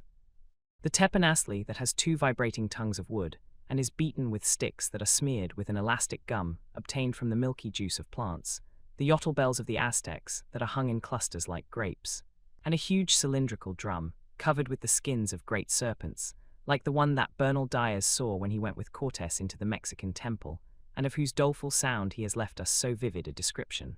The fantastic character of these instruments fascinated him, and he felt a curious delight in the thought that art, like nature, has her monsters, things of bestial shape and with hideous voices. Yet after some time he wearied of them, and would sit in his box at the opera, either alone or with Lord Henry, listening in rapt pleasure to Tannhäuser, and seeing in the prelude to that great work of art a presentation of the tragedy of his own soul. On one occasion he took up the study of jewels, and appeared at a costume ball as Anne de Joyeuse, Admiral of France, in a dress covered with 560 pearls. This taste enthralled him for years, and indeed may be said never to have left him. He would often spend a whole day settling and resettling in their cases the various stones that he had collected, such as the olive-green chrysoberyl that turns red by lamplight, the cymophane with its wire-like line of silver, the pistachio-colored peridot, rose-pink and wine-yellow topazes, carbuncles of fiery scarlet with tremulous, four-rayed stars, flame-red cinnamon stones, orange and violet spinels, and amethysts with their alternate layers of ruby and sapphire. He loved the red gold of the sunstone, and the moonstone's pearly whiteness, and the broken rainbow of the milky opal. He procured from Amsterdam 3 emeralds of extraordinary size and richness of color, and had a turquoise de la Ville Roche that was the envy of all the connoisseurs. He discovered wonderful stories also about jewels. In Alfonso's Clericales Disciplina, a serpent was mentioned with eyes of real jacinth, and in the romantic history of Alexander. The conqueror of Emathia was said to have found in the vale of Jordan snakes, with collars of real emeralds growing on their backs. There was a gem in the brain of the dragon, Philostratus told us. And by the exhibition of golden letters and a scarlet robe, the monster could be thrown into a magical sleep and slain. According to the great alchemist, Pierre de Boniface, the diamond rendered a man invisible, and the agate of India made him eloquent. The cornelian appeased anger, and the hyacinth provoked sleep, and the amethyst drove away the fumes of wine. The garnet cast out demons, and the hydropicus deprived the moon of her color. The selenite waxed and waned with the moon, and the Meloceus that discovers thieves, could be affected only by the blood of kids. Leonardus Camillus had seen a white stone taken from the brain of a newly killed toad that was a certain antidote against poison. The bezoar that was found in the heart of the Arabian deer was a charm that could cure the plague. In the nests of Arabian birds was the aspalates that, according to Democritus, kept the wearer from any danger by fire. The king of Ceylon rode through his city with a large ruby in his hand as the ceremony of his coronation. The gates of the palace of John the priest were made of sardius, with the horn of the horned snake inwrought, so that no man might bring poison within. Over the gable were 2 golden apples, in which were 2 carbuncles, so that the gold might shine by day and the carbuncles by night. In Lodge's strange romance, A Marguerite of America, it was stated that in the chamber of the queen one could behold all the chaste ladies of the world, enchased out of silver, looking through fair mirrors of chrysolites, carbuncles, sapphires, and green emeralds. Marco Polo had seen the inhabitants of Zipangu place rose-colored pearls in the mouths of the dead. A sea monster had been enamored of the pearl that the diver brought to King Perozes, and had slain the thief, and mourned for 7 moons over its loss. When the Huns lured the king into the great pit, he flung it away, Procopius tells the story, nor was it ever found again, though the Emperor Anastasius offered 500 weight of gold pieces for it. The king of Malabar had shown to a certain Venetian a rosary of 304 pearls, one for every god that he worshipped. When the Duke de Valentinois, son of Alexander VI, visited Louis XII of France, his horse was loaded with gold leaves, according to Brantome, and his cap had double rows of rubies that threw out a great light. Charles of England had ridden in stirrups hung with 421 diamonds. Richard II had a coat, valued at 30,000 marks, which was covered with balas rubies. Hall described Henry VII, on his way to the Tower previous to his coronation, as wearing a jacket of raised gold, the placard embroidered with diamonds and other rich stones, and a great borderike about his neck of large balasses. The favourites of James I wore earrings of emeralds set in gold filigrane. Edward II gave to Piers Gaveston a suit of red gold armour studded with jacinths, a collar of gold roses set with turquoise stones, and a skullcap parsemé with pearls. Henry II wore jewelled gloves reaching to the elbow, and had a hawk glove sewn with 12 rubies and 52 great orients. The ducal hat of Charles the Rash, the last Duke of Burgundy of his race, was hung with pear-shaped pearls and studded with sapphires. How exquisite life had once been! How gorgeous in its pomp and decoration! Even to read of the luxury of the dead was wonderful. Then he turned his attention to embroideries and to the tapestries that performed the office of frescoes in the chill rooms of the northern nations of Europe. As he investigated the subject, and he always had an extraordinary faculty of becoming absolutely absorbed for the moment in whatever he took up, he was almost saddened by the reflection of the ruin that time brought on beautiful and wonderful things. He, at any rate, had escaped that. Summer followed summer, and the yellow jonquils bloomed and died many times, and nights of horror repeated the story of their shame, but he was unchanged. No winter marred his face or stained his flower-like bloom. How different it was with material things. Where had they passed to? Where was the great crocus-coloured robe, on which the gods fought against the giants, that had been worked by brown girls for the pleasure of Athene? Where the huge velarium that Nero had stretched across the Colosseum at Rome, that Titan sail of purple on which was represented the starry sky, and Apollo driving a chariot drawn by white, gilt-trained steeds? He longed to see the curious table napkins wrought for the priest of the sun, on which were displayed all the dainties and viands that could be wanted for a feast, the mortuary cloth of King Chilperic, with its 300 golden bees, the fantastic robes that excited the indignation of the Bishop of Pontus, and were figured with lions, panthers, bears, dogs, forests, rocks, hunters, all in fact that a painter can copy from nature. And the coat that Charles of Orleans once wore, on the sleeves of which were embroidered the verses of a song beginning Madame, Je suis tout joyeux, the musical accompaniment of the words being wrought in gold thread, and each note of square shape in those days formed with 4 pearls. He read of the room that was prepared at the palace at Rheims for the use of Queen Joan of Burgundy, and was decorated with 1,321 parrots, made in broidery and blazoned with the king's arms, and 561 butterflies, whose wings were similarly ornamented with the arms of the queen, the whole worked in gold. Catherine de Medicis had a mourning bed made for her of black velvet powdered with crescents and suns. Its curtains were of damask, with leafy wreaths and garlands, figured upon a gold and silver ground, and fringed along the edges with broideries of pearls, and it stood in a room hung with rows of the queen's devices in cut black velvet upon cloth of silver. Louis XIV had gold-embroidered caryatides 15 feet high in his apartment. The state bed of Sobieski, King of Poland, was made of Smyrna gold brocade embroidered in turquoises with verses from the Koran. Its supports were of silver gilt, beautifully chased, and profusely set with enameled and jeweled medallions. It had been taken from the Turkish camp before Vienna, and the standard of Mohammed had stood beneath the tremulous gilt of its canopy. And so, for a whole year, he sought to accumulate the most exquisite specimens that he could find of textile and embroidered work, getting the dainty Delhi muslins, finely wrought with gold thread palmates and stitched over with iridescent beetles' wings. The Dhaka gauzes that from their transparency are known in the East as woven air, and running water, and evening dew, strange figured cloths from Java, elaborate yellow Chinese hangings. Books bound in tawny satins or fair blue silks, and wrought with fleur-de-lis, birds and images, veils of lasses worked in Hungary point, Sicilian brocades and stiff Spanish velvets, Georgian work with its gilt coins, and Japanese faucusas, with their green-toned golds and their marvelously plumaged birds. He had a special passion, also, for ecclesiastical vestments, as indeed he had for everything connected with the service of the church. In the long cedar chests that lined the west gallery of his house, he had stored away many rare and beautiful specimens of what is really the raiment of the bride of Christ, who must wear purple and jewels and fine linen, that she may hide the pallid macerated body that is worn by the suffering that she seeks for and wounded by self-inflicted pain. He possessed a gorgeous cope of crimson silk and gold thread damask, figured with a repeating pattern of golden pomegranates set in six-petaled formal blossoms, beyond which on either side was the pineapple device wrought in seed pearls. The orphreys were divided into panels representing scenes from the life of the Virgin, and the coronation of the Virgin was figured in coloured silks upon the hood. This was Italian work of the 15th century.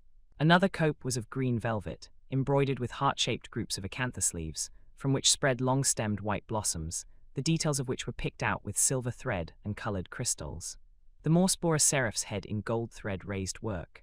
The orphreys were woven in a diaper of red and gold silk, and were starred with medallions of many saints and martyrs, among whom was St. Sebastian. He had chasubles also of amber-coloured silk, and blue silk and gold brocade, and yellow silk damask and cloth of gold, figured with representations of the Passion and Crucifixion of Christ, and embroidered with lions and peacocks and other emblems.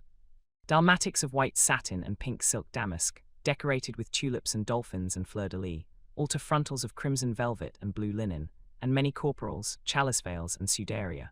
In the mystic offices to which such things were put, there was something that quickened his imagination. For these treasures, and everything that he collected in his lovely house, were to be to him means of forgetfulness, modes by which he could escape, for a season, from the fear that seemed to him at times to be almost too great to be borne. Upon the walls of the lonely locked room where he had spent so much of his boyhood, he had hung with his own hands the terrible portrait, whose changing features showed him the real degradation of his life, and in front of it had draped the purple and gold pall as a curtain. For weeks he would not go there, would forget the hideous painted thing, and get back his light heart, his wonderful joyousness, his passionate absorption in mere existence. Then suddenly some night he would creep out of the house, go down to dreadful places near Bluegate Fields, and stay there day after day until he was driven away. On his return he would sit in front of the picture, sometimes loathing it and himself, but filled at other times with that pride of individualism that is half the fascination of sin, and smiling with secret pleasure at the misshapen shadow that had to bear the burden that should have been his own. After a few years he could not endure to be long out of England, and gave up the villa that he had shared at Trouville with Lord Henry, as well as the little white walled-in house at Algiers, where they had more than once spent the winter. He hated to be separated from the picture that was such a part of his life, and was also afraid that during his absence someone might gain access to the room, in spite of the elaborate bars that he had caused to be placed upon the door. He was quite conscious that this would tell them nothing. It was true that the portrait still preserved, under all the foulness and ugliness of the face, its marked likeness to himself, but what could they learn from that? He would laugh at anyone who tried to taunt him. He had not painted it. What was it to him how vile and full of shame it looked? Even if he told them, would they believe it? Yet he was afraid. Sometimes when he was down at his great house in Nottinghamshire, entertaining the fashionable young men of his own rank who were his chief companions, and astounding the county by the wanton luxury and gorgeous splendour of his mode of life, he would suddenly leave his guests and rush back to town to see that the door had not been tampered with and that the picture was still there. What if it should be stolen? The mere thought made him cold with horror. Surely the world would know his secret then. Perhaps the world already suspected it, for while he fascinated many, there were not a few who distrusted him. He was very nearly blackballed at a West End club of which his birth and social position fully entitled him to become a member, and it was said that on one occasion, when he was brought by a friend into the smoking room of the Churchill, the Duke of Berwick and another gentleman got up in a marked manner and went out. Curious stories became current about him after he had passed his 25th year. It was rumored that he had been seen brawling with foreign sailors in a low den in the distant parts of Whitekapelle, and that he consorted with thieves and coiners and knew the mysteries of their trade.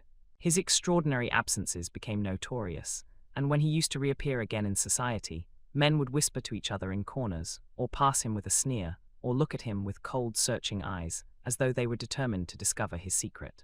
Of such insolences and attempted slights he, of course, took no notice, and in the opinion of most people his frank debonair manner, his charming boyish smile, and the infinite grace of that wonderful youth that seemed never to leave him, were in themselves a sufficient answer to the calumnies, for so they termed them, that were circulated about him. It was remarked, however, that some of those who had been most intimate with him appeared, after a time, to shun him. Women who had wildly adored him, and for his sake had braved all social censure and set convention at defiance, were seen to grow pallid with shame or horror if Dorian Gray entered the room. Yet these whispered scandals only increased in the eyes of many his strange and dangerous charm. His great wealth was a certain element of security. Society, civilized society, at least, is never very ready to believe anything to the detriment of those who are both rich and fascinating. It feels instinctively that manners are of more importance than morals, and in its opinion, the highest respectability is of much less value than the possession of a good chef. And after all, it is a very poor consolation to be told that the man who has given one a bad dinner or poor wine is irreproachable in his private life. Even the cardinal virtues cannot atone for half-cold in trays, as Lord Henry remarked once in a discussion on the subject, and there is possibly a good deal to be said for his view. For the canons of good society are, or should be, the same as the canons of art. Form is absolutely essential to it. It should have the dignity of a ceremony, as well as its unreality, and should combine the insincere character of a romantic play with the wit and beauty that make such plays delightful to us. Is insincerity such a terrible thing? I think not. It is merely a method by which we can multiply our personalities. Such, at any rate, was Dorian Gray's opinion. He used to wonder at the shallow psychology of those who conceive the ego in man as a thing simple, permanent, reliable, and of one essence. To him, man was a being with myriad lives and myriad sensations, a complex multiform creature that bore within itself strange legacies of thought and passion, and whose very flesh was tainted with the monstrous maladies of the dead. He loved to stroll through the gaunt cold picture gallery of his country house, and look at the various portraits of those whose blood flowed in his veins. Here was Philip Herbert, described by Francis Osborne, in his memoirs on the reigns of Queen Elizabeth and King James, as one who was caressed by the court for his handsome face, which kept him not long company. Was it young Herbert's life that he sometimes led? Had some strange poisonous germ crept from body to body till it had reached his own? Was it some dim sense of that ruined grace that had made him so suddenly, and almost without cause, give utterance in Basil Hallward's studio to the mad prayer that had so changed his life? Here, in gold-embroidered red doublet, jewelled surcoat and gilt-edged ruff and wristbands, stood Sir Anthony Sherard, with his Sylvan black armour piled at his feet. What had this man's legacy been? Had the lover of Giovanna of Naples bequeathed him some inheritance of sin and shame? Were his own actions merely the dreams that the dead man had not dared to realize? Here, from the fading canvas, smiled Lady Elizabeth Devereux, in her gauze hood, pearl stomacher, and pink-slashed sleeves. A flower was in her right hand, and her left clasped an enamelled collar of white and damask roses. On a table by her side lay a mandolin and an apple. There were large green rosettes upon her little pointed shoes. He knew her life and the strange stories that were told about her lovers. Had he something of her temperament in him? These oval, heavy-lidded eyes seemed to look curiously at him. What of George Willoughby, with his powdered hair and fantastic patches? How evil he looked. The face was saturnine and swarthy, and the sensual lips seemed to be twisted with disdain. Delicate lace ruffles fell over the lean yellow hands that were so overladen with rings. He had been a macaroni of the 18th century, and the friend, in his youth, of Lord Ferrars. What of the second Lord Beckenham, the companion of the Prince Regent in his wildest days, and one of the witnesses at the secret marriage with Mrs. Fitzherbert? How proud and handsome he was, with his chestnut curls and insolent pose. What passions had he bequeathed? The world had looked upon him as infamous. He had led the orgies at Carlton House. The Star of the Garter glittered upon his breast. Beside him hung the portrait of his wife, a pallid, thin-lipped woman in black. Her blood also stirred within him. How curious it all seemed. And his mother with her Lady Hamilton face and her moist, wine-dashed lips, he knew what he had got from her. He had got from her his beauty and his passion for the beauty of others. She laughed at him in her loose bacchant dress. There were vine leaves in her hair. The purple spilled from the cup she was holding. The carnations of the painting had withered, but the eyes were still wonderful in their depth and brilliancy of colour. They seemed to follow him wherever he went. Yet one had ancestors in literature as well as in one's own race, nearer perhaps in type and temperament, many of them, and certainly with an influence of which one was more absolutely conscious. There were times when it appeared to Dorian Gray that the whole of history was merely the record of his own life, not as he had lived it in act and circumstance, but as his imagination had created it for him, as it had been in his brain and in his passions. He felt that he had known them all, those strange, terrible figures that had passed across the stage of the world, and made sin so marvelous and evil so full of subtlety. It seemed to him that in some mysterious way their lives had been his own. The hero of the wonderful novel that had so influenced his life had himself known this curious fancy.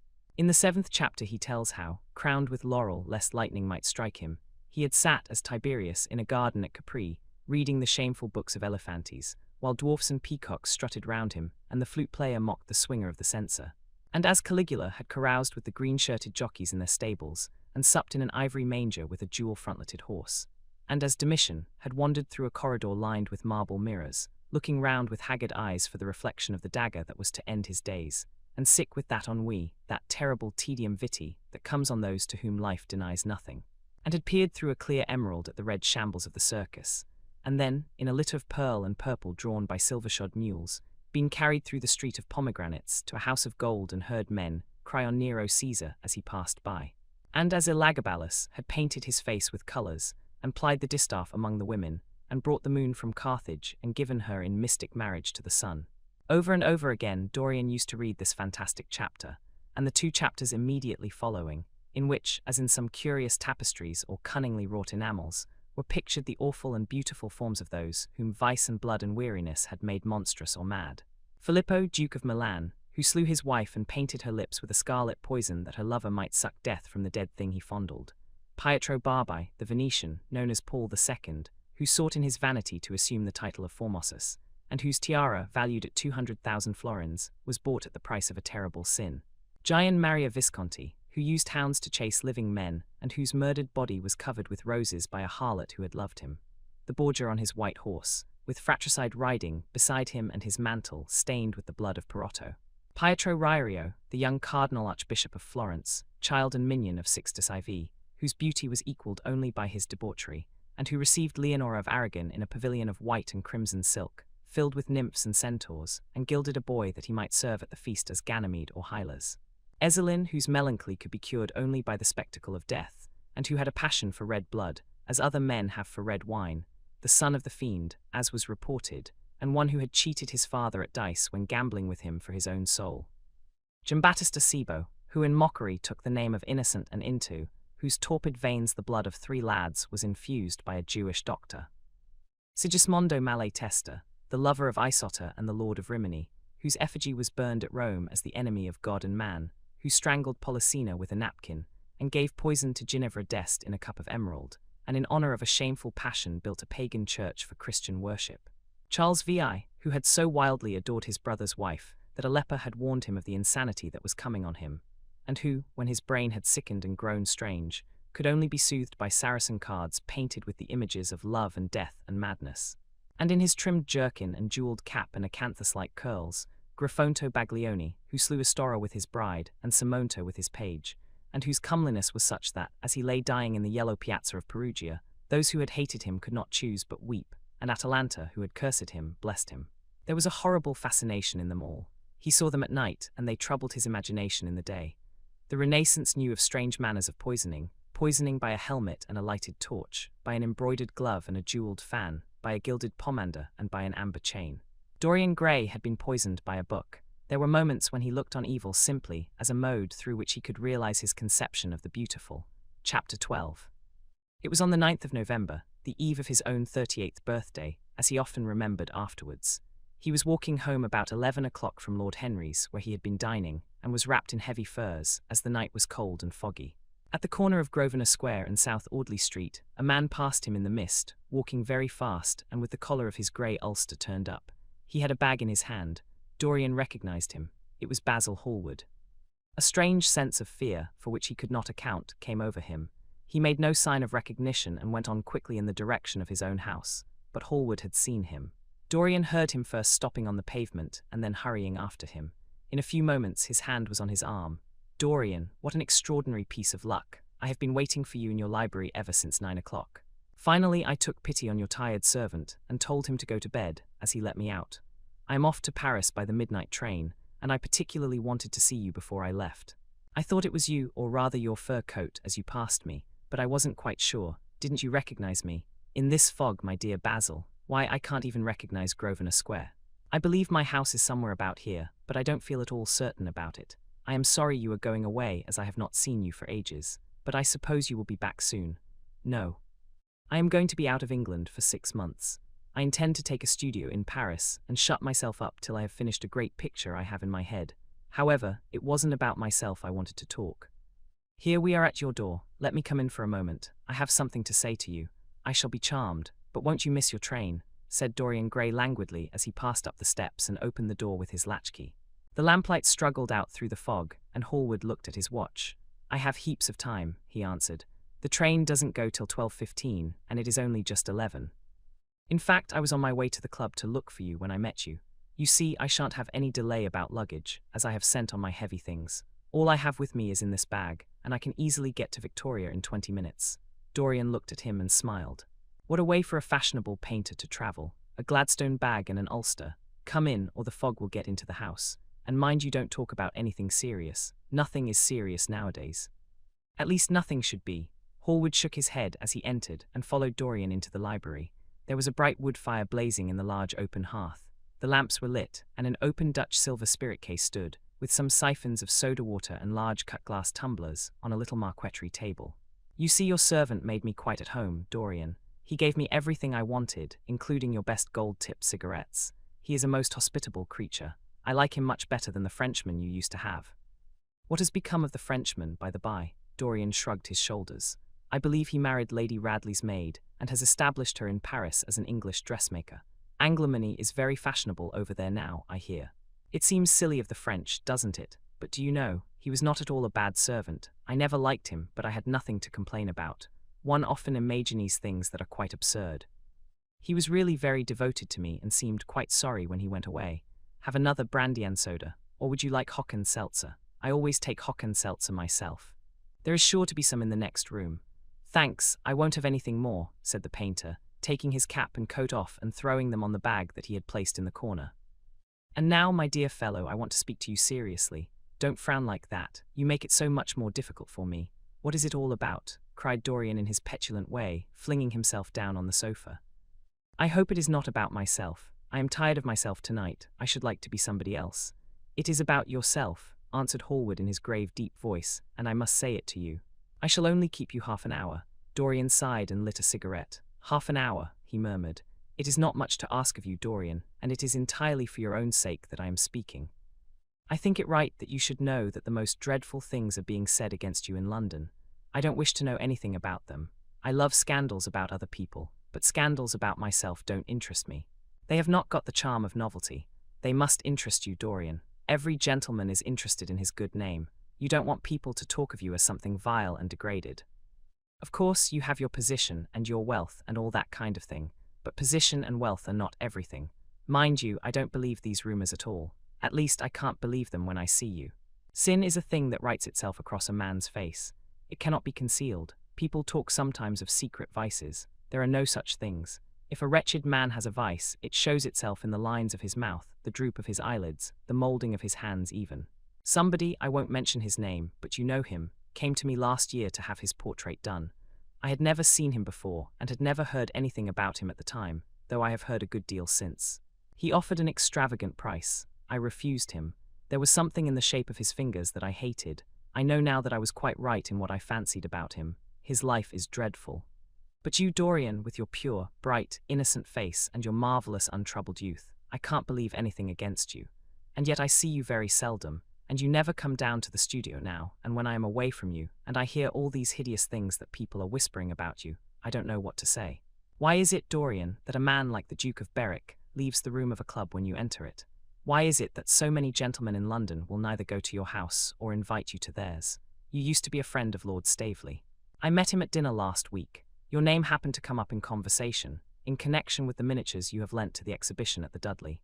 Staveley curled his lip and said that you might have the most artistic tastes, but that you were a man whom no pure-minded girl should be allowed to know, and whom no chaste woman should sit in the same room with.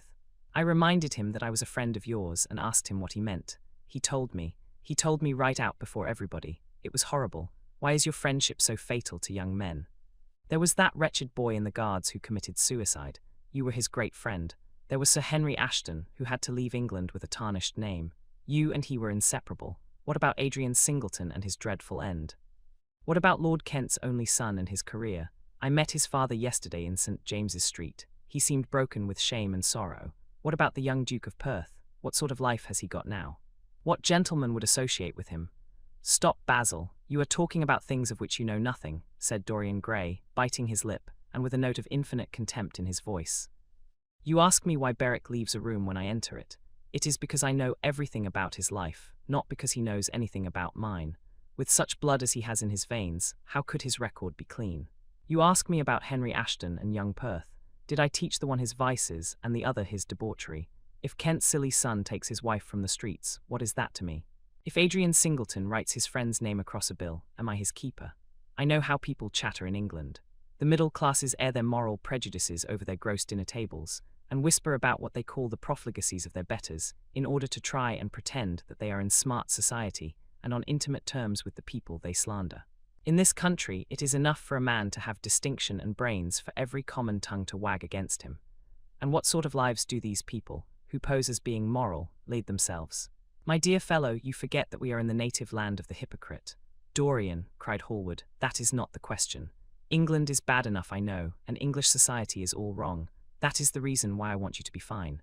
You have not been fine. One has a right to judge of a man by the effect he has over his friends. Yours seem to lose all sense of honor, of goodness, of purity. You have filled them with a madness for pleasure. They have gone down into the depths. You led them there? Yes, you led them there, and yet you can smile as you are smiling now. And there is worse behind. I know you and Harry are inseparable. Surely for that reason, if for none other, you should not have made his sister's name a byword. Take care, Basil. You go too far. I must speak, and you must listen. You shall listen. When you met Lady Gwendolen, not a breath of scandal had ever touched her. Is there a single decent woman in London now who would drive with her in the park?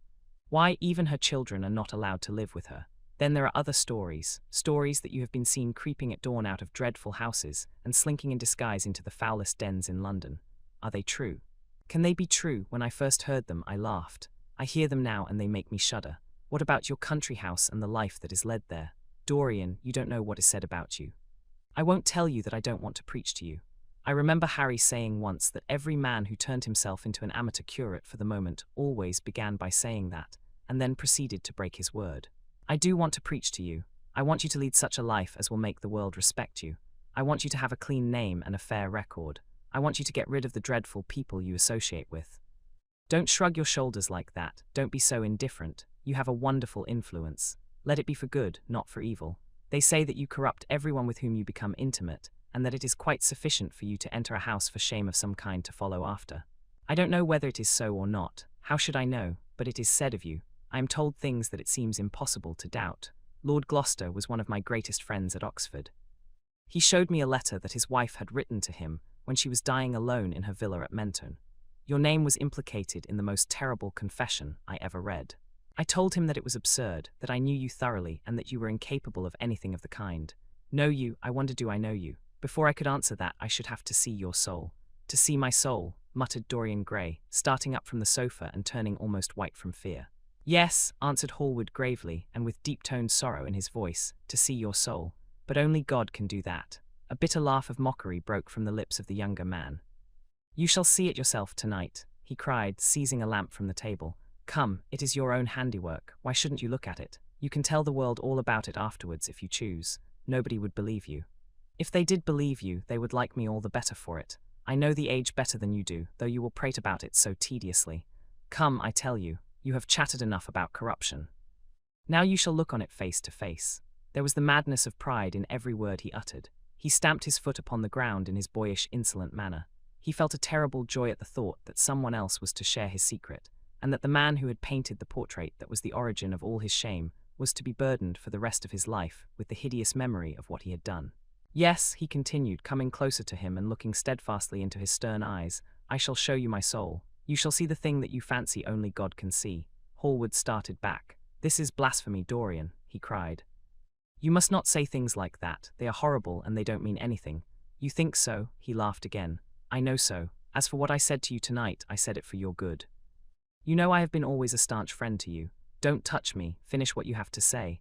A twisted flash of pain shot across the painter's face. He paused for a moment, and a wild feeling of pity came over him.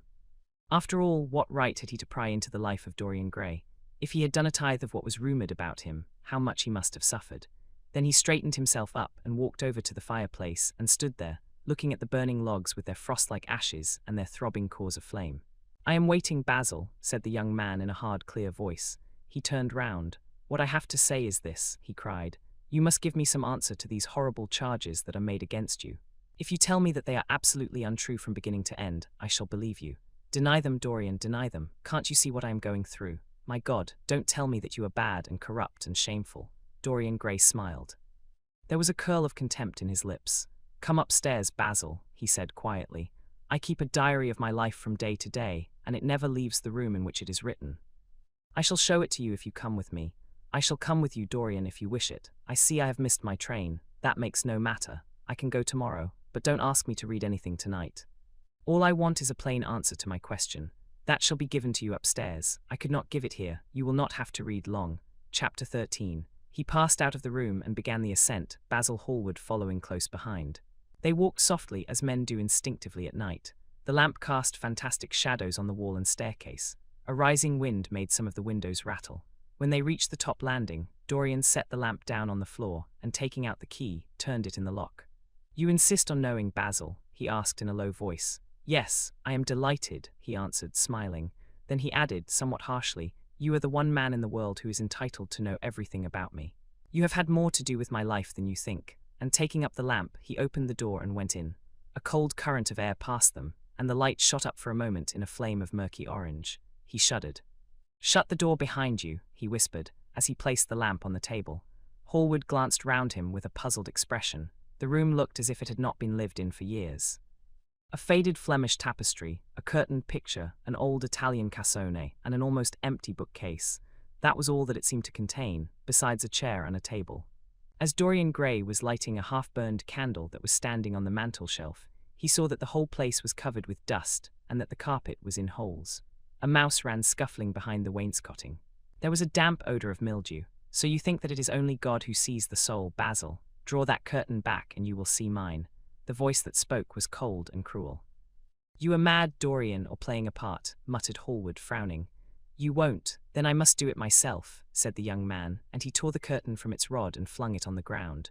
An exclamation of horror broke from the painter's lips as he saw in the dim light the hideous face on the canvas grinning at him. There was something in its expression that filled him with disgust and loathing. Good heavens! It was Dorian Gray's own face that he was looking at. The horror, whatever it was, had not yet entirely spoiled that marvelous beauty. There was still some gold in the thinning hair and some scarlet on the sensual mouth. The sodden eyes had kept something of the loveliness of their blue. The noble curves had not yet completely passed away from chiseled nostrils and from plastic throat. Yes, it was Dorian himself, but who had done it? He seemed to recognize his own brushwork, and the frame was his own design. The idea was monstrous, yet he felt afraid. He seized the lighted candle and held it to the picture. In the left-hand corner was his own name, traced in long letters of bright vermilion. It was some foul parody, some infamous ignoble satire. He had never done that. Still, it was his own picture. He knew it, and he felt as if his blood had changed in a moment from fire to sluggish ice. His own picture. What did it mean? Why had it altered? He turned and looked at Dorian Gray with the eyes of a sick man. His mouth twitched, and his parched tongue seemed unable to articulate. He passed his hand across his forehead. It was dank with clammy sweat. The young man was leaning against the mantel-shelf, watching him with that strange expression that one sees on the faces of those who are absorbed in a play when some great artist is acting. There was neither real sorrow in it nor real joy.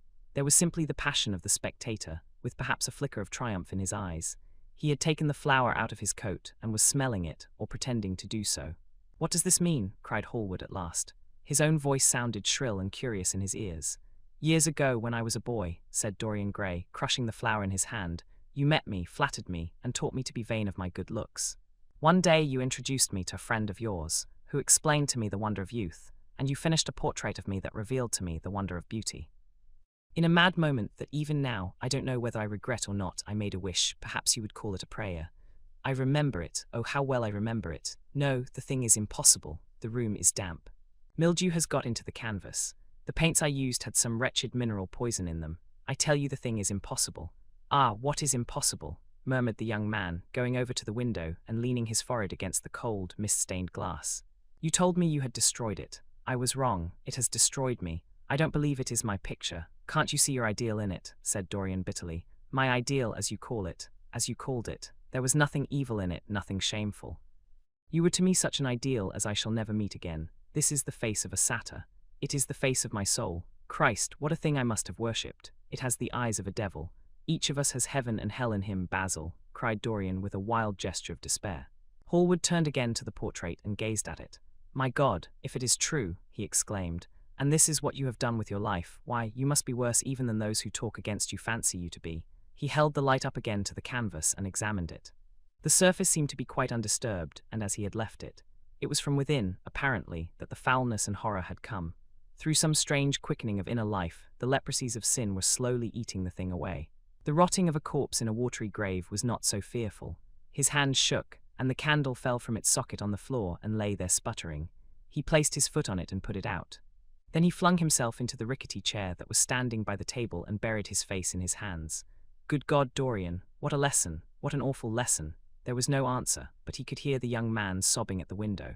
Pray, Dorian, pray, he murmured. What is it that one was taught to say in one's boyhood? Lead us not into temptation. Forgive us our sins, wash away our iniquities.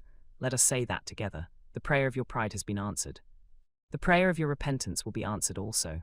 I worshipped you too much. I am punished for it. You worshipped yourself too much. We are both punished. Dorian Gray turned slowly around and looked at him with tear-dimmed eyes. It is too late, Basil, he faltered. It is never too late, Dorian. Let us kneel down and try if we cannot remember a prayer. Isn't there a verse somewhere, though your sins be as scarlet, yet I will make them as white as snow? Those words mean nothing to me now. Hush. Don't say that, you have done enough evil in your life. My God, don't you see that accursed thing leering at us? Dorian Gray glanced at the picture, and suddenly an uncontrollable feeling of hatred for Basil Hallward came over him, as though it had been suggested to him by the image on the canvas, whispered into his ear by those grinning lips. The mad passions of a hunted animal stirred within him, and he loathed the man who was seated at the table, more than in his whole life he had ever loathed anything. He glanced wildly around. Something glimmered on the top of the painted chest that faced him. His eye fell on it. He knew what it was. It was a knife that he had brought up some days before to cut a piece of cord and had forgotten to take away with him. He moved slowly towards it, passing Hallward as he did so. As soon as he got behind him, he seized it and turned round. Hallward stirred in his chair as if he was going to rise. He rushed at him and dug the knife into the great vein that is behind the ear, crushing the man's head down on the table and stabbing again and again. There was a stifled groan and the horrible sound of someone choking with blood. 3 times the outstretched arms shot up convulsively, waving grotesque, stiff-fingered hands in the air. He stabbed him twice more, but the man did not move. Something began to trickle on the floor. He waited for a moment, still pressing the head down. Then he threw the knife on the table and listened. He could hear nothing but the drip, drip on the threadbare carpet. He opened the door and went out on the landing. The house was absolutely quiet. No one was about. For a few seconds he stood bending over the balustrade and peering down into the black seething well of darkness. Then he took out the key and returned to the room, locking himself in as he did so. The thing was still seated in the chair, straining over the table with bowed head and humped back and long fantastic arms. Had it not been for the red jagged tear in the neck and the clotted black pool that was slowly widening on the table, one would have said that the man was simply asleep. How quickly it had all been done. He felt strangely calm, and walking over to the window, opened it and stepped out on the balcony. The wind had blown the fog away, and the sky was like a monstrous peacock's tail, starred with myriads of golden eyes. He looked down and saw the policeman going his rounds and flashing the long beam of his lantern on the doors of the silent houses. The crimson spot of a prowling hansom gleamed at the corner and then vanished. A woman in a fluttering shawl was creeping slowly by the railings, staggering as she went. Now and then she stopped and peered back. Once she began to sing in a hoarse voice. The policeman strolled over and said something to her. She stumbled away, laughing. A bitter blast swept across the square. The gas lamps flickered and became blue, and the leafless trees shook their black iron branches to and fro. He shivered and went back, closing the window behind him. Having reached the door, he turned the key and opened it. He did not even glance at the murdered man. He felt that the secret of the whole thing was not to realize the situation. The friend who had painted the fatal portrait to which all his misery had been due had gone out of his life. That was enough. Then he remembered the lamp. It was a rather curious one of Moorish workmanship, made of dull silver inlaid with arabesques of burnished steel, and studded with coarse turquoises. Perhaps it might be missed by his servant, and questions would be asked. He hesitated for a moment, then he turned back and took it from the table. He could not help seeing the dead thing, how still it was. How horribly white the long hands looked. It was like a dreadful wax image. Having locked the door behind him, he crept quietly downstairs. The woodwork creaked and seemed to cry out as if in pain. He stopped several times and waited.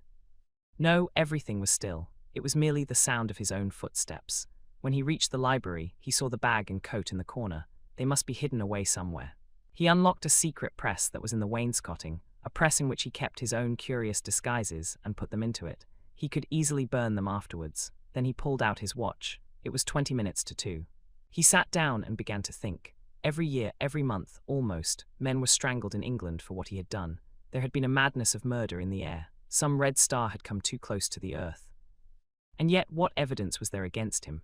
Basil Hallward had left the house at 11. No one had seen him come in again. Most of the servants were at Selby Royal. His valet had gone to bed. Paris, yes. It was to Paris that Basil had gone, and by the midnight train, as he had intended. With his curious reserved habits, it would be months before any suspicions would be roused. Months, everything could be destroyed long before then. A sudden thought struck him. He put on his fur coat and hat and went out into the hall. There he paused, hearing the slow, heavy tread of the policeman on the pavement outside, and seeing the flash of the bullseye reflected in the window. He waited and held his breath. After a few moments he drew back the latch and slipped out, shutting the door very gently behind him. Then he began ringing the bell. In about 5 minutes his valet appeared, half-dressed and looking very drowsy.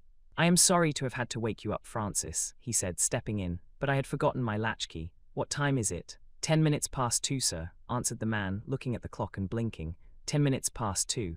"How horribly late. You must wake me at 9 tomorrow. I have some work to do."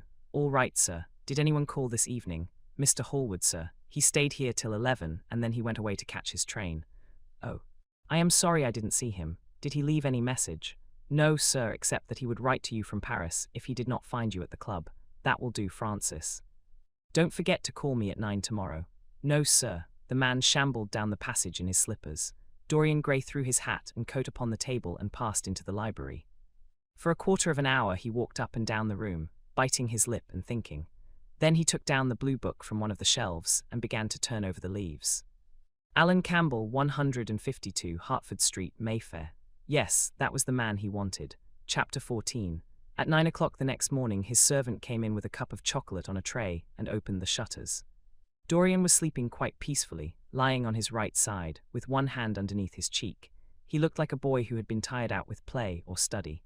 The man had to touch him twice on the shoulder before he woke, and as he opened his eyes a faint smile passed across his lips, as though he had been lost in some delightful dream. Yet he had not dreamed at all. His night had been untroubled by any images of pleasure or of pain, but youth smiles without any reason. It is one of its chiefest charms. He turned round and, leaning upon his elbow, began to sip his chocolate.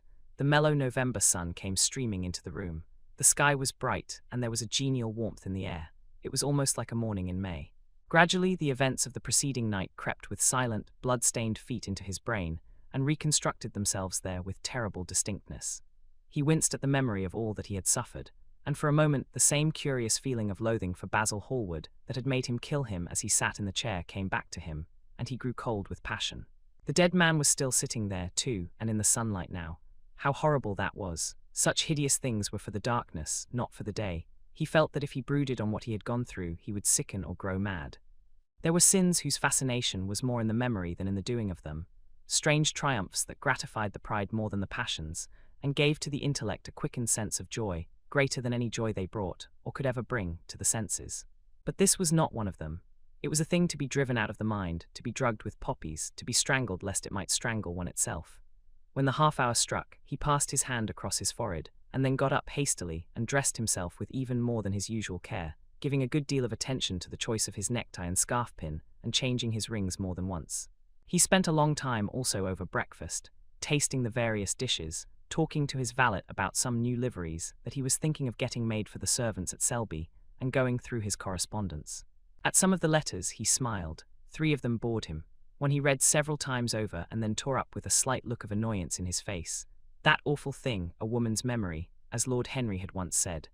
After he had drunk his cup of black coffee, he wiped his lips slowly with a napkin, motioned to his servant to wait, and going over to the table, sat down and wrote 2 letters.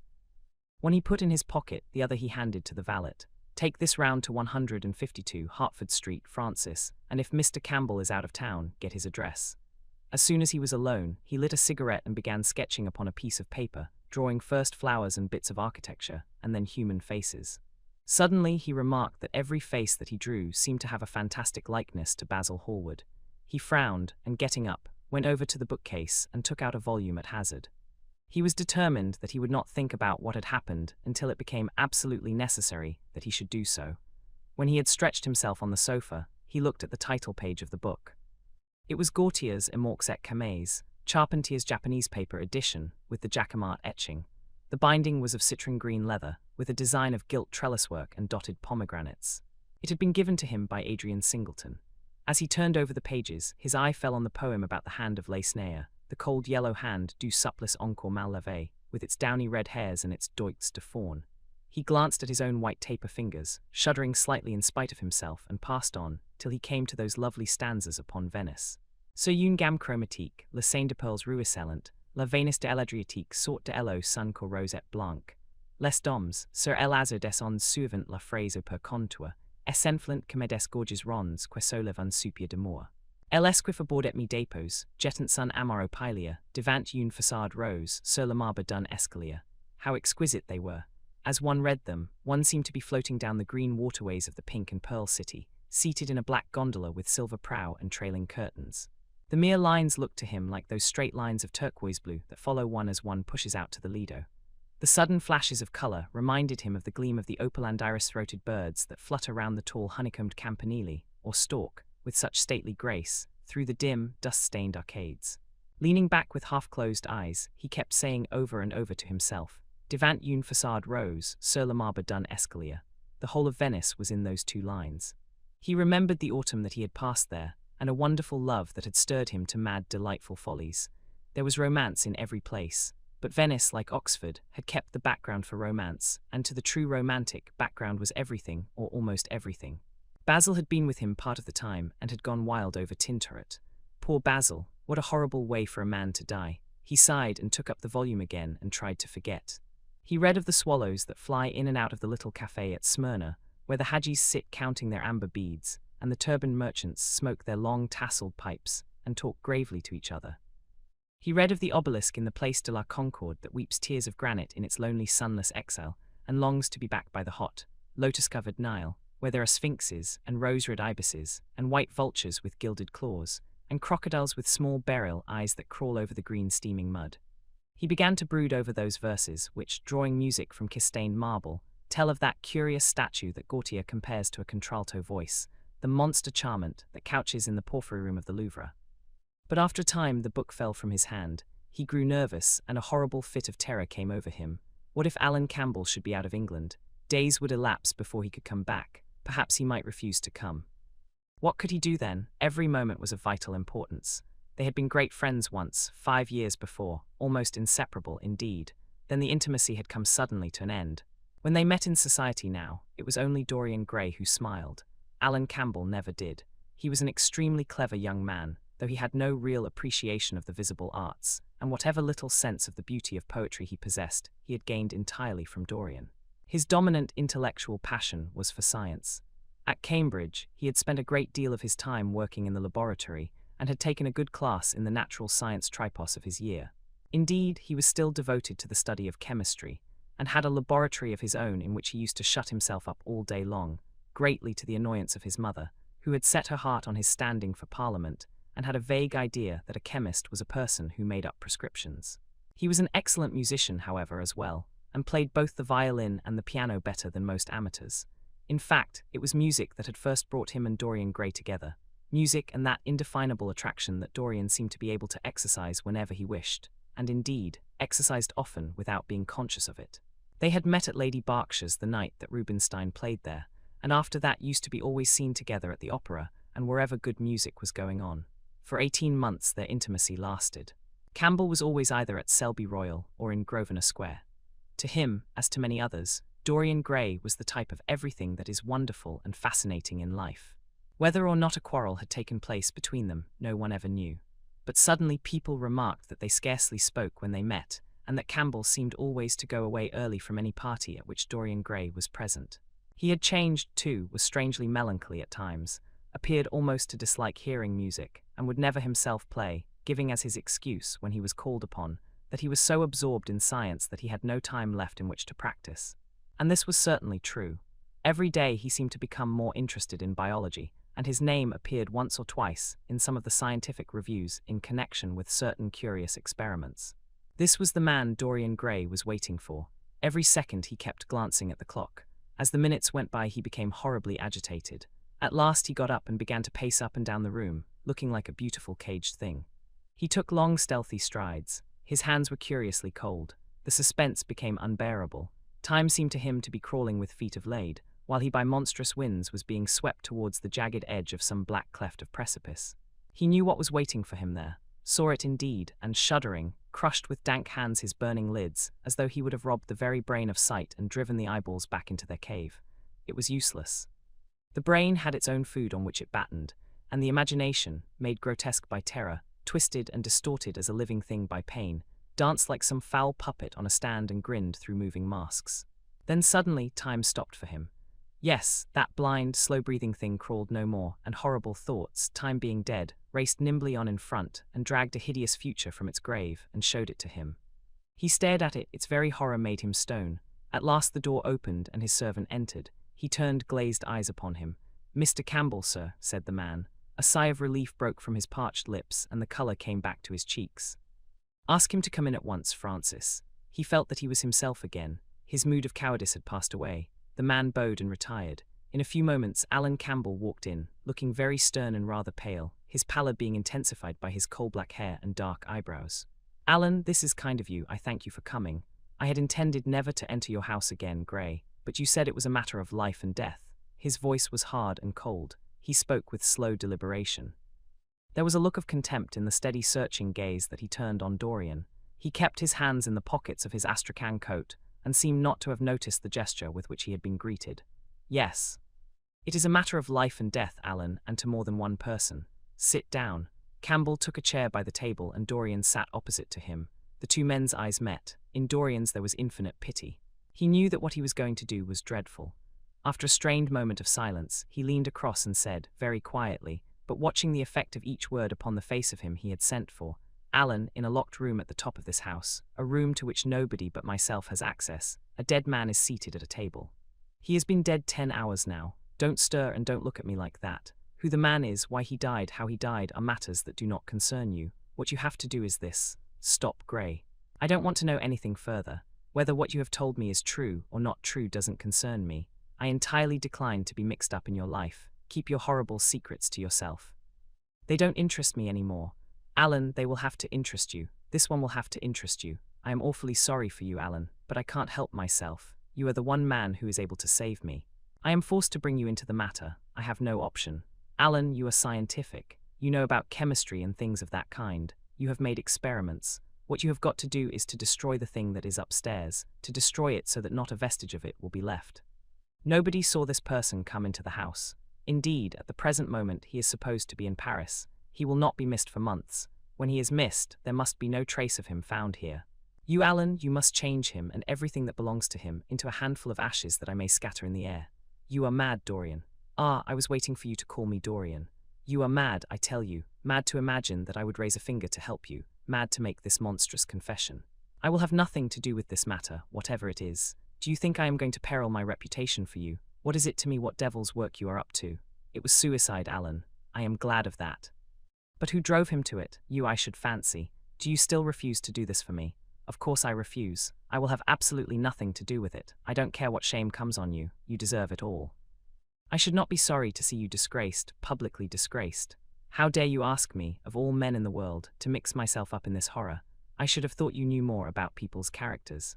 Your friend Lord Henry Wotton can't have taught you much about psychology, whatever else he has taught you. Nothing will induce me to stir a step to help you. You have come to the wrong man. Go to some of your friends.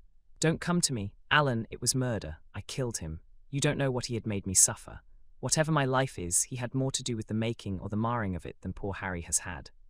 He may not have intended it, the result was the same. Murder, good God, Dorian, is that what you have come to? I shall not inform upon you, it is not my business. Besides, without my stirring in the matter, you are certain to be arrested. Nobody ever commits a crime without doing something stupid, but I will have nothing to do with it. You must have something to do with it. Wait a moment, listen to me. Only listen, Alan. All I ask of you is to perform a certain scientific experiment.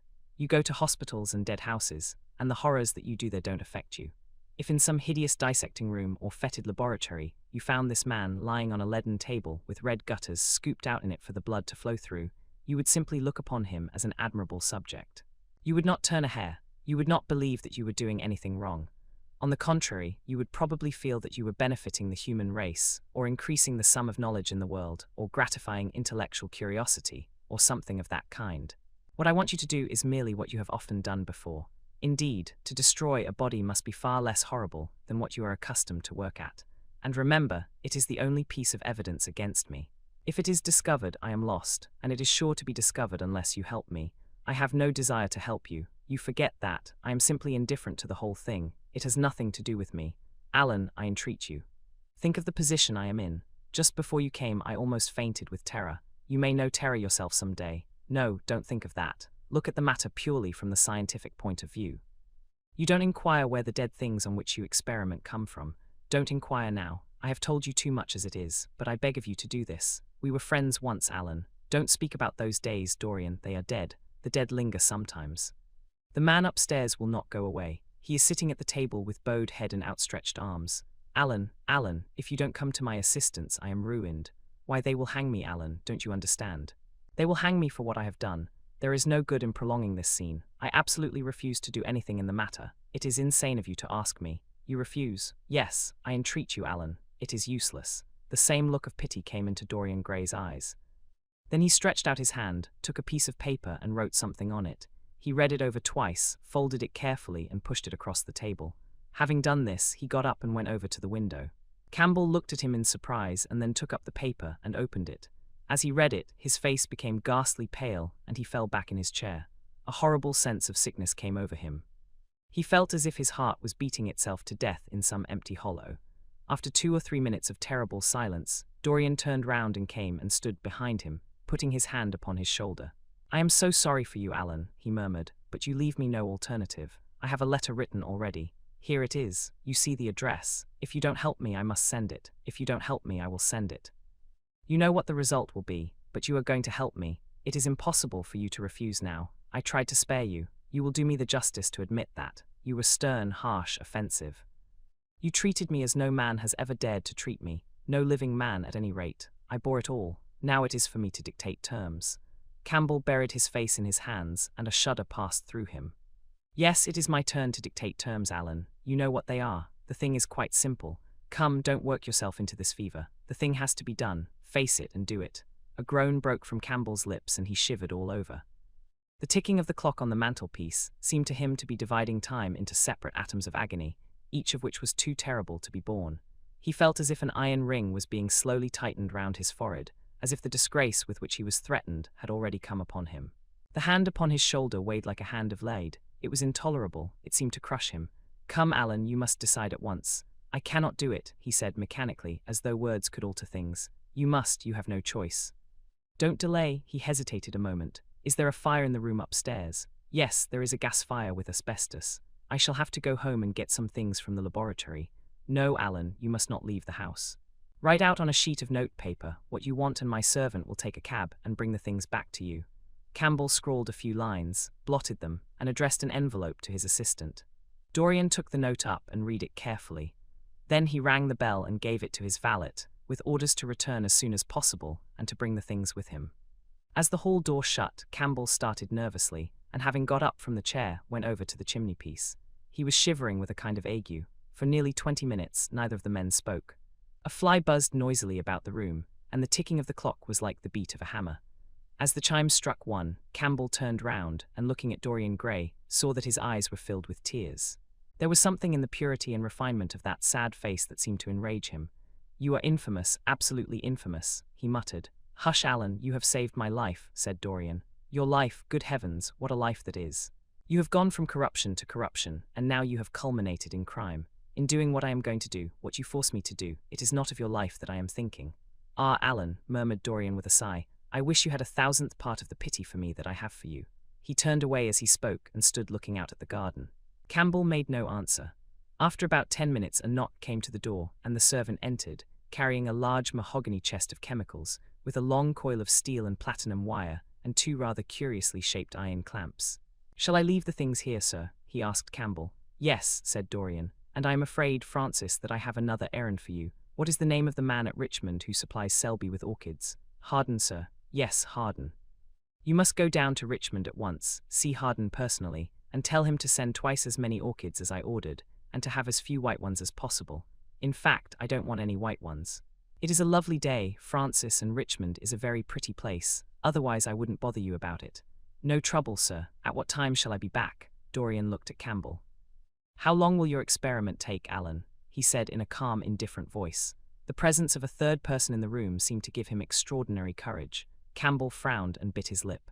It will take about 5 hours, he answered. It will be time enough then if you are back at 7:30, Francis. Or stay, just leave my things out for dressing. You can have the evening to yourself. I am not dining at home, so I shall not want you. Thank you, sir, said the man, leaving the room. Now, Alan, there is not a moment to be lost. How heavy this chest is, I'll take it for you. You bring the other things. He spoke rapidly and in an authoritative manner. Campbell felt dominated by him. They left the room together. When they reached the top landing, Dorian took out the key and turned it in the lock. Then he stopped and a troubled look came into his eyes. He shuddered. I don't think I can go in, Alan, he murmured. It is nothing to me. I don't require you, said Campbell coldly. Dorian half opened the door. As he did so, he saw the face of his portrait leering in the sunlight. On the floor in front of it, the torn curtain was lying. He remembered that the night before he had forgotten, for the first time in his life, to hide the fatal canvas, and was about to rush forward when he drew back with a shudder. What was that loathsome red dew that gleamed, wet and glistening, on one of the hands as though the canvas had sweated blood? How horrible it was. More horrible, it seemed to him for the moment, than the silent thing that he knew was stretched across the table, the thing whose grotesque misshapen shadow on the spotted carpet showed him that it had not stirred, but was still there as he had left it. He heaved a deep breath, opened the door a little wider, and with half-closed eyes and averted head, walked quickly in, determined that he would not look even once upon the dead man. Then, stooping down and taking up the gold and purple hanging, he flung it right over the picture. There he stopped, feeling afraid to turn round, and his eyes fixed themselves on the intricacies of the pattern before him. He heard Campbell bringing in the heavy chest, and the irons, and the other things that he had required for his dreadful work. He began to wonder if he and Basil Hallward had ever met, and if so, what they had thought of each other. Leave me now, said a stern voice behind him. He turned and hurried out, just conscious that the dead man had been thrust back into the chair, and that Campbell was gazing into a glistening yellow face. As he was going downstairs, he heard the key being turned in the lock. It was long after 7 when Campbell came back into the library. He was pale, but absolutely calm. I have done what you asked me to do, he muttered. And now goodbye, let us never see each other again. You have saved me from ruin, Alan. I cannot forget that, said Dorian simply. As soon as Campbell had left, he went upstairs. There was a horrible smell of nitric acid in the room, but the thing that had been sitting at the table was gone. Chapter 15. That evening at 8:30, exquisitely dressed and wearing a large buttonhole of Parma violets, Dorian Gray was ushered into Lady Narborough's drawing-room by bowing servants. His forehead was throbbing with maddened nerves, and he felt wildly excited, but his manner as he bent over his hostess's hand was as easy and graceful as ever. Perhaps one never seems so much at one's ease as when one has to play a part. Certainly no one looking at Dorian Gray that night could have believed that he had passed through a tragedy as horrible as any tragedy of our age. Those finely shaped fingers could never have clutched a knife for sin, nor those smiling lips have cried out on God and goodness. He himself could not help wondering at the calm of his demeanor, and for a moment felt keenly the terrible pleasure of a double life. It was a small party, got up rather in a hurry by Lady Narborough, who was a very clever woman with what Lord Henry used to describe as the remains of really remarkable ugliness. She had proved an excellent wife to one of our most tedious ambassadors, and having buried her husband properly in a marble mausoleum, which she had herself designed, and married off her daughters to some rich, rather elderly men, she devoted herself now to the pleasures of French fiction, French cookery, and French esprit when she could get it. Dorian was one of her especial favourites, and she always told him that she was extremely glad she had not met him in early life. "I know, my dear, I should have fallen madly in love with you," she used to say, "and thrown my bonnet right over the mills for your sake. It is most fortunate that you were not thought of at the time. As it was, our bonnets were so unbecoming, and the mills were so occupied in trying to raise the wind, that I never had even a flirtation with anybody. However, that was all Narborough's fault. He was dreadfully short-sighted, and there is no pleasure in taking in a husband who never sees anything. Her guests this evening were rather tedious. The fact was, as she explained to Dorian, behind a very shabby fan, one of her married daughters had come up quite suddenly to stay with her, and to make matters worse, had actually brought her husband with her. "I think it is most unkind of her, my dear," she whispered. "Of course I go and stay with them every summer after I come from Homburg, but then an old woman like me must have fresh air sometimes, and besides, I really wake them up. You don't know what an existence they laid down there. It is pure unadulterated country life. They get up early because they have so much to do and go to bed early because they have so little to think about. There has not been a scandal in the neighbourhood since the time of Queen Elizabeth, and consequently they all fall asleep after dinner. You shan't sit next either of them. You shall sit by me and amuse me." Dorian murmured a graceful compliment and looked round the room. Yes, it was certainly a tedious party. Two of the people he had never seen before, and the others consisted of Ernest Harrowden, one of those middle-aged mediocrities so common in London clubs who have no enemies, but are thoroughly disliked by their friends. Lady Ruxton, an overdressed woman of 47, with a hooked nose, who was always trying to get herself compromised, but was so peculiarly plain that to her great disappointment, no one would ever believe anything against her. Mrs. Erlyn, a pushing nobody, with a delightful lisp and Venetian red hair. Lady Alice Chapman, his hostess's daughter, a dowdy dull girl, with one of those characteristic British faces that once seen are never remembered. And her husband, a red-cheeked, white-whiskered creature who, like so many of his class, was under the impression that inordinate joviality can atone for an entire lack of ideas. He was rather sorry he had come, till Lady Narborough, looking at the great ormolu gilt clock that sprawled in gaudy curves on the mauve-draped mantel-shelf, exclaimed, "How horrid of Henry Wotton to be so late. I sent round to him this morning on chance, and he promised faithfully not to disappoint me." It was some consolation that Harry was to be there, and when the door opened, and he heard his slow musical voice lending charm to some insincere apology, he ceased to feel bored. But at dinner he could not eat anything. Plate after plate went away untasted. Lady Narborough kept scolding him for what she called an insult to poor Adolphe, who invented the menu specially for you, and now and then Lord Henry looked across at him, wondering at his silence and abstracted manner. From time to time the butler filled his glass with champagne. He drank eagerly, and his thirst seemed to increase. "Dorian," said Lord Henry at last, as the chaufroid was being handed round, "what is the matter with you tonight? You are quite out of sorts." "I believe he is in love," cried Lady Narborough, "and that he is afraid to tell me for fear I should be jealous. He is quite right." "I certainly should, dear Lady Narborough," murmured Dorian, smiling. "I have not been in love for a whole week, not, in fact, since Madame de Ferrol left town." "How you men can fall in love with that woman," exclaimed the old lady. "I really cannot understand it." "It is simply because she remembers you when you were a little girl, Lady Narborough," said Lord Henry. "She is the one link between us and your short frocks." "She does not remember my short frocks at all, Lord Henry. But I remember her very well at Vienna 30 years ago, and how décolletée she was then." "She is still décolletée," he answered, taking an olive in his long fingers. "And when she is in a very smart gown, she looks like an edition de luxe of a bad French novel. She is really wonderful, and full of surprises. Her capacity for family affection is extraordinary. When her third husband died, her hair turned quite gold from grief." "How can you, Harry?" cried Dorian. "It is a most romantic explanation," laughed the hostess. "But her third husband, Lord Henry. You don't mean to say Ferrol is the fourth?" "Certainly, Lady Narborough. I don't believe a word of it." "Well, ask Mr. Gray. He is one of her most intimate friends." "Is it true, Mr. Gray?" "She assures me so, Lady Narborough," said Dorian. "I asked her whether, like Marguerite de Navarre, she had their hearts embalmed and hung at her girdle. She told me she didn't, because none of them had had any hearts at all. 4 husbands." "Upon my word that is trop de zèle. Trop d'audace, I tell her," said Dorian. "Oh, she is audacious enough for anything, my dear. And what is Ferrol like? I don't know him." "The husbands of very beautiful women belong to the criminal classes," said Lord Henry, sipping his wine. Lady Narborough hit him with her fan. "Lord Henry, I am not at all surprised that the world says that you are extremely wicked." "But what world says that?" asked Lord Henry, elevating his eyebrows. "It can only be the next world. This world and I are on excellent terms. Everybody I know says you are very wicked," cried the old lady, shaking her head. Lord Henry looked serious for some moments. "It is perfectly monstrous," he said at last. The way people go about nowadays saying things against one behind one's back that are absolutely and entirely true. Isn't he incorrigible? Cried Dorian, leaning forward in his chair. I hope so, said his hostess, laughing. But really, if you all worship Madame de Ferrol in this ridiculous way, I shall have to marry again so as to be in the fashion. You will never marry again, Lady Narborough, broke in Lord Henry. You were far too happy. When a woman marries again, it is because she detested her first husband. When a man marries again, it is because he adored his first wife. Women try their luck. Men risk theirs. Narborough wasn't perfect, cried the old lady. If he had been, you would not have loved him, my dear lady, was the rejoinder. Women love us for our defects.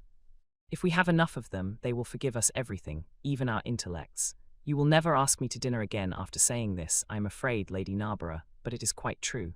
Of course it is true, Lord Henry.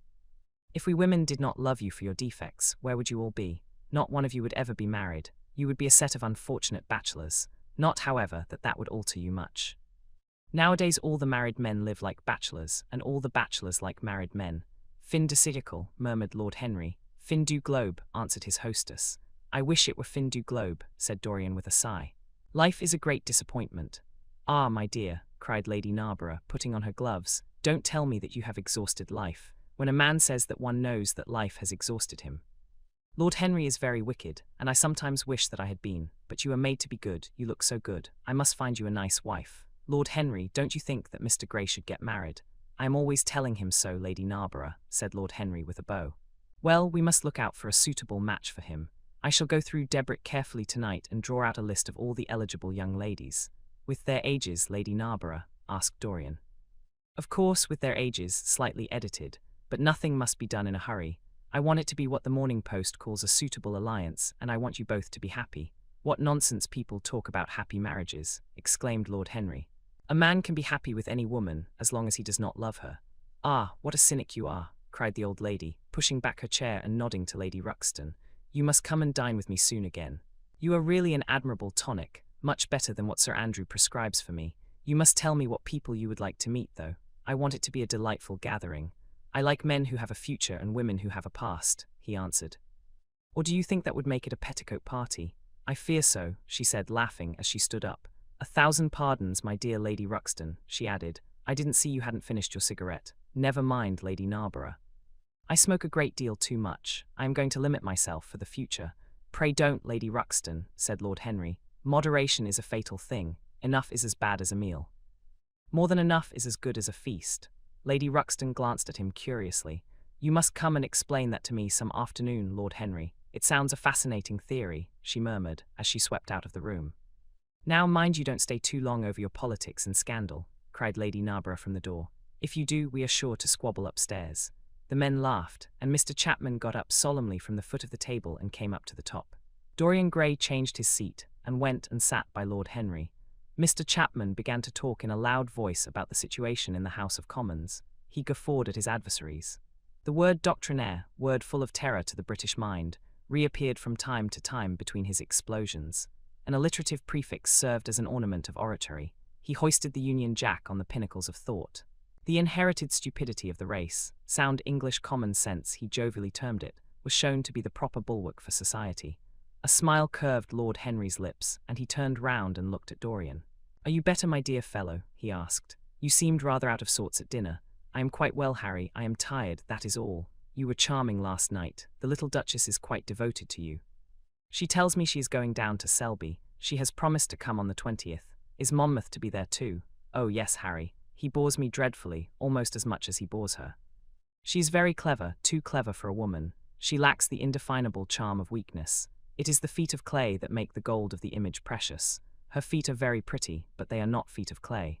White porcelain feet, if you like. They have been through the fire, and what fire does not destroy, it hardens. She has had experiences. How long has she been married? Asked Dorian. An eternity, she tells me. I believe, according to the peerage, it is 10 years, but 10 years with Monmouth must have been like eternity, with time thrown in. Who else is coming? Oh, the Willoughbys, Lord Rugby and his wife, our hostess, Geoffrey Clouston, the usual set. I have asked Lord Grottrian. I like him, said Lord Henry. A great many people don't, but I find him charming. He atones for being occasionally somewhat overdressed by being always absolutely overeducated. He is a very modern type. I don't know if he will be able to come, Harry. He may have to go to Monte Carlo with his father. Ah, what a nuisance people's people are. Try and make him come. By the way, Dorian, you ran off very early last night. You left before 11. What did you do afterwards? Did you go straight home? Dorian glanced at him hurriedly and frowned. No, Harry, he said at last. I did not get home till nearly 3. Did you go to the club? Yes, he answered. Then he bit his lip. No, I don't mean that. I didn't go to the club. I walked about. I forget what I did. How inquisitive you are, Harry. You always want to know what one has been doing. I always want to forget what I have been doing. I came in at 2:30, if you wish to know the exact time. I had left my latchkey at home, and my servant had to let me in. If you want any corroborative evidence on the subject, you can ask him. Lord Henry shrugged his shoulders. My dear fellow, as if I cared. Let us go up to the drawing room. No sherry, thank you, Mr. Chapman. Something has happened to you, Dorian. Tell me what it is. You are not yourself tonight. Don't mind me, Harry. I am irritable and out of temper. I shall come round and see you tomorrow or next day. Make my excuses to Lady Narborough. I shan't go upstairs. I shall go home. I must go home. All right, Dorian. I dare say I shall see you tomorrow at tea time. The Duchess is coming. I will try to be there, Harry, he said, leaving the room. As he drove back to his own house, he was conscious that the sense of terror he thought he had strangled had come back to him. Lord Henry's casual questioning had made him lose his nerve for the moment, and he wanted his nerve still. Things that were dangerous had to be destroyed. He winced. He hated the idea of even touching them, yet it had to be done. He realized that, and when he had locked the door of his library, he opened the secret press into which he had thrust Basil Hallward's coat and bag. A huge fire was blazing. He piled another log on it. The smell of the singeing clothes and burning leather was horrible. It took him 3/4 of an hour to consume everything.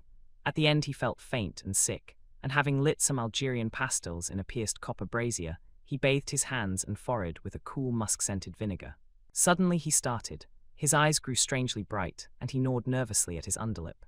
Between 2 of the windows stood a large Florentine cabinet, made out of ebony and inlaid with ivory and blue lapis. He watched it as though it were a thing that could fascinate and make afraid, as though it held something that he longed for and yet almost loathed. His breath quickened. A mad craving came over him. He lit a cigarette and then threw it away. His eyelids drooped till the long fringed lashes almost touched his cheek, but he still watched the cabinet. At last he got up from the sofa on which he had been lying, went over to it, and having unlocked it, touched some hidden spring.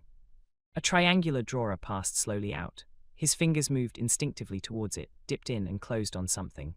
It was a small Chinese box of black and gold dust lacquer, elaborately wrought, the sides patterned with curved waves, and the silken cords hung with round crystals and tasseled in plaited metal threads. He opened it. Inside was a green paste, waxy in luster, the odor curiously heavy and persistent. He hesitated for some moments, with a strangely immobile smile upon his face. Then, shivering, though the atmosphere of the room was terribly hot, he drew himself up and glanced at the clock. It was 20 minutes to 12. He put the box back, shutting the cabinet doors as he did so, and went into his bedroom.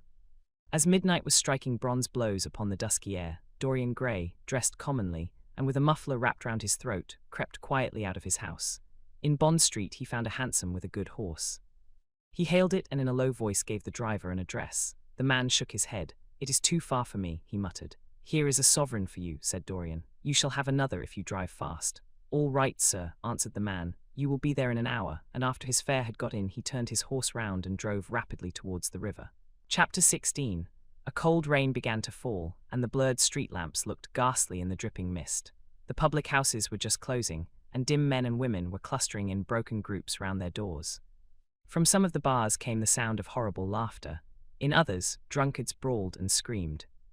Lying back in the hansom, with his hat pulled over his forehead, Dorian Gray watched with listless eyes the sordid shame of the great city, and now and then he repeated to himself the words that Lord Henry had said to him on the first day they had met, to cure the soul by means of the senses, and the senses by means of the soul. Yes, that was the secret. He had often tried it, and would try it again now. There were opium dens where one could buy oblivion, dens of horror, where the memory of old sins could be destroyed by the madness of sins that were new. The moon hung low in the sky like a yellow skull.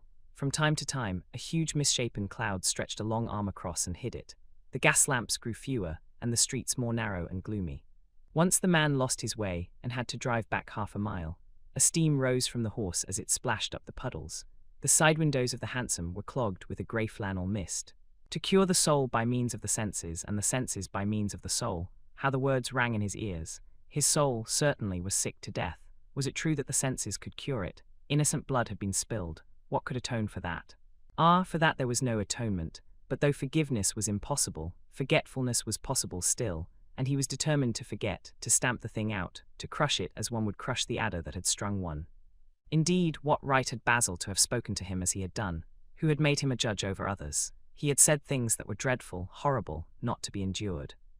On and on plodded the hansom, going slower, it seemed to him, at each step. He thrust up the trap and called to the man to drive faster. The hideous hunger for opium began to gnaw at him. His throat burned and his delicate hands twitched nervously together. He struck at the horse madly with his stick. The driver laughed and whipped up. He laughed in answer, and the man was silent. The way seemed interminable, and the streets like the black web of some sprawling spider. The monotony became unbearable, and as the mist thickened, he felt afraid. Then they passed by lonely brickfields. The fog was lighter here, and he could see the strange, bottle-shaped kilns with their orange, fan-like tongues of fire.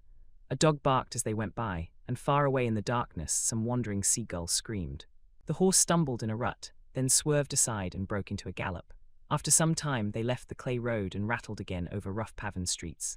Most of the windows were dark, but now and then fantastic shadows were silhouetted against some lamplit blind. He watched them curiously. They moved like monstrous marionettes and made gestures like live things. He hated them. A dull rage was in his heart. As they turned a corner, a woman yelled something at them from an open door, and two men ran after the hansom for about 100 yards. The driver beat at them with his whip. It is said that passion makes one think in a circle. Certainly with hideous iteration, the bitten lips of Dorian Gray shaped and reshaped those subtle words that dealt with soul and sense, till he had found in them the full expression, as it were, of his mood, and justified, by intellectual approval, passions that without such justification would still have dominated his temper. From cell to cell of his brain crept the one thought, and the wild desire to live, most terrible of all man's appetites, quickened into force each trembling nerve and fibre. Ugliness that had once been hateful to him because it made things real, became dear to him now for that very reason. Ugliness was the one reality. The coarse brawl, the loathsome den, the crude violence of disordered life, the very vileness of thief and outcast, were more vivid, in their intense actuality of impression, than all the gracious shapes of art, the dreamy shadows of song. They were what he needed for forgetfulness. In 3 days he would be free. Suddenly, the man drew up with a jerk at the top of a dark lane. Over the low roofs and jagged chimney stacks of the houses rose the black masts of ships. Wreaths of white mist clung like ghostly sails to the yards. "Somewhere about here, sir, ain't it?" he asked huskily through the trap. Dorian started and peered round. "This will do," he answered, and having got out hastily and given the driver the extra fare he had promised him, he walked quickly in the direction of the quay. Here and there a lantern gleamed at the stern of some huge merchantman. The light shook and splintered in the puddles. A red glare came from an outward-bound steamer that was coaling. The slimy pavement looked like a wet mackintosh. He hurried on towards the left, glancing back now and then to see if he was being followed. In about 7 or 8 minutes, he reached a small shabby house that was wedged in between 2 gaunt factories. In one of the top windows stood a lamp. He stopped and gave a peculiar knock. After a little time he heard steps in the passage and the chain being unhooked. The door opened quietly, and he went in without saying a word to the squat misshapen figure that flattened itself into the shadow as he passed. At the end of the hall hung a tattered green curtain that swayed and shook in the gusty wind which had followed him in from the street. He dragged it aside and entered a long, low room which looked as if it had once been a third-rate dancing saloon. Shrill flaring gas jets, dulled and distorted in the fly-blown mirrors that faced them, were ranged round the walls. Greasy reflectors of ribbed tin backed them, making quivering discs of light. The floor was covered with ochre-coloured sawdust, trampled here and there into mud, and stained with dark rings of spilled liquor. Some Malays were crouching by a little charcoal stove, playing with bone counters and showing their white teeth as they chattered.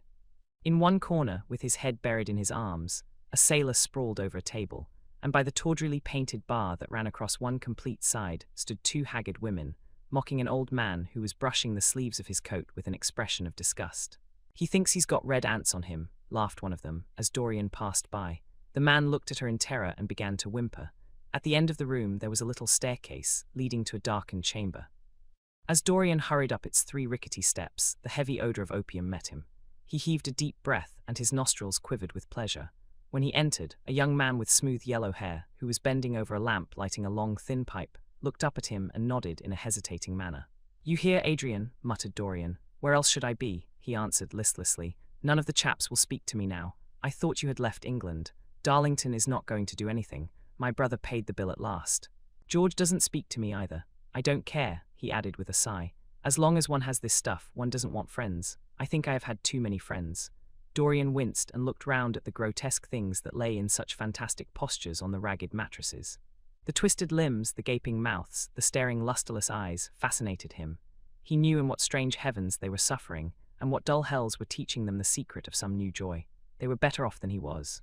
He was prisoned in thought. Memory, like a horrible malady, was eating his soul away. From time to time he seemed to see the eyes of Basil Hallward looking at him, yet he felt he could not stay. The presence of Adrian Singleton troubled him. He wanted to be where no one would know who he was. He wanted to escape from himself. "I am going on to the other place," he said after a pause. "On the wharf, yes, that madcat is sure to be there. They won't have her in this place now." Dorian shrugged his shoulders. "I am sick of women who love one. Women who hate one are much more interesting. Besides, the stuff is better. Much the same. I like it better. Come and have something to drink. I must have something." "I don't want anything," murmured the young man. "Never mind." Adrian Singleton rose up wearily and followed Dorian to the bar. A half-caste in a ragged turban and a shabby ulster grinned a hideous greeting as he thrust a bottle of brandy and 2 tumblers in front of them. The women sidled up and began to chatter. Dorian turned his back on them and said something in a low voice to Adrian Singleton. A crooked smile, like a Malay crease, writhed across the face of one of the women. "We are very proud tonight," she sneered. "For God's sake, don't talk to me," cried Dorian, stamping his foot on the ground. "What do you want? Money. Here it is. Don't ever talk to me again." 2 red sparks flashed for a moment in the woman's sodden eyes, then flickered out and left them dull and glazed. She tossed her head and raked the coins off the counter with greedy fingers. Her companion watched her enviously. "It's no use," sighed Adrian Singleton. "I don't care to go back. What does it matter? I am quite happy here. You will write to me if you want anything, won't you?" said Dorian after a pause. "Perhaps. Good night, then." "Good night," answered the young man, passing up the steps and wiping his parched mouth with a handkerchief. Dorian walked to the door with a look of pain in his face. As he drew the curtain aside, a hideous laugh broke from the painted lips of the woman who had taken his money. "There goes the devil's bargain," she hiccuped in a hoarse voice. "Curse you," he answered. "Don't call me that." She snapped her fingers. "Prince Charming is what you like to be called, ain't it?" she yelled after him. The drowsy sailor leaped to his feet as she spoke and looked wildly round. The sound of the shutting of the hall door fell on his ear. He rushed out as if in pursuit. Dorian Gray hurried along the quay through the drizzling rain. His meeting with Adrian Singleton had strangely moved him, and he wondered if the ruin of that young life was really to be laid at his door, as Basil Hallward had said to him with such infamy of insult. He bit his lip, and for a few seconds his eyes grew sad. Yet after all, what did it matter to him? One's days were too brief to take the burden of another's errors on one's shoulders. Each man lived his own life and paid his own price for living it. The only pity was one had to pay so often for a single fault. One had to pay over and over again, indeed. In her dealings with man, destiny never closed her accounts. There are moments, psychologists tell us, when the passion for sin, or for what the world calls sin, so dominates a nature that every fiber of the body, as every cell of the brain, seems to be instinct with fearful impulses.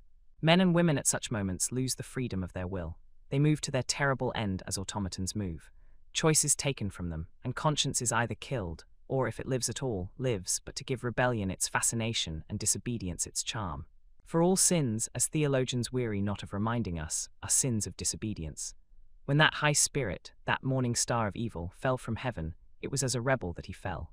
Callous, concentrated on evil, with stained mind, and soul hungry for rebellion, Dorian Gray hastened on, quickening his step as he went, but as he darted aside into a dim archway that had served him often as a short cut to the ill-famed place where he was going, he felt himself suddenly seized from behind, and before he had time to defend himself, he was thrust back against the wall, with a brutal hand round his throat. He struggled madly for life, and by a terrible effort wrenched the tightening fingers away. In a second he heard the click of a revolver, and saw the gleam of a polished barrel, pointing straight at his head, and the dusky form of a short, thick-set man facing him. "What do you want?" he gasped. "Keep quiet," said the man. "If you stir, I shoot you." "You are mad. What have I done to you?" "You wrecked the life of Sybil Vane," was the answer, "and Sybil Vane was my sister. She killed herself, I know it. Her death is at your door. I swore I would kill you in return. For years I have sought you. I had no clue, no trace. The 2 people who could have described you were dead. I knew nothing of you but the pet name she used to call you. I heard it tonight by chance. Make your peace with God, for tonight you are going to die." Dorian Gray grew sick with fear. "I never knew her," he stammered. "I never heard of her." "You are mad. You had better confess your sin, for as sure as I am James Vane, you are going to die."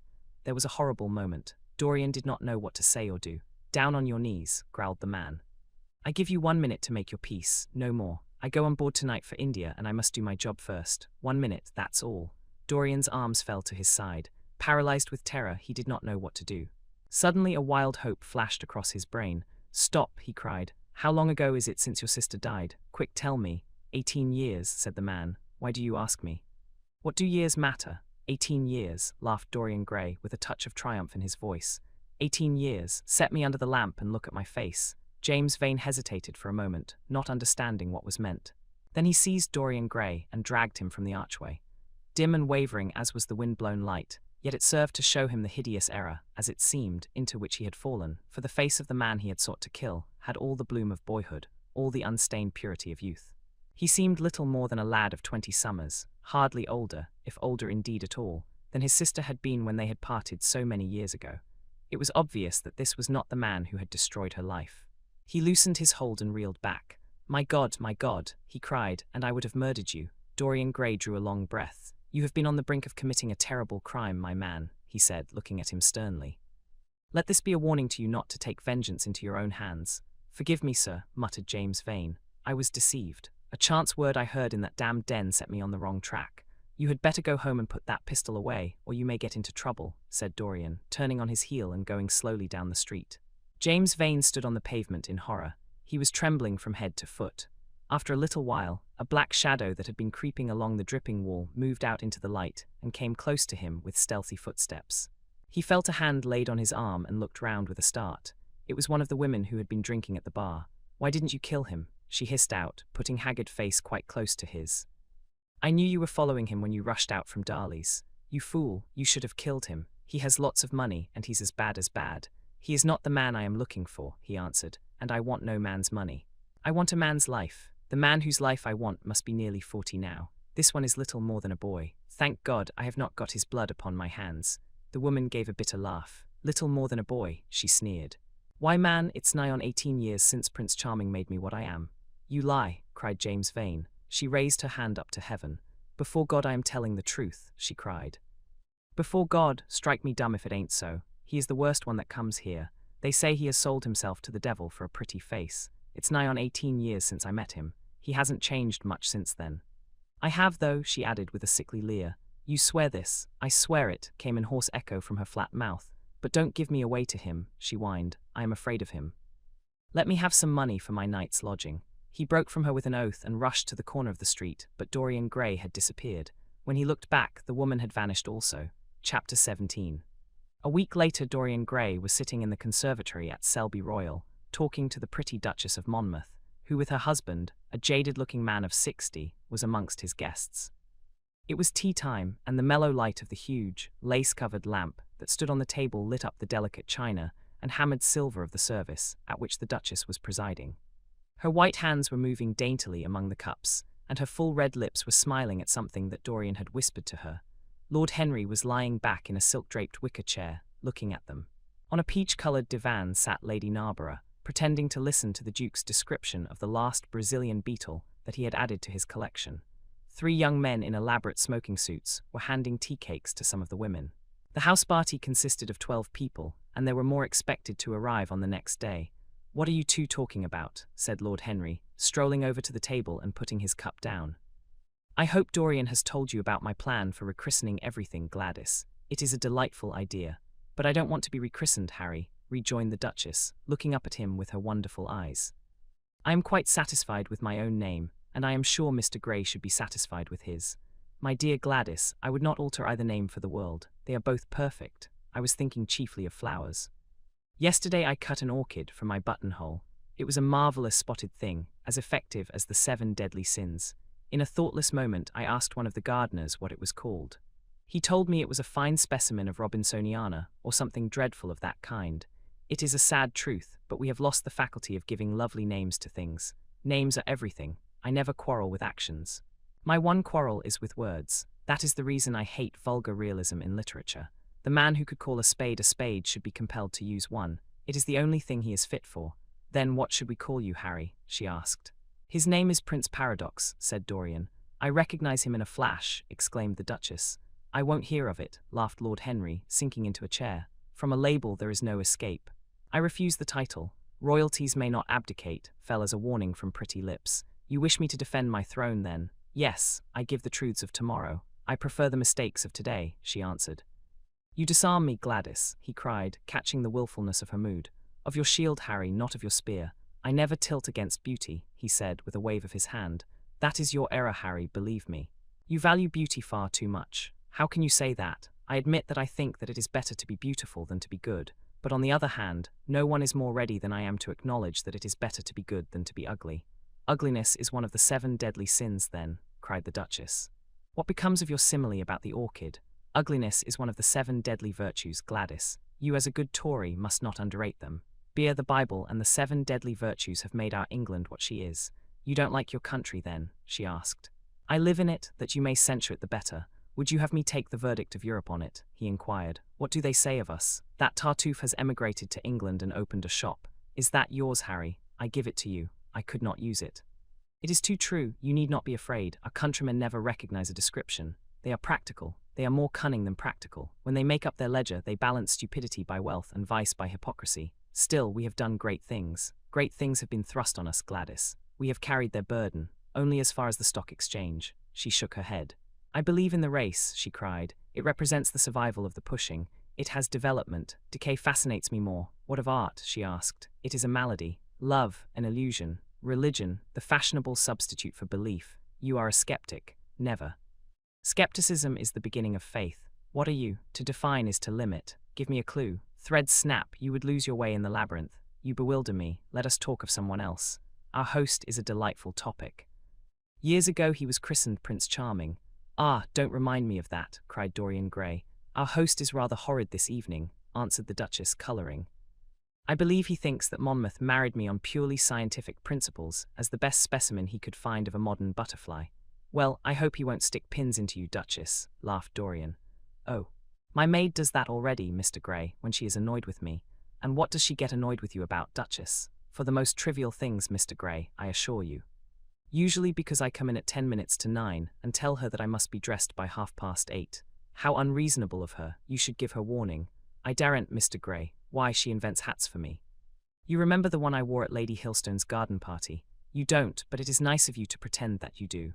Well, she made it out of nothing. All good hats are made out of nothing. Like all good reputations, Gladys, interrupted Lord Henry. Every effect that one produces gives one an enemy. To be popular one must be a mediocrity. Not with women, said the Duchess, shaking her head, and women rule the world. I assure you we can't bear mediocrities.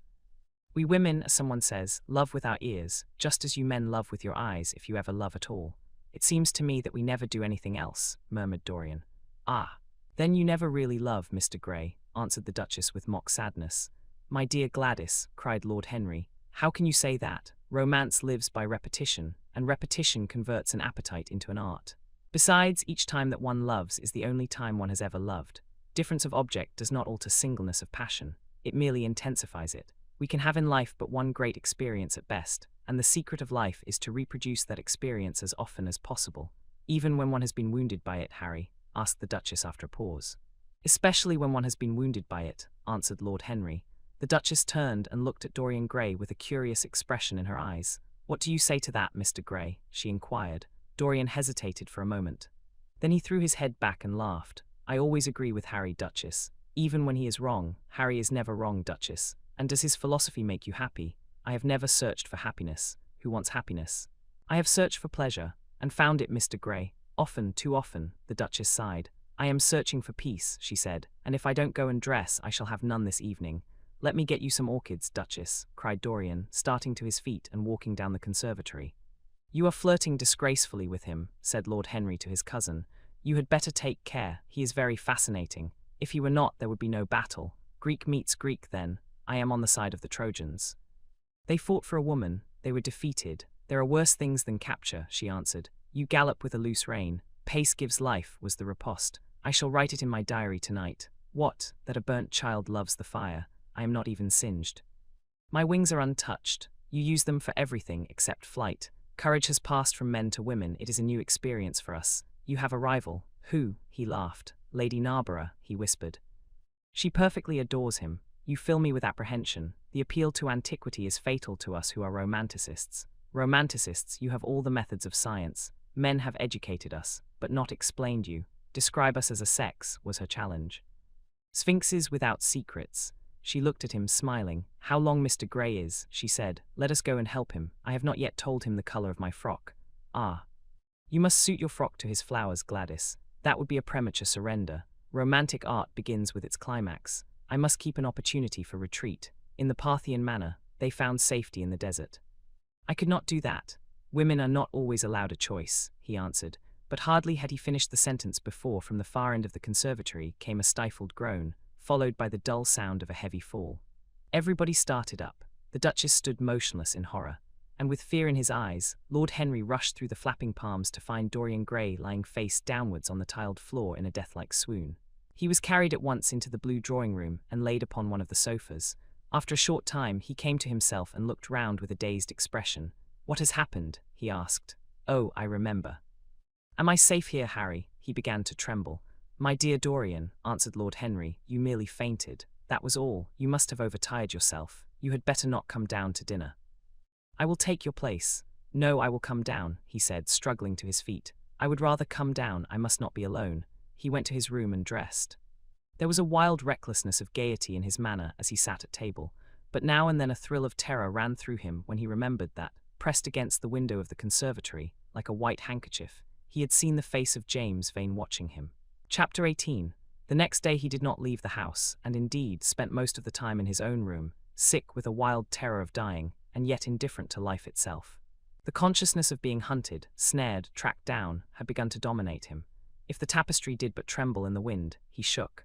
The dead leaves that were blown against the leaded panes seemed to him like his own wasted resolutions and wild regrets. When he closed his eyes, he saw again the sailor's face peering through the mist-stained glass, and horror seemed once more to lay its hand upon his heart. But perhaps it had been only his fancy that had called vengeance out of the night and set the hideous shapes of punishment before him. Actual life was chaos, but there was something terribly logical in the imagination. It was the imagination that set remorse to dog the feet of sin. It was the imagination that made each crime bear its misshapen brood. In the common world of fact, the wicked were not punished, nor the good rewarded. Success was given to the strong, failure thrust upon the weak. That was all. Besides, had any stranger been prowling round the house, he would have been seen by the servants or the keepers. Had any footmarks been found on the flower beds, the gardeners would have reported it. Yes, it had been merely fancy. Sybil Vane's brother had not come back to kill him. He had sailed away in his ship to founder in some winter sea. From him, at any rate, he was safe. Why the man did not know who he was, could not know who he was. The mask of youth had saved him. And yet if it had been merely an illusion, how terrible it was to think that conscience could raise such fearful phantoms, and give them visible form, and make them move before one. What sort of life would his be if, day and night, shadows of his crime were to peer at him from silent corners, to mock him from secret places, to whisper in his ear as he sat at the feast, to wake him with icy fingers as he lay asleep? As the thought crept through his brain, he grew pale with terror, and the air seemed to him to have become suddenly colder. Oh, in what a wild hour of madness he had killed his friend! How ghastly the mere memory of the scene! He saw it all again. Each hideous detail came back to him with added horror. Out of the black cave of time, terrible and swathed in scarlet, rose the image of his sin. When Lord Henry came in at 6 o'clock, he found him crying as one whose heart will break.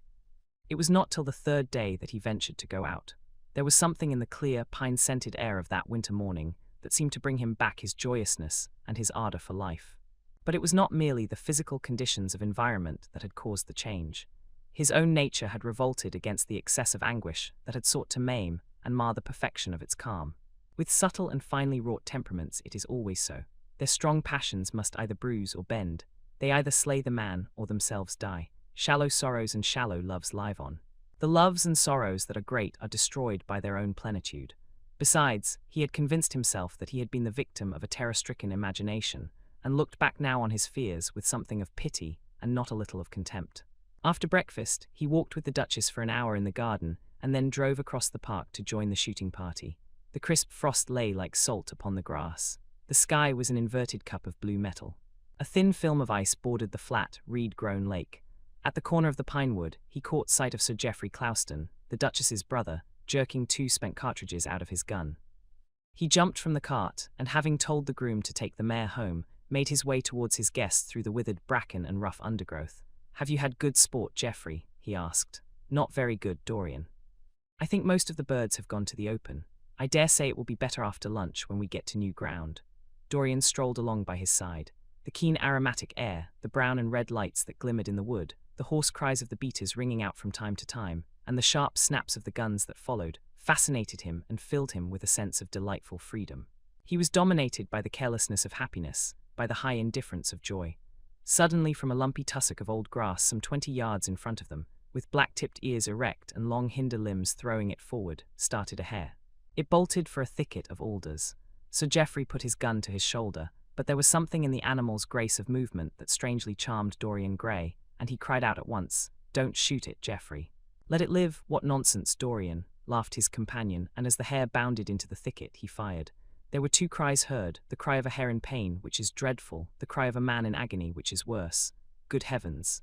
"I have hit a beater," exclaimed Sir Geoffrey. What an ass the man was to get in front of the guns. "Stop shooting there," he called out at the top of his voice. "A man is hurt." The head-keeper came running up with a stick in his hand. "Where, sir?"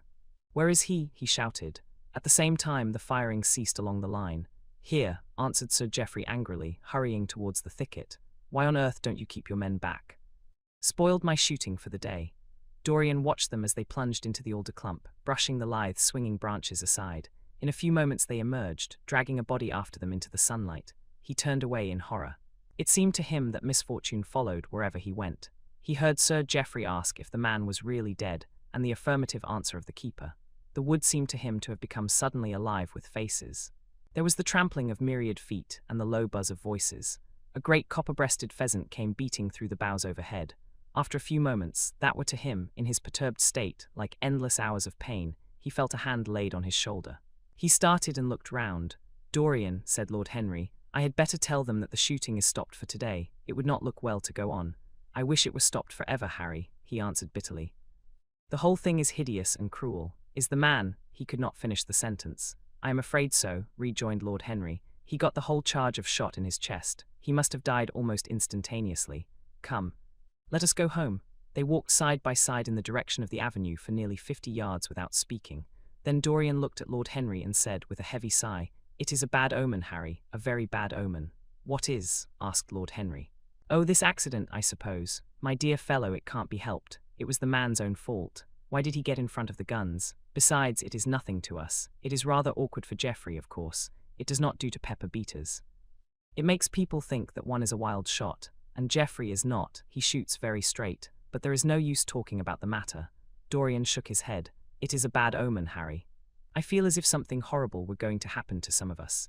To myself, perhaps," he added, passing his hand over his eyes with a gesture of pain. The elder man laughed. "The only horrible thing in the world is ennui, Dorian. That is the one sin for which there is no forgiveness. But we are not likely to suffer from it, unless these fellows keep chattering about this thing at dinner. I must tell them that the subject is to be tabooed. As for omens, there is no such thing as an omen. Destiny does not send us heralds. She is too wise or too cruel for that. Besides, what on earth could happen to you, Dorian? You have everything in the world that a man can want. There is no one who would not be delighted to change places with you.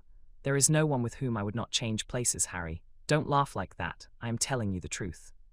The wretched peasant who has just died is better off than I am. I have no terror of death. It is the coming of death that terrifies me. Its monstrous wings seem to wheel in the leaden air around me. Good heavens! Don't you see a man moving behind the trees there, watching me, waiting for me?" Lord Henry looked in the direction in which the trembling gloved hand was pointing. "Yes," he said, smiling. "I see the gardener waiting for you. I suppose he wants to ask you what flowers you wish to have on the table tonight. How absurdly nervous you are, my dear fellow. You must come and see my doctor when we get back to town." Dorian heaved a sigh of relief as he saw the gardener approaching. The man touched his hat, glanced for a moment at Lord Henry in a hesitating manner, and then produced a letter, which he handed to his master. "Her Grace told me to wait for an answer," he murmured. Dorian put the letter into his pocket. "Tell her Grace that I am coming in," he said coldly. The man turned round and went rapidly in the direction of the house. "How fond women are of doing dangerous things," laughed Lord Henry. "It is one of the qualities in them that I admire most.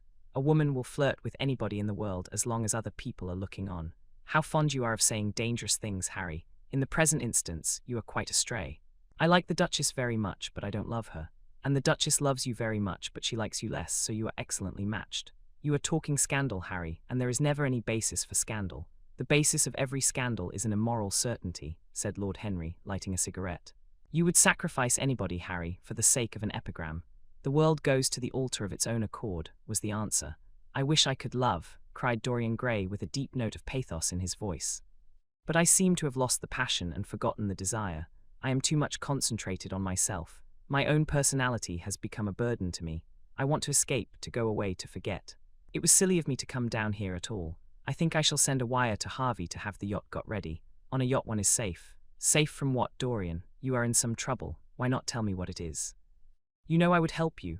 I can't tell you, Harry, he answered sadly, and I dare say it is only a fancy of mine. This unfortunate accident has upset me. I have a horrible presentiment that something of the kind may happen to me. What nonsense. I hope it is, but I can't help feeling it. Ah, here is the Duchess, looking like Artemis in a tailor-made gown. You see we have come back, Duchess. I have heard all about it, Mr. Gray, she answered. Poor Geoffrey is terribly upset. And it seems that you asked him not to shoot the hare. How curious. Yes, it was very curious. I don't know what made me say it. Some whim, I suppose. It looked the loveliest of little live things. But I am sorry they told you about the man. It is a hideous subject. It is an annoying subject, broke in Lord Henry. It has no psychological value at all. Now if Geoffrey had done the thing on purpose, how interesting he would be. I should like to know someone who had committed a real murder. How horrid of you, Harry, cried the Duchess. Isn't it, Mr. Gray? Harry, Mr. Gray is ill again. He is going to faint. Dorian drew himself up with an effort and smiled. It is nothing, Duchess, he murmured. My nerves are dreadfully out of order. That is all. I am afraid I walked too far this morning. I didn't hear what Harry said. Was it very bad? You must tell me some other time. I think I must go and lie down. You will excuse me, won't you? They had reached the great flight of steps that led from the conservatory on to the terrace. As the glass door closed behind Dorian, Lord Henry turned and looked at the Duchess with his slumberous eyes. Are you very much in love with him? He asked. She did not answer for some time, but stood gazing at the landscape. I wish I knew, she said at last. He shook his head. Knowledge would be fatal. It is the uncertainty that charms one. A mist makes things wonderful. One may lose one's way. All ways end at the same point, my dear Gladys. What is that? Disillusion. It was my debut in life, she sighed.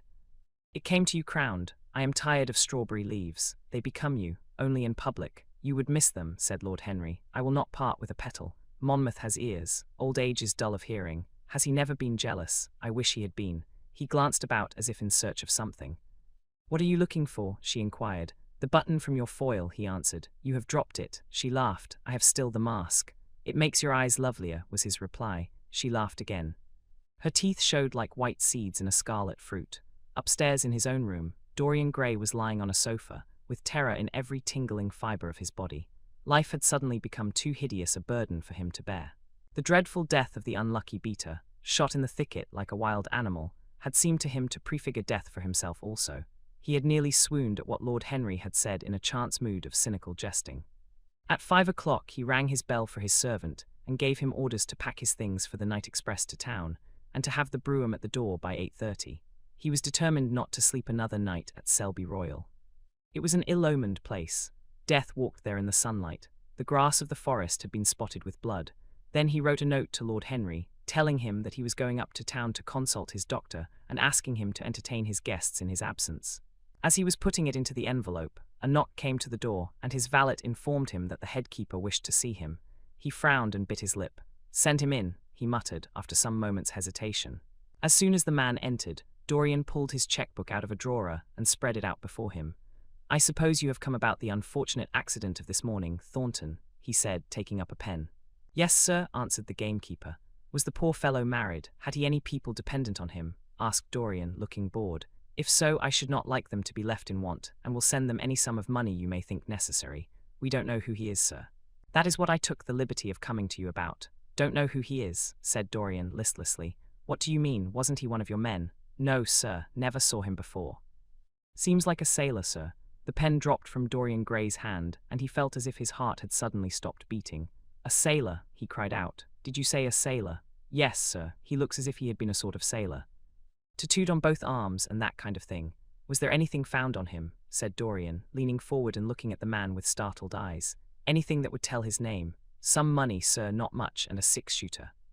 "There was no name of any kind. A decent-looking man, sir, but rough-like. A sort of sailor, we think." Dorian started to his feet. A terrible hope fluttered past him. He clutched at it madly. "Where is the body?" he exclaimed. "Quick. I must see it at once. It is in an empty stable in the home farm, sir. The folk don't like to have that sort of thing in their houses. They say a corpse brings bad luck. The home farm, go there at once and meet me. Tell one of the grooms to bring my horse round. No, never mind. I'll go to the stables myself. It will save time." In less than a quarter of an hour, Dorian Gray was galloping down the long avenue as hard as he could go. The trees seemed to sweep past him in spectral procession, and wild shadows to fling themselves across his path.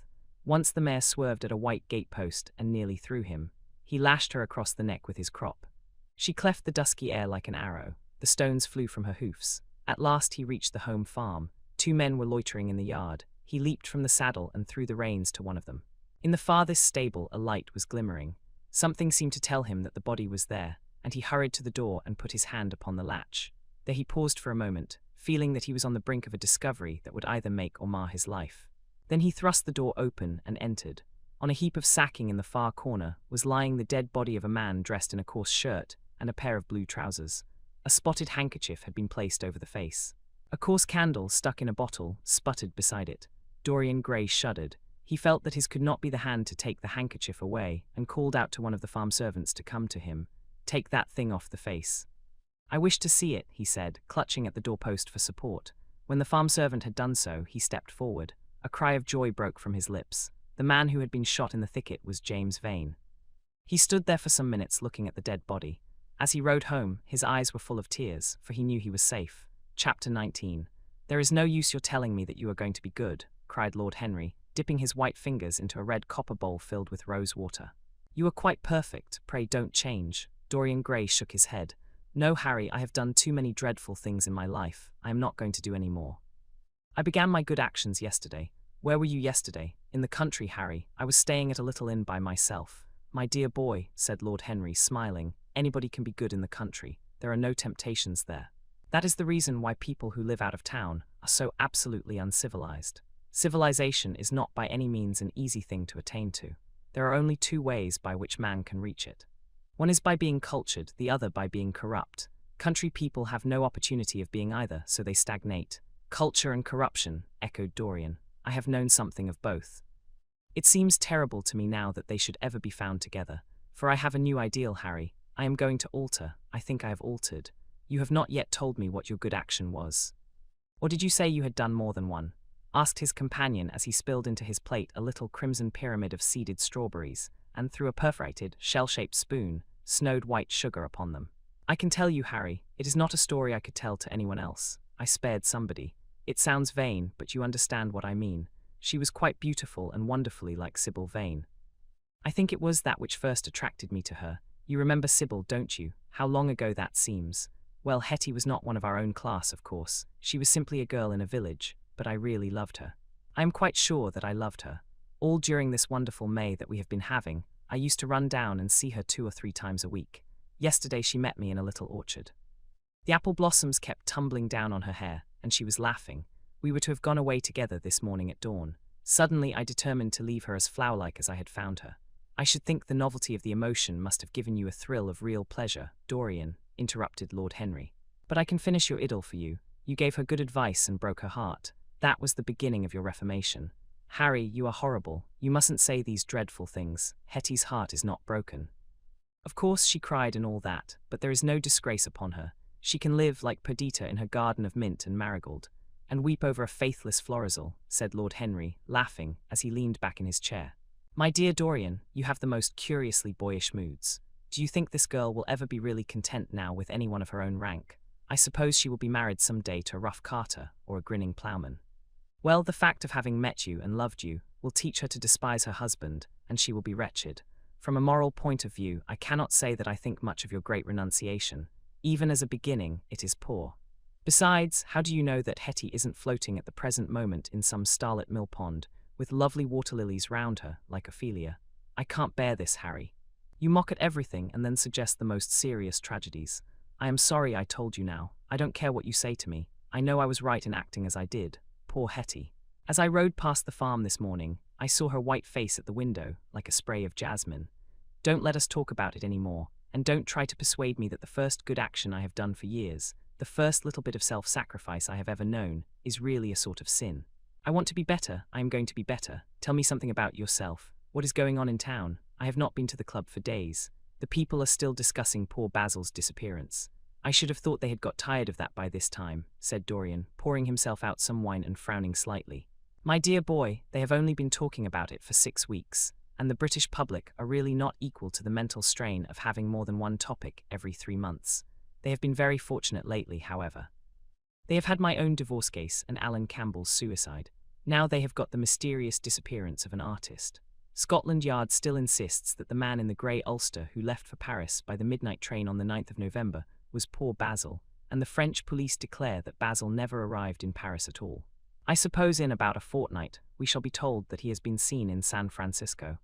It is an odd thing, but everyone who disappears is said to be seen at San Francisco. It must be a delightful city, and possess all the attractions of the next world. What do you think has happened to Basil? Asked Dorian, holding up his burgundy against the light and wondering how it was that he could discuss the matter so calmly. I have not the slightest idea. If Basil chooses to hide himself, it is no business of mine. If he is dead, I don't want to think about him. Death is the only thing that ever terrifies me. I hate it. Why? Said the younger man wearily. Because, said Lord Henry, passing beneath his nostrils the gilt trellis of an open vinaigrette box, one can survive everything nowadays except that. Death and vulgarity are the only 2 facts in the 19th century that one cannot explain away. Let us have our coffee in the music room. Dorian, you must play Chopin to me. The man with whom my wife ran away played Chopin exquisitely. Poor Victoria, I was very fond of her. The house is rather lonely without her. Of course, married life is merely a habit, a bad habit. But then one regrets the loss even of one's worst habits. Perhaps one regrets them the most. They are such an essential part of one's personality. Dorian said nothing, but rose from the table, and passing into the next room, sat down to the piano and let his fingers stray across the white and black ivory of the keys. After the coffee had been brought in, he stopped, and looking over at Lord Henry, said, Harry, did it ever occur to you that Basil was murdered? Lord Henry yawned. Basil was very popular, and always wore a Waterbury watch. Why should he have been murdered? He was not clever enough to have enemies. Of course, he had a wonderful genius for painting, but a man can paint like Velázquez and yet be as dull as possible. Basil was really rather dull. He only interested me once, and that was when he told me years ago that he had a wild adoration for you and that you were the dominant motive of his art. I was very fond of Basil, said Dorian with a note of sadness in his voice. But don't people say that he was murdered? Oh, some of the papers do. It does not seem to me to be at all probable. I know there are dreadful places in Paris, but Basil was not the sort of man to have gone to them. He had no curiosity. It was his chief defect. What would you say, Harry, if I told you that I had murdered Basil? Said the younger man. He watched him intently after he had spoken. I would say, my dear fellow, that you were posing for a character that doesn't suit you. All crime is vulgar, just as all vulgarity is crime. It is not in you, Dorian, to commit a murder. I am sorry if I hurt your vanity by saying so, but I assure you it is true. Crime belongs exclusively to the lower orders. I don't blame them in the smallest degree. I should fancy that crime was to them what art is to us, simply a method of procuring extraordinary sensations. A method of procuring sensations. Do you think, then, that a man who has once committed a murder could possibly do the same crime again? Don't tell me that. Oh, anything becomes a pleasure if one does it too often, cried Lord Henry, laughing. That is one of the most important secrets of life. I should fancy, however, that murder is always a mistake. One should never do anything that one cannot talk about after dinner, but let us pass from poor Basil. I wish I could believe that he had come to such a really romantic end as you suggest, but I can't. I dare say he fell into the Seine off an omnibus, and that the conductor hushed up the scandal. Yes, I should fancy that was his end. I see him lying now on his back under those dull green waters, with the heavy barges floating over him and long weeds catching in his hair. Do you know, I don't think he would have done much more good work. During the last 10 years his painting had gone off very much. Dorian heaved a sigh, and Lord Henry strolled across the room and began to stroke the head of a curious Java parrot, a large, grey-plumaged bird with pink crest and tail, that was balancing itself upon a bamboo perch. As his pointed fingers touched it, it dropped the white scurf of crinkled lids over black, glass-like eyes and began to sway backwards and forwards. Yes, he continued, turning round and taking his handkerchief out of his pocket. His painting had quite gone off. It seemed to me to have lost something. It had lost an ideal. When you and he ceased to be great friends, he ceased to be a great artist. What was it separated you? I suppose he bored you. If so, he never forgave you. It's a habit bores have. By the way, what has become of that wonderful portrait he did of you? I don't think I have ever seen it since he finished it. Oh. I remember your telling me years ago that you had sent it down to Selby and that it had got mislaid or stolen on the way. You never got it back. What a pity. It was really a masterpiece. I remember I wanted to buy it. I wish I had now. It belonged to Basil's best period. Since then, his work was that curious mixture of bad painting and good intentions that always entitles a man to be called a representative British artist. Did you advertise for it? You should. I forget, said Dorian. I suppose I did, but I never really liked it. I am sorry I sat for it. The memory of the thing is hateful to me. Why do you talk of it? It used to remind me of those curious lines in some play, Hamlet, I think, how do they run? Like the painting of a sorrow, a face without a heart. Yes, that is what it was like. Lord Henry laughed. If a man treats life artistically, his brain is his heart, he answered, sinking into an armchair. Dorian Gray shook his head and struck some soft chords on the piano. Like the painting of a sorrow, he repeated, a face without a heart. The elder man lay back and looked at him with half-closed eyes. By the way, Dorian, he said after a pause, what does it profit a man if he gain the whole world and lose? How does the quotation run? His own soul. The music jarred, and Dorian Gray started and stared at his friend. Why do you ask me that, Harry? My dear fellow, said Lord Henry, elevating his eyebrows in surprise, I asked you because I thought you might be able to give me an answer. That is all. I was going through the park last Sunday, and close by the Marble Arch there stood a little crowd of shabby-looking people listening to some vulgar street preacher. As I passed by, I heard the man yelling out that question to his audience. It struck me as being rather dramatic. London is very rich in curious effects of that kind. A wet Sunday, an uncouth Christian in a mackintosh, a ring of sickly white faces under broken roof of dripping umbrellas, and a wonderful phrase flung into the air by shrill hysterical lips. It was really very good in its way, quite a suggestion. I thought of telling the prophet that art had a soul, but that man had not. I am afraid, however, he would not have understood me. Don't, Harry, the soul is a terrible reality. It can be bought and sold and bartered away. It can be poisoned or made perfect. There is a soul in each one of us, I know it. Do you feel quite sure of that, Dorian? Quite sure? Ah, then it must be an illusion. The things one feels absolutely certain about are never true. That is the fatality of faith and the lesson of romance. How grave you are, don't be so serious. What have you or I to do with the superstitions of our age? No. We have given up our belief in the soul. Play me something. Play me a nocturne, Dorian, and as you play, tell me in a low voice how you have kept your youth. You must have some secret.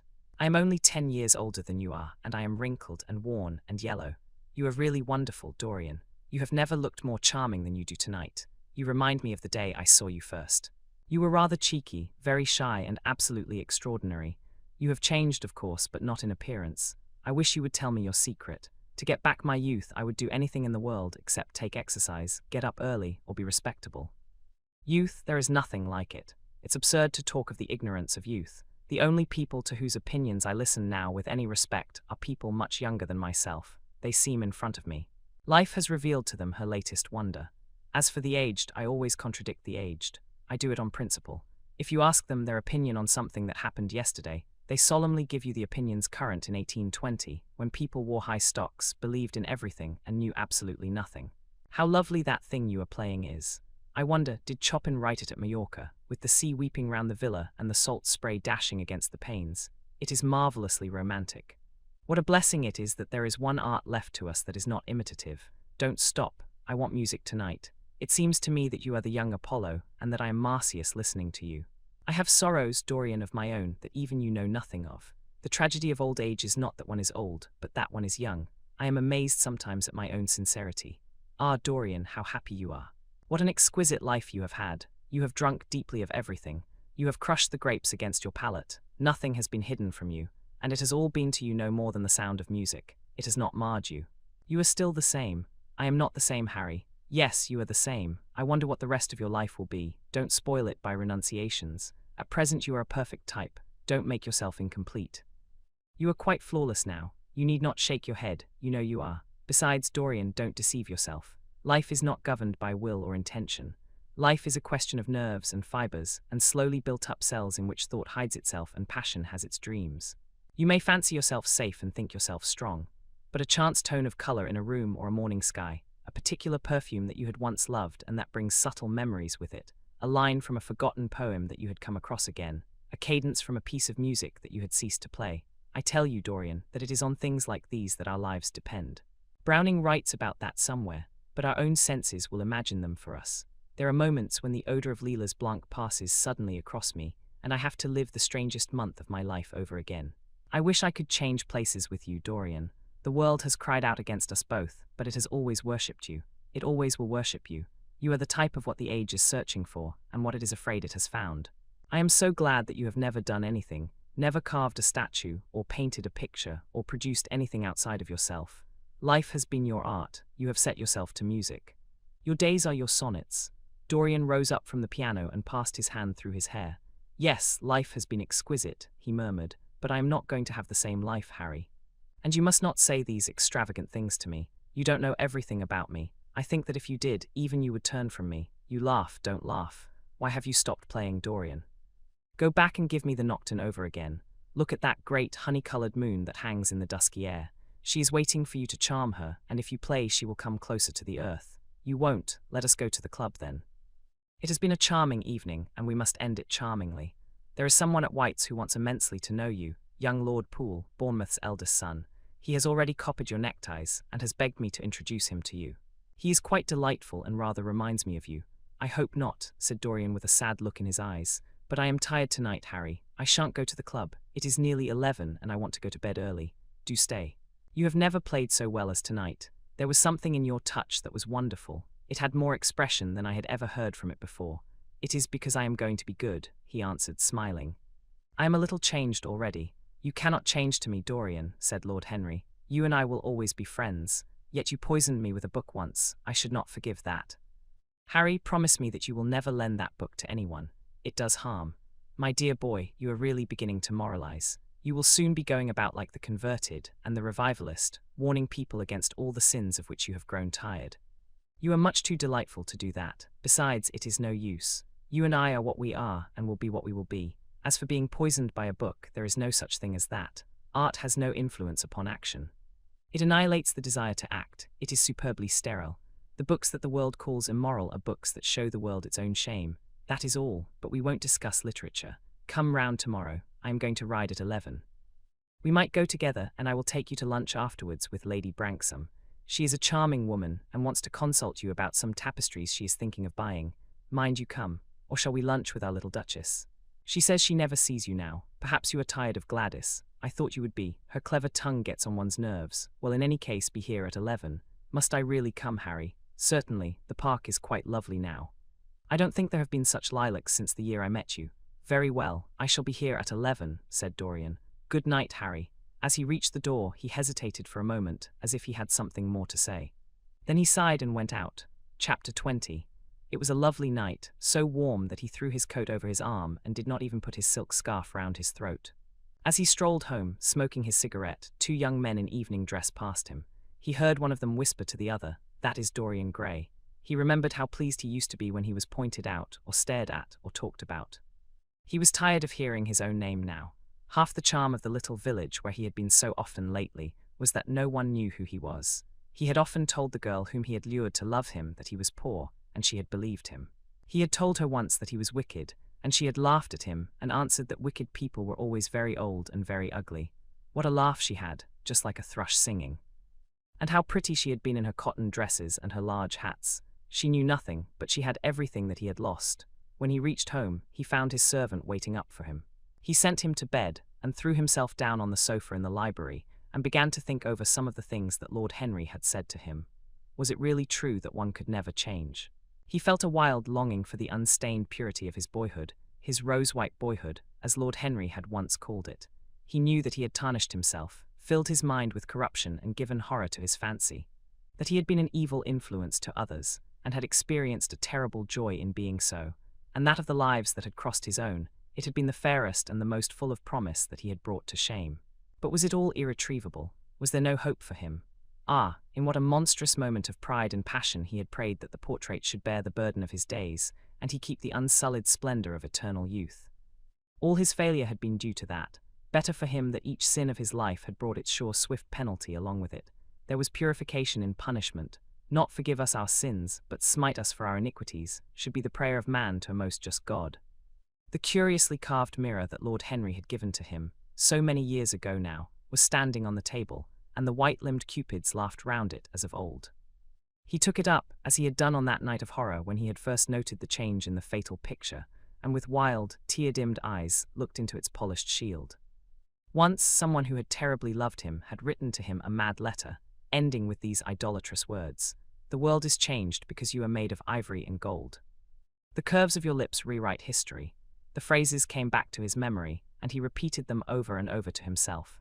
Then he loathed his own beauty, and flinging the mirror on the floor, crushed it into silver splinters beneath his heel. It was his beauty that had ruined him, his beauty and the youth that he had prayed for.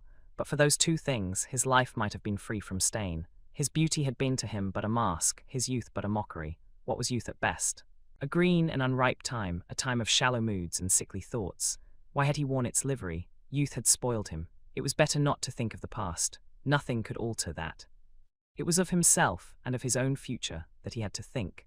James Vane was hidden in a nameless grave in Selby churchyard.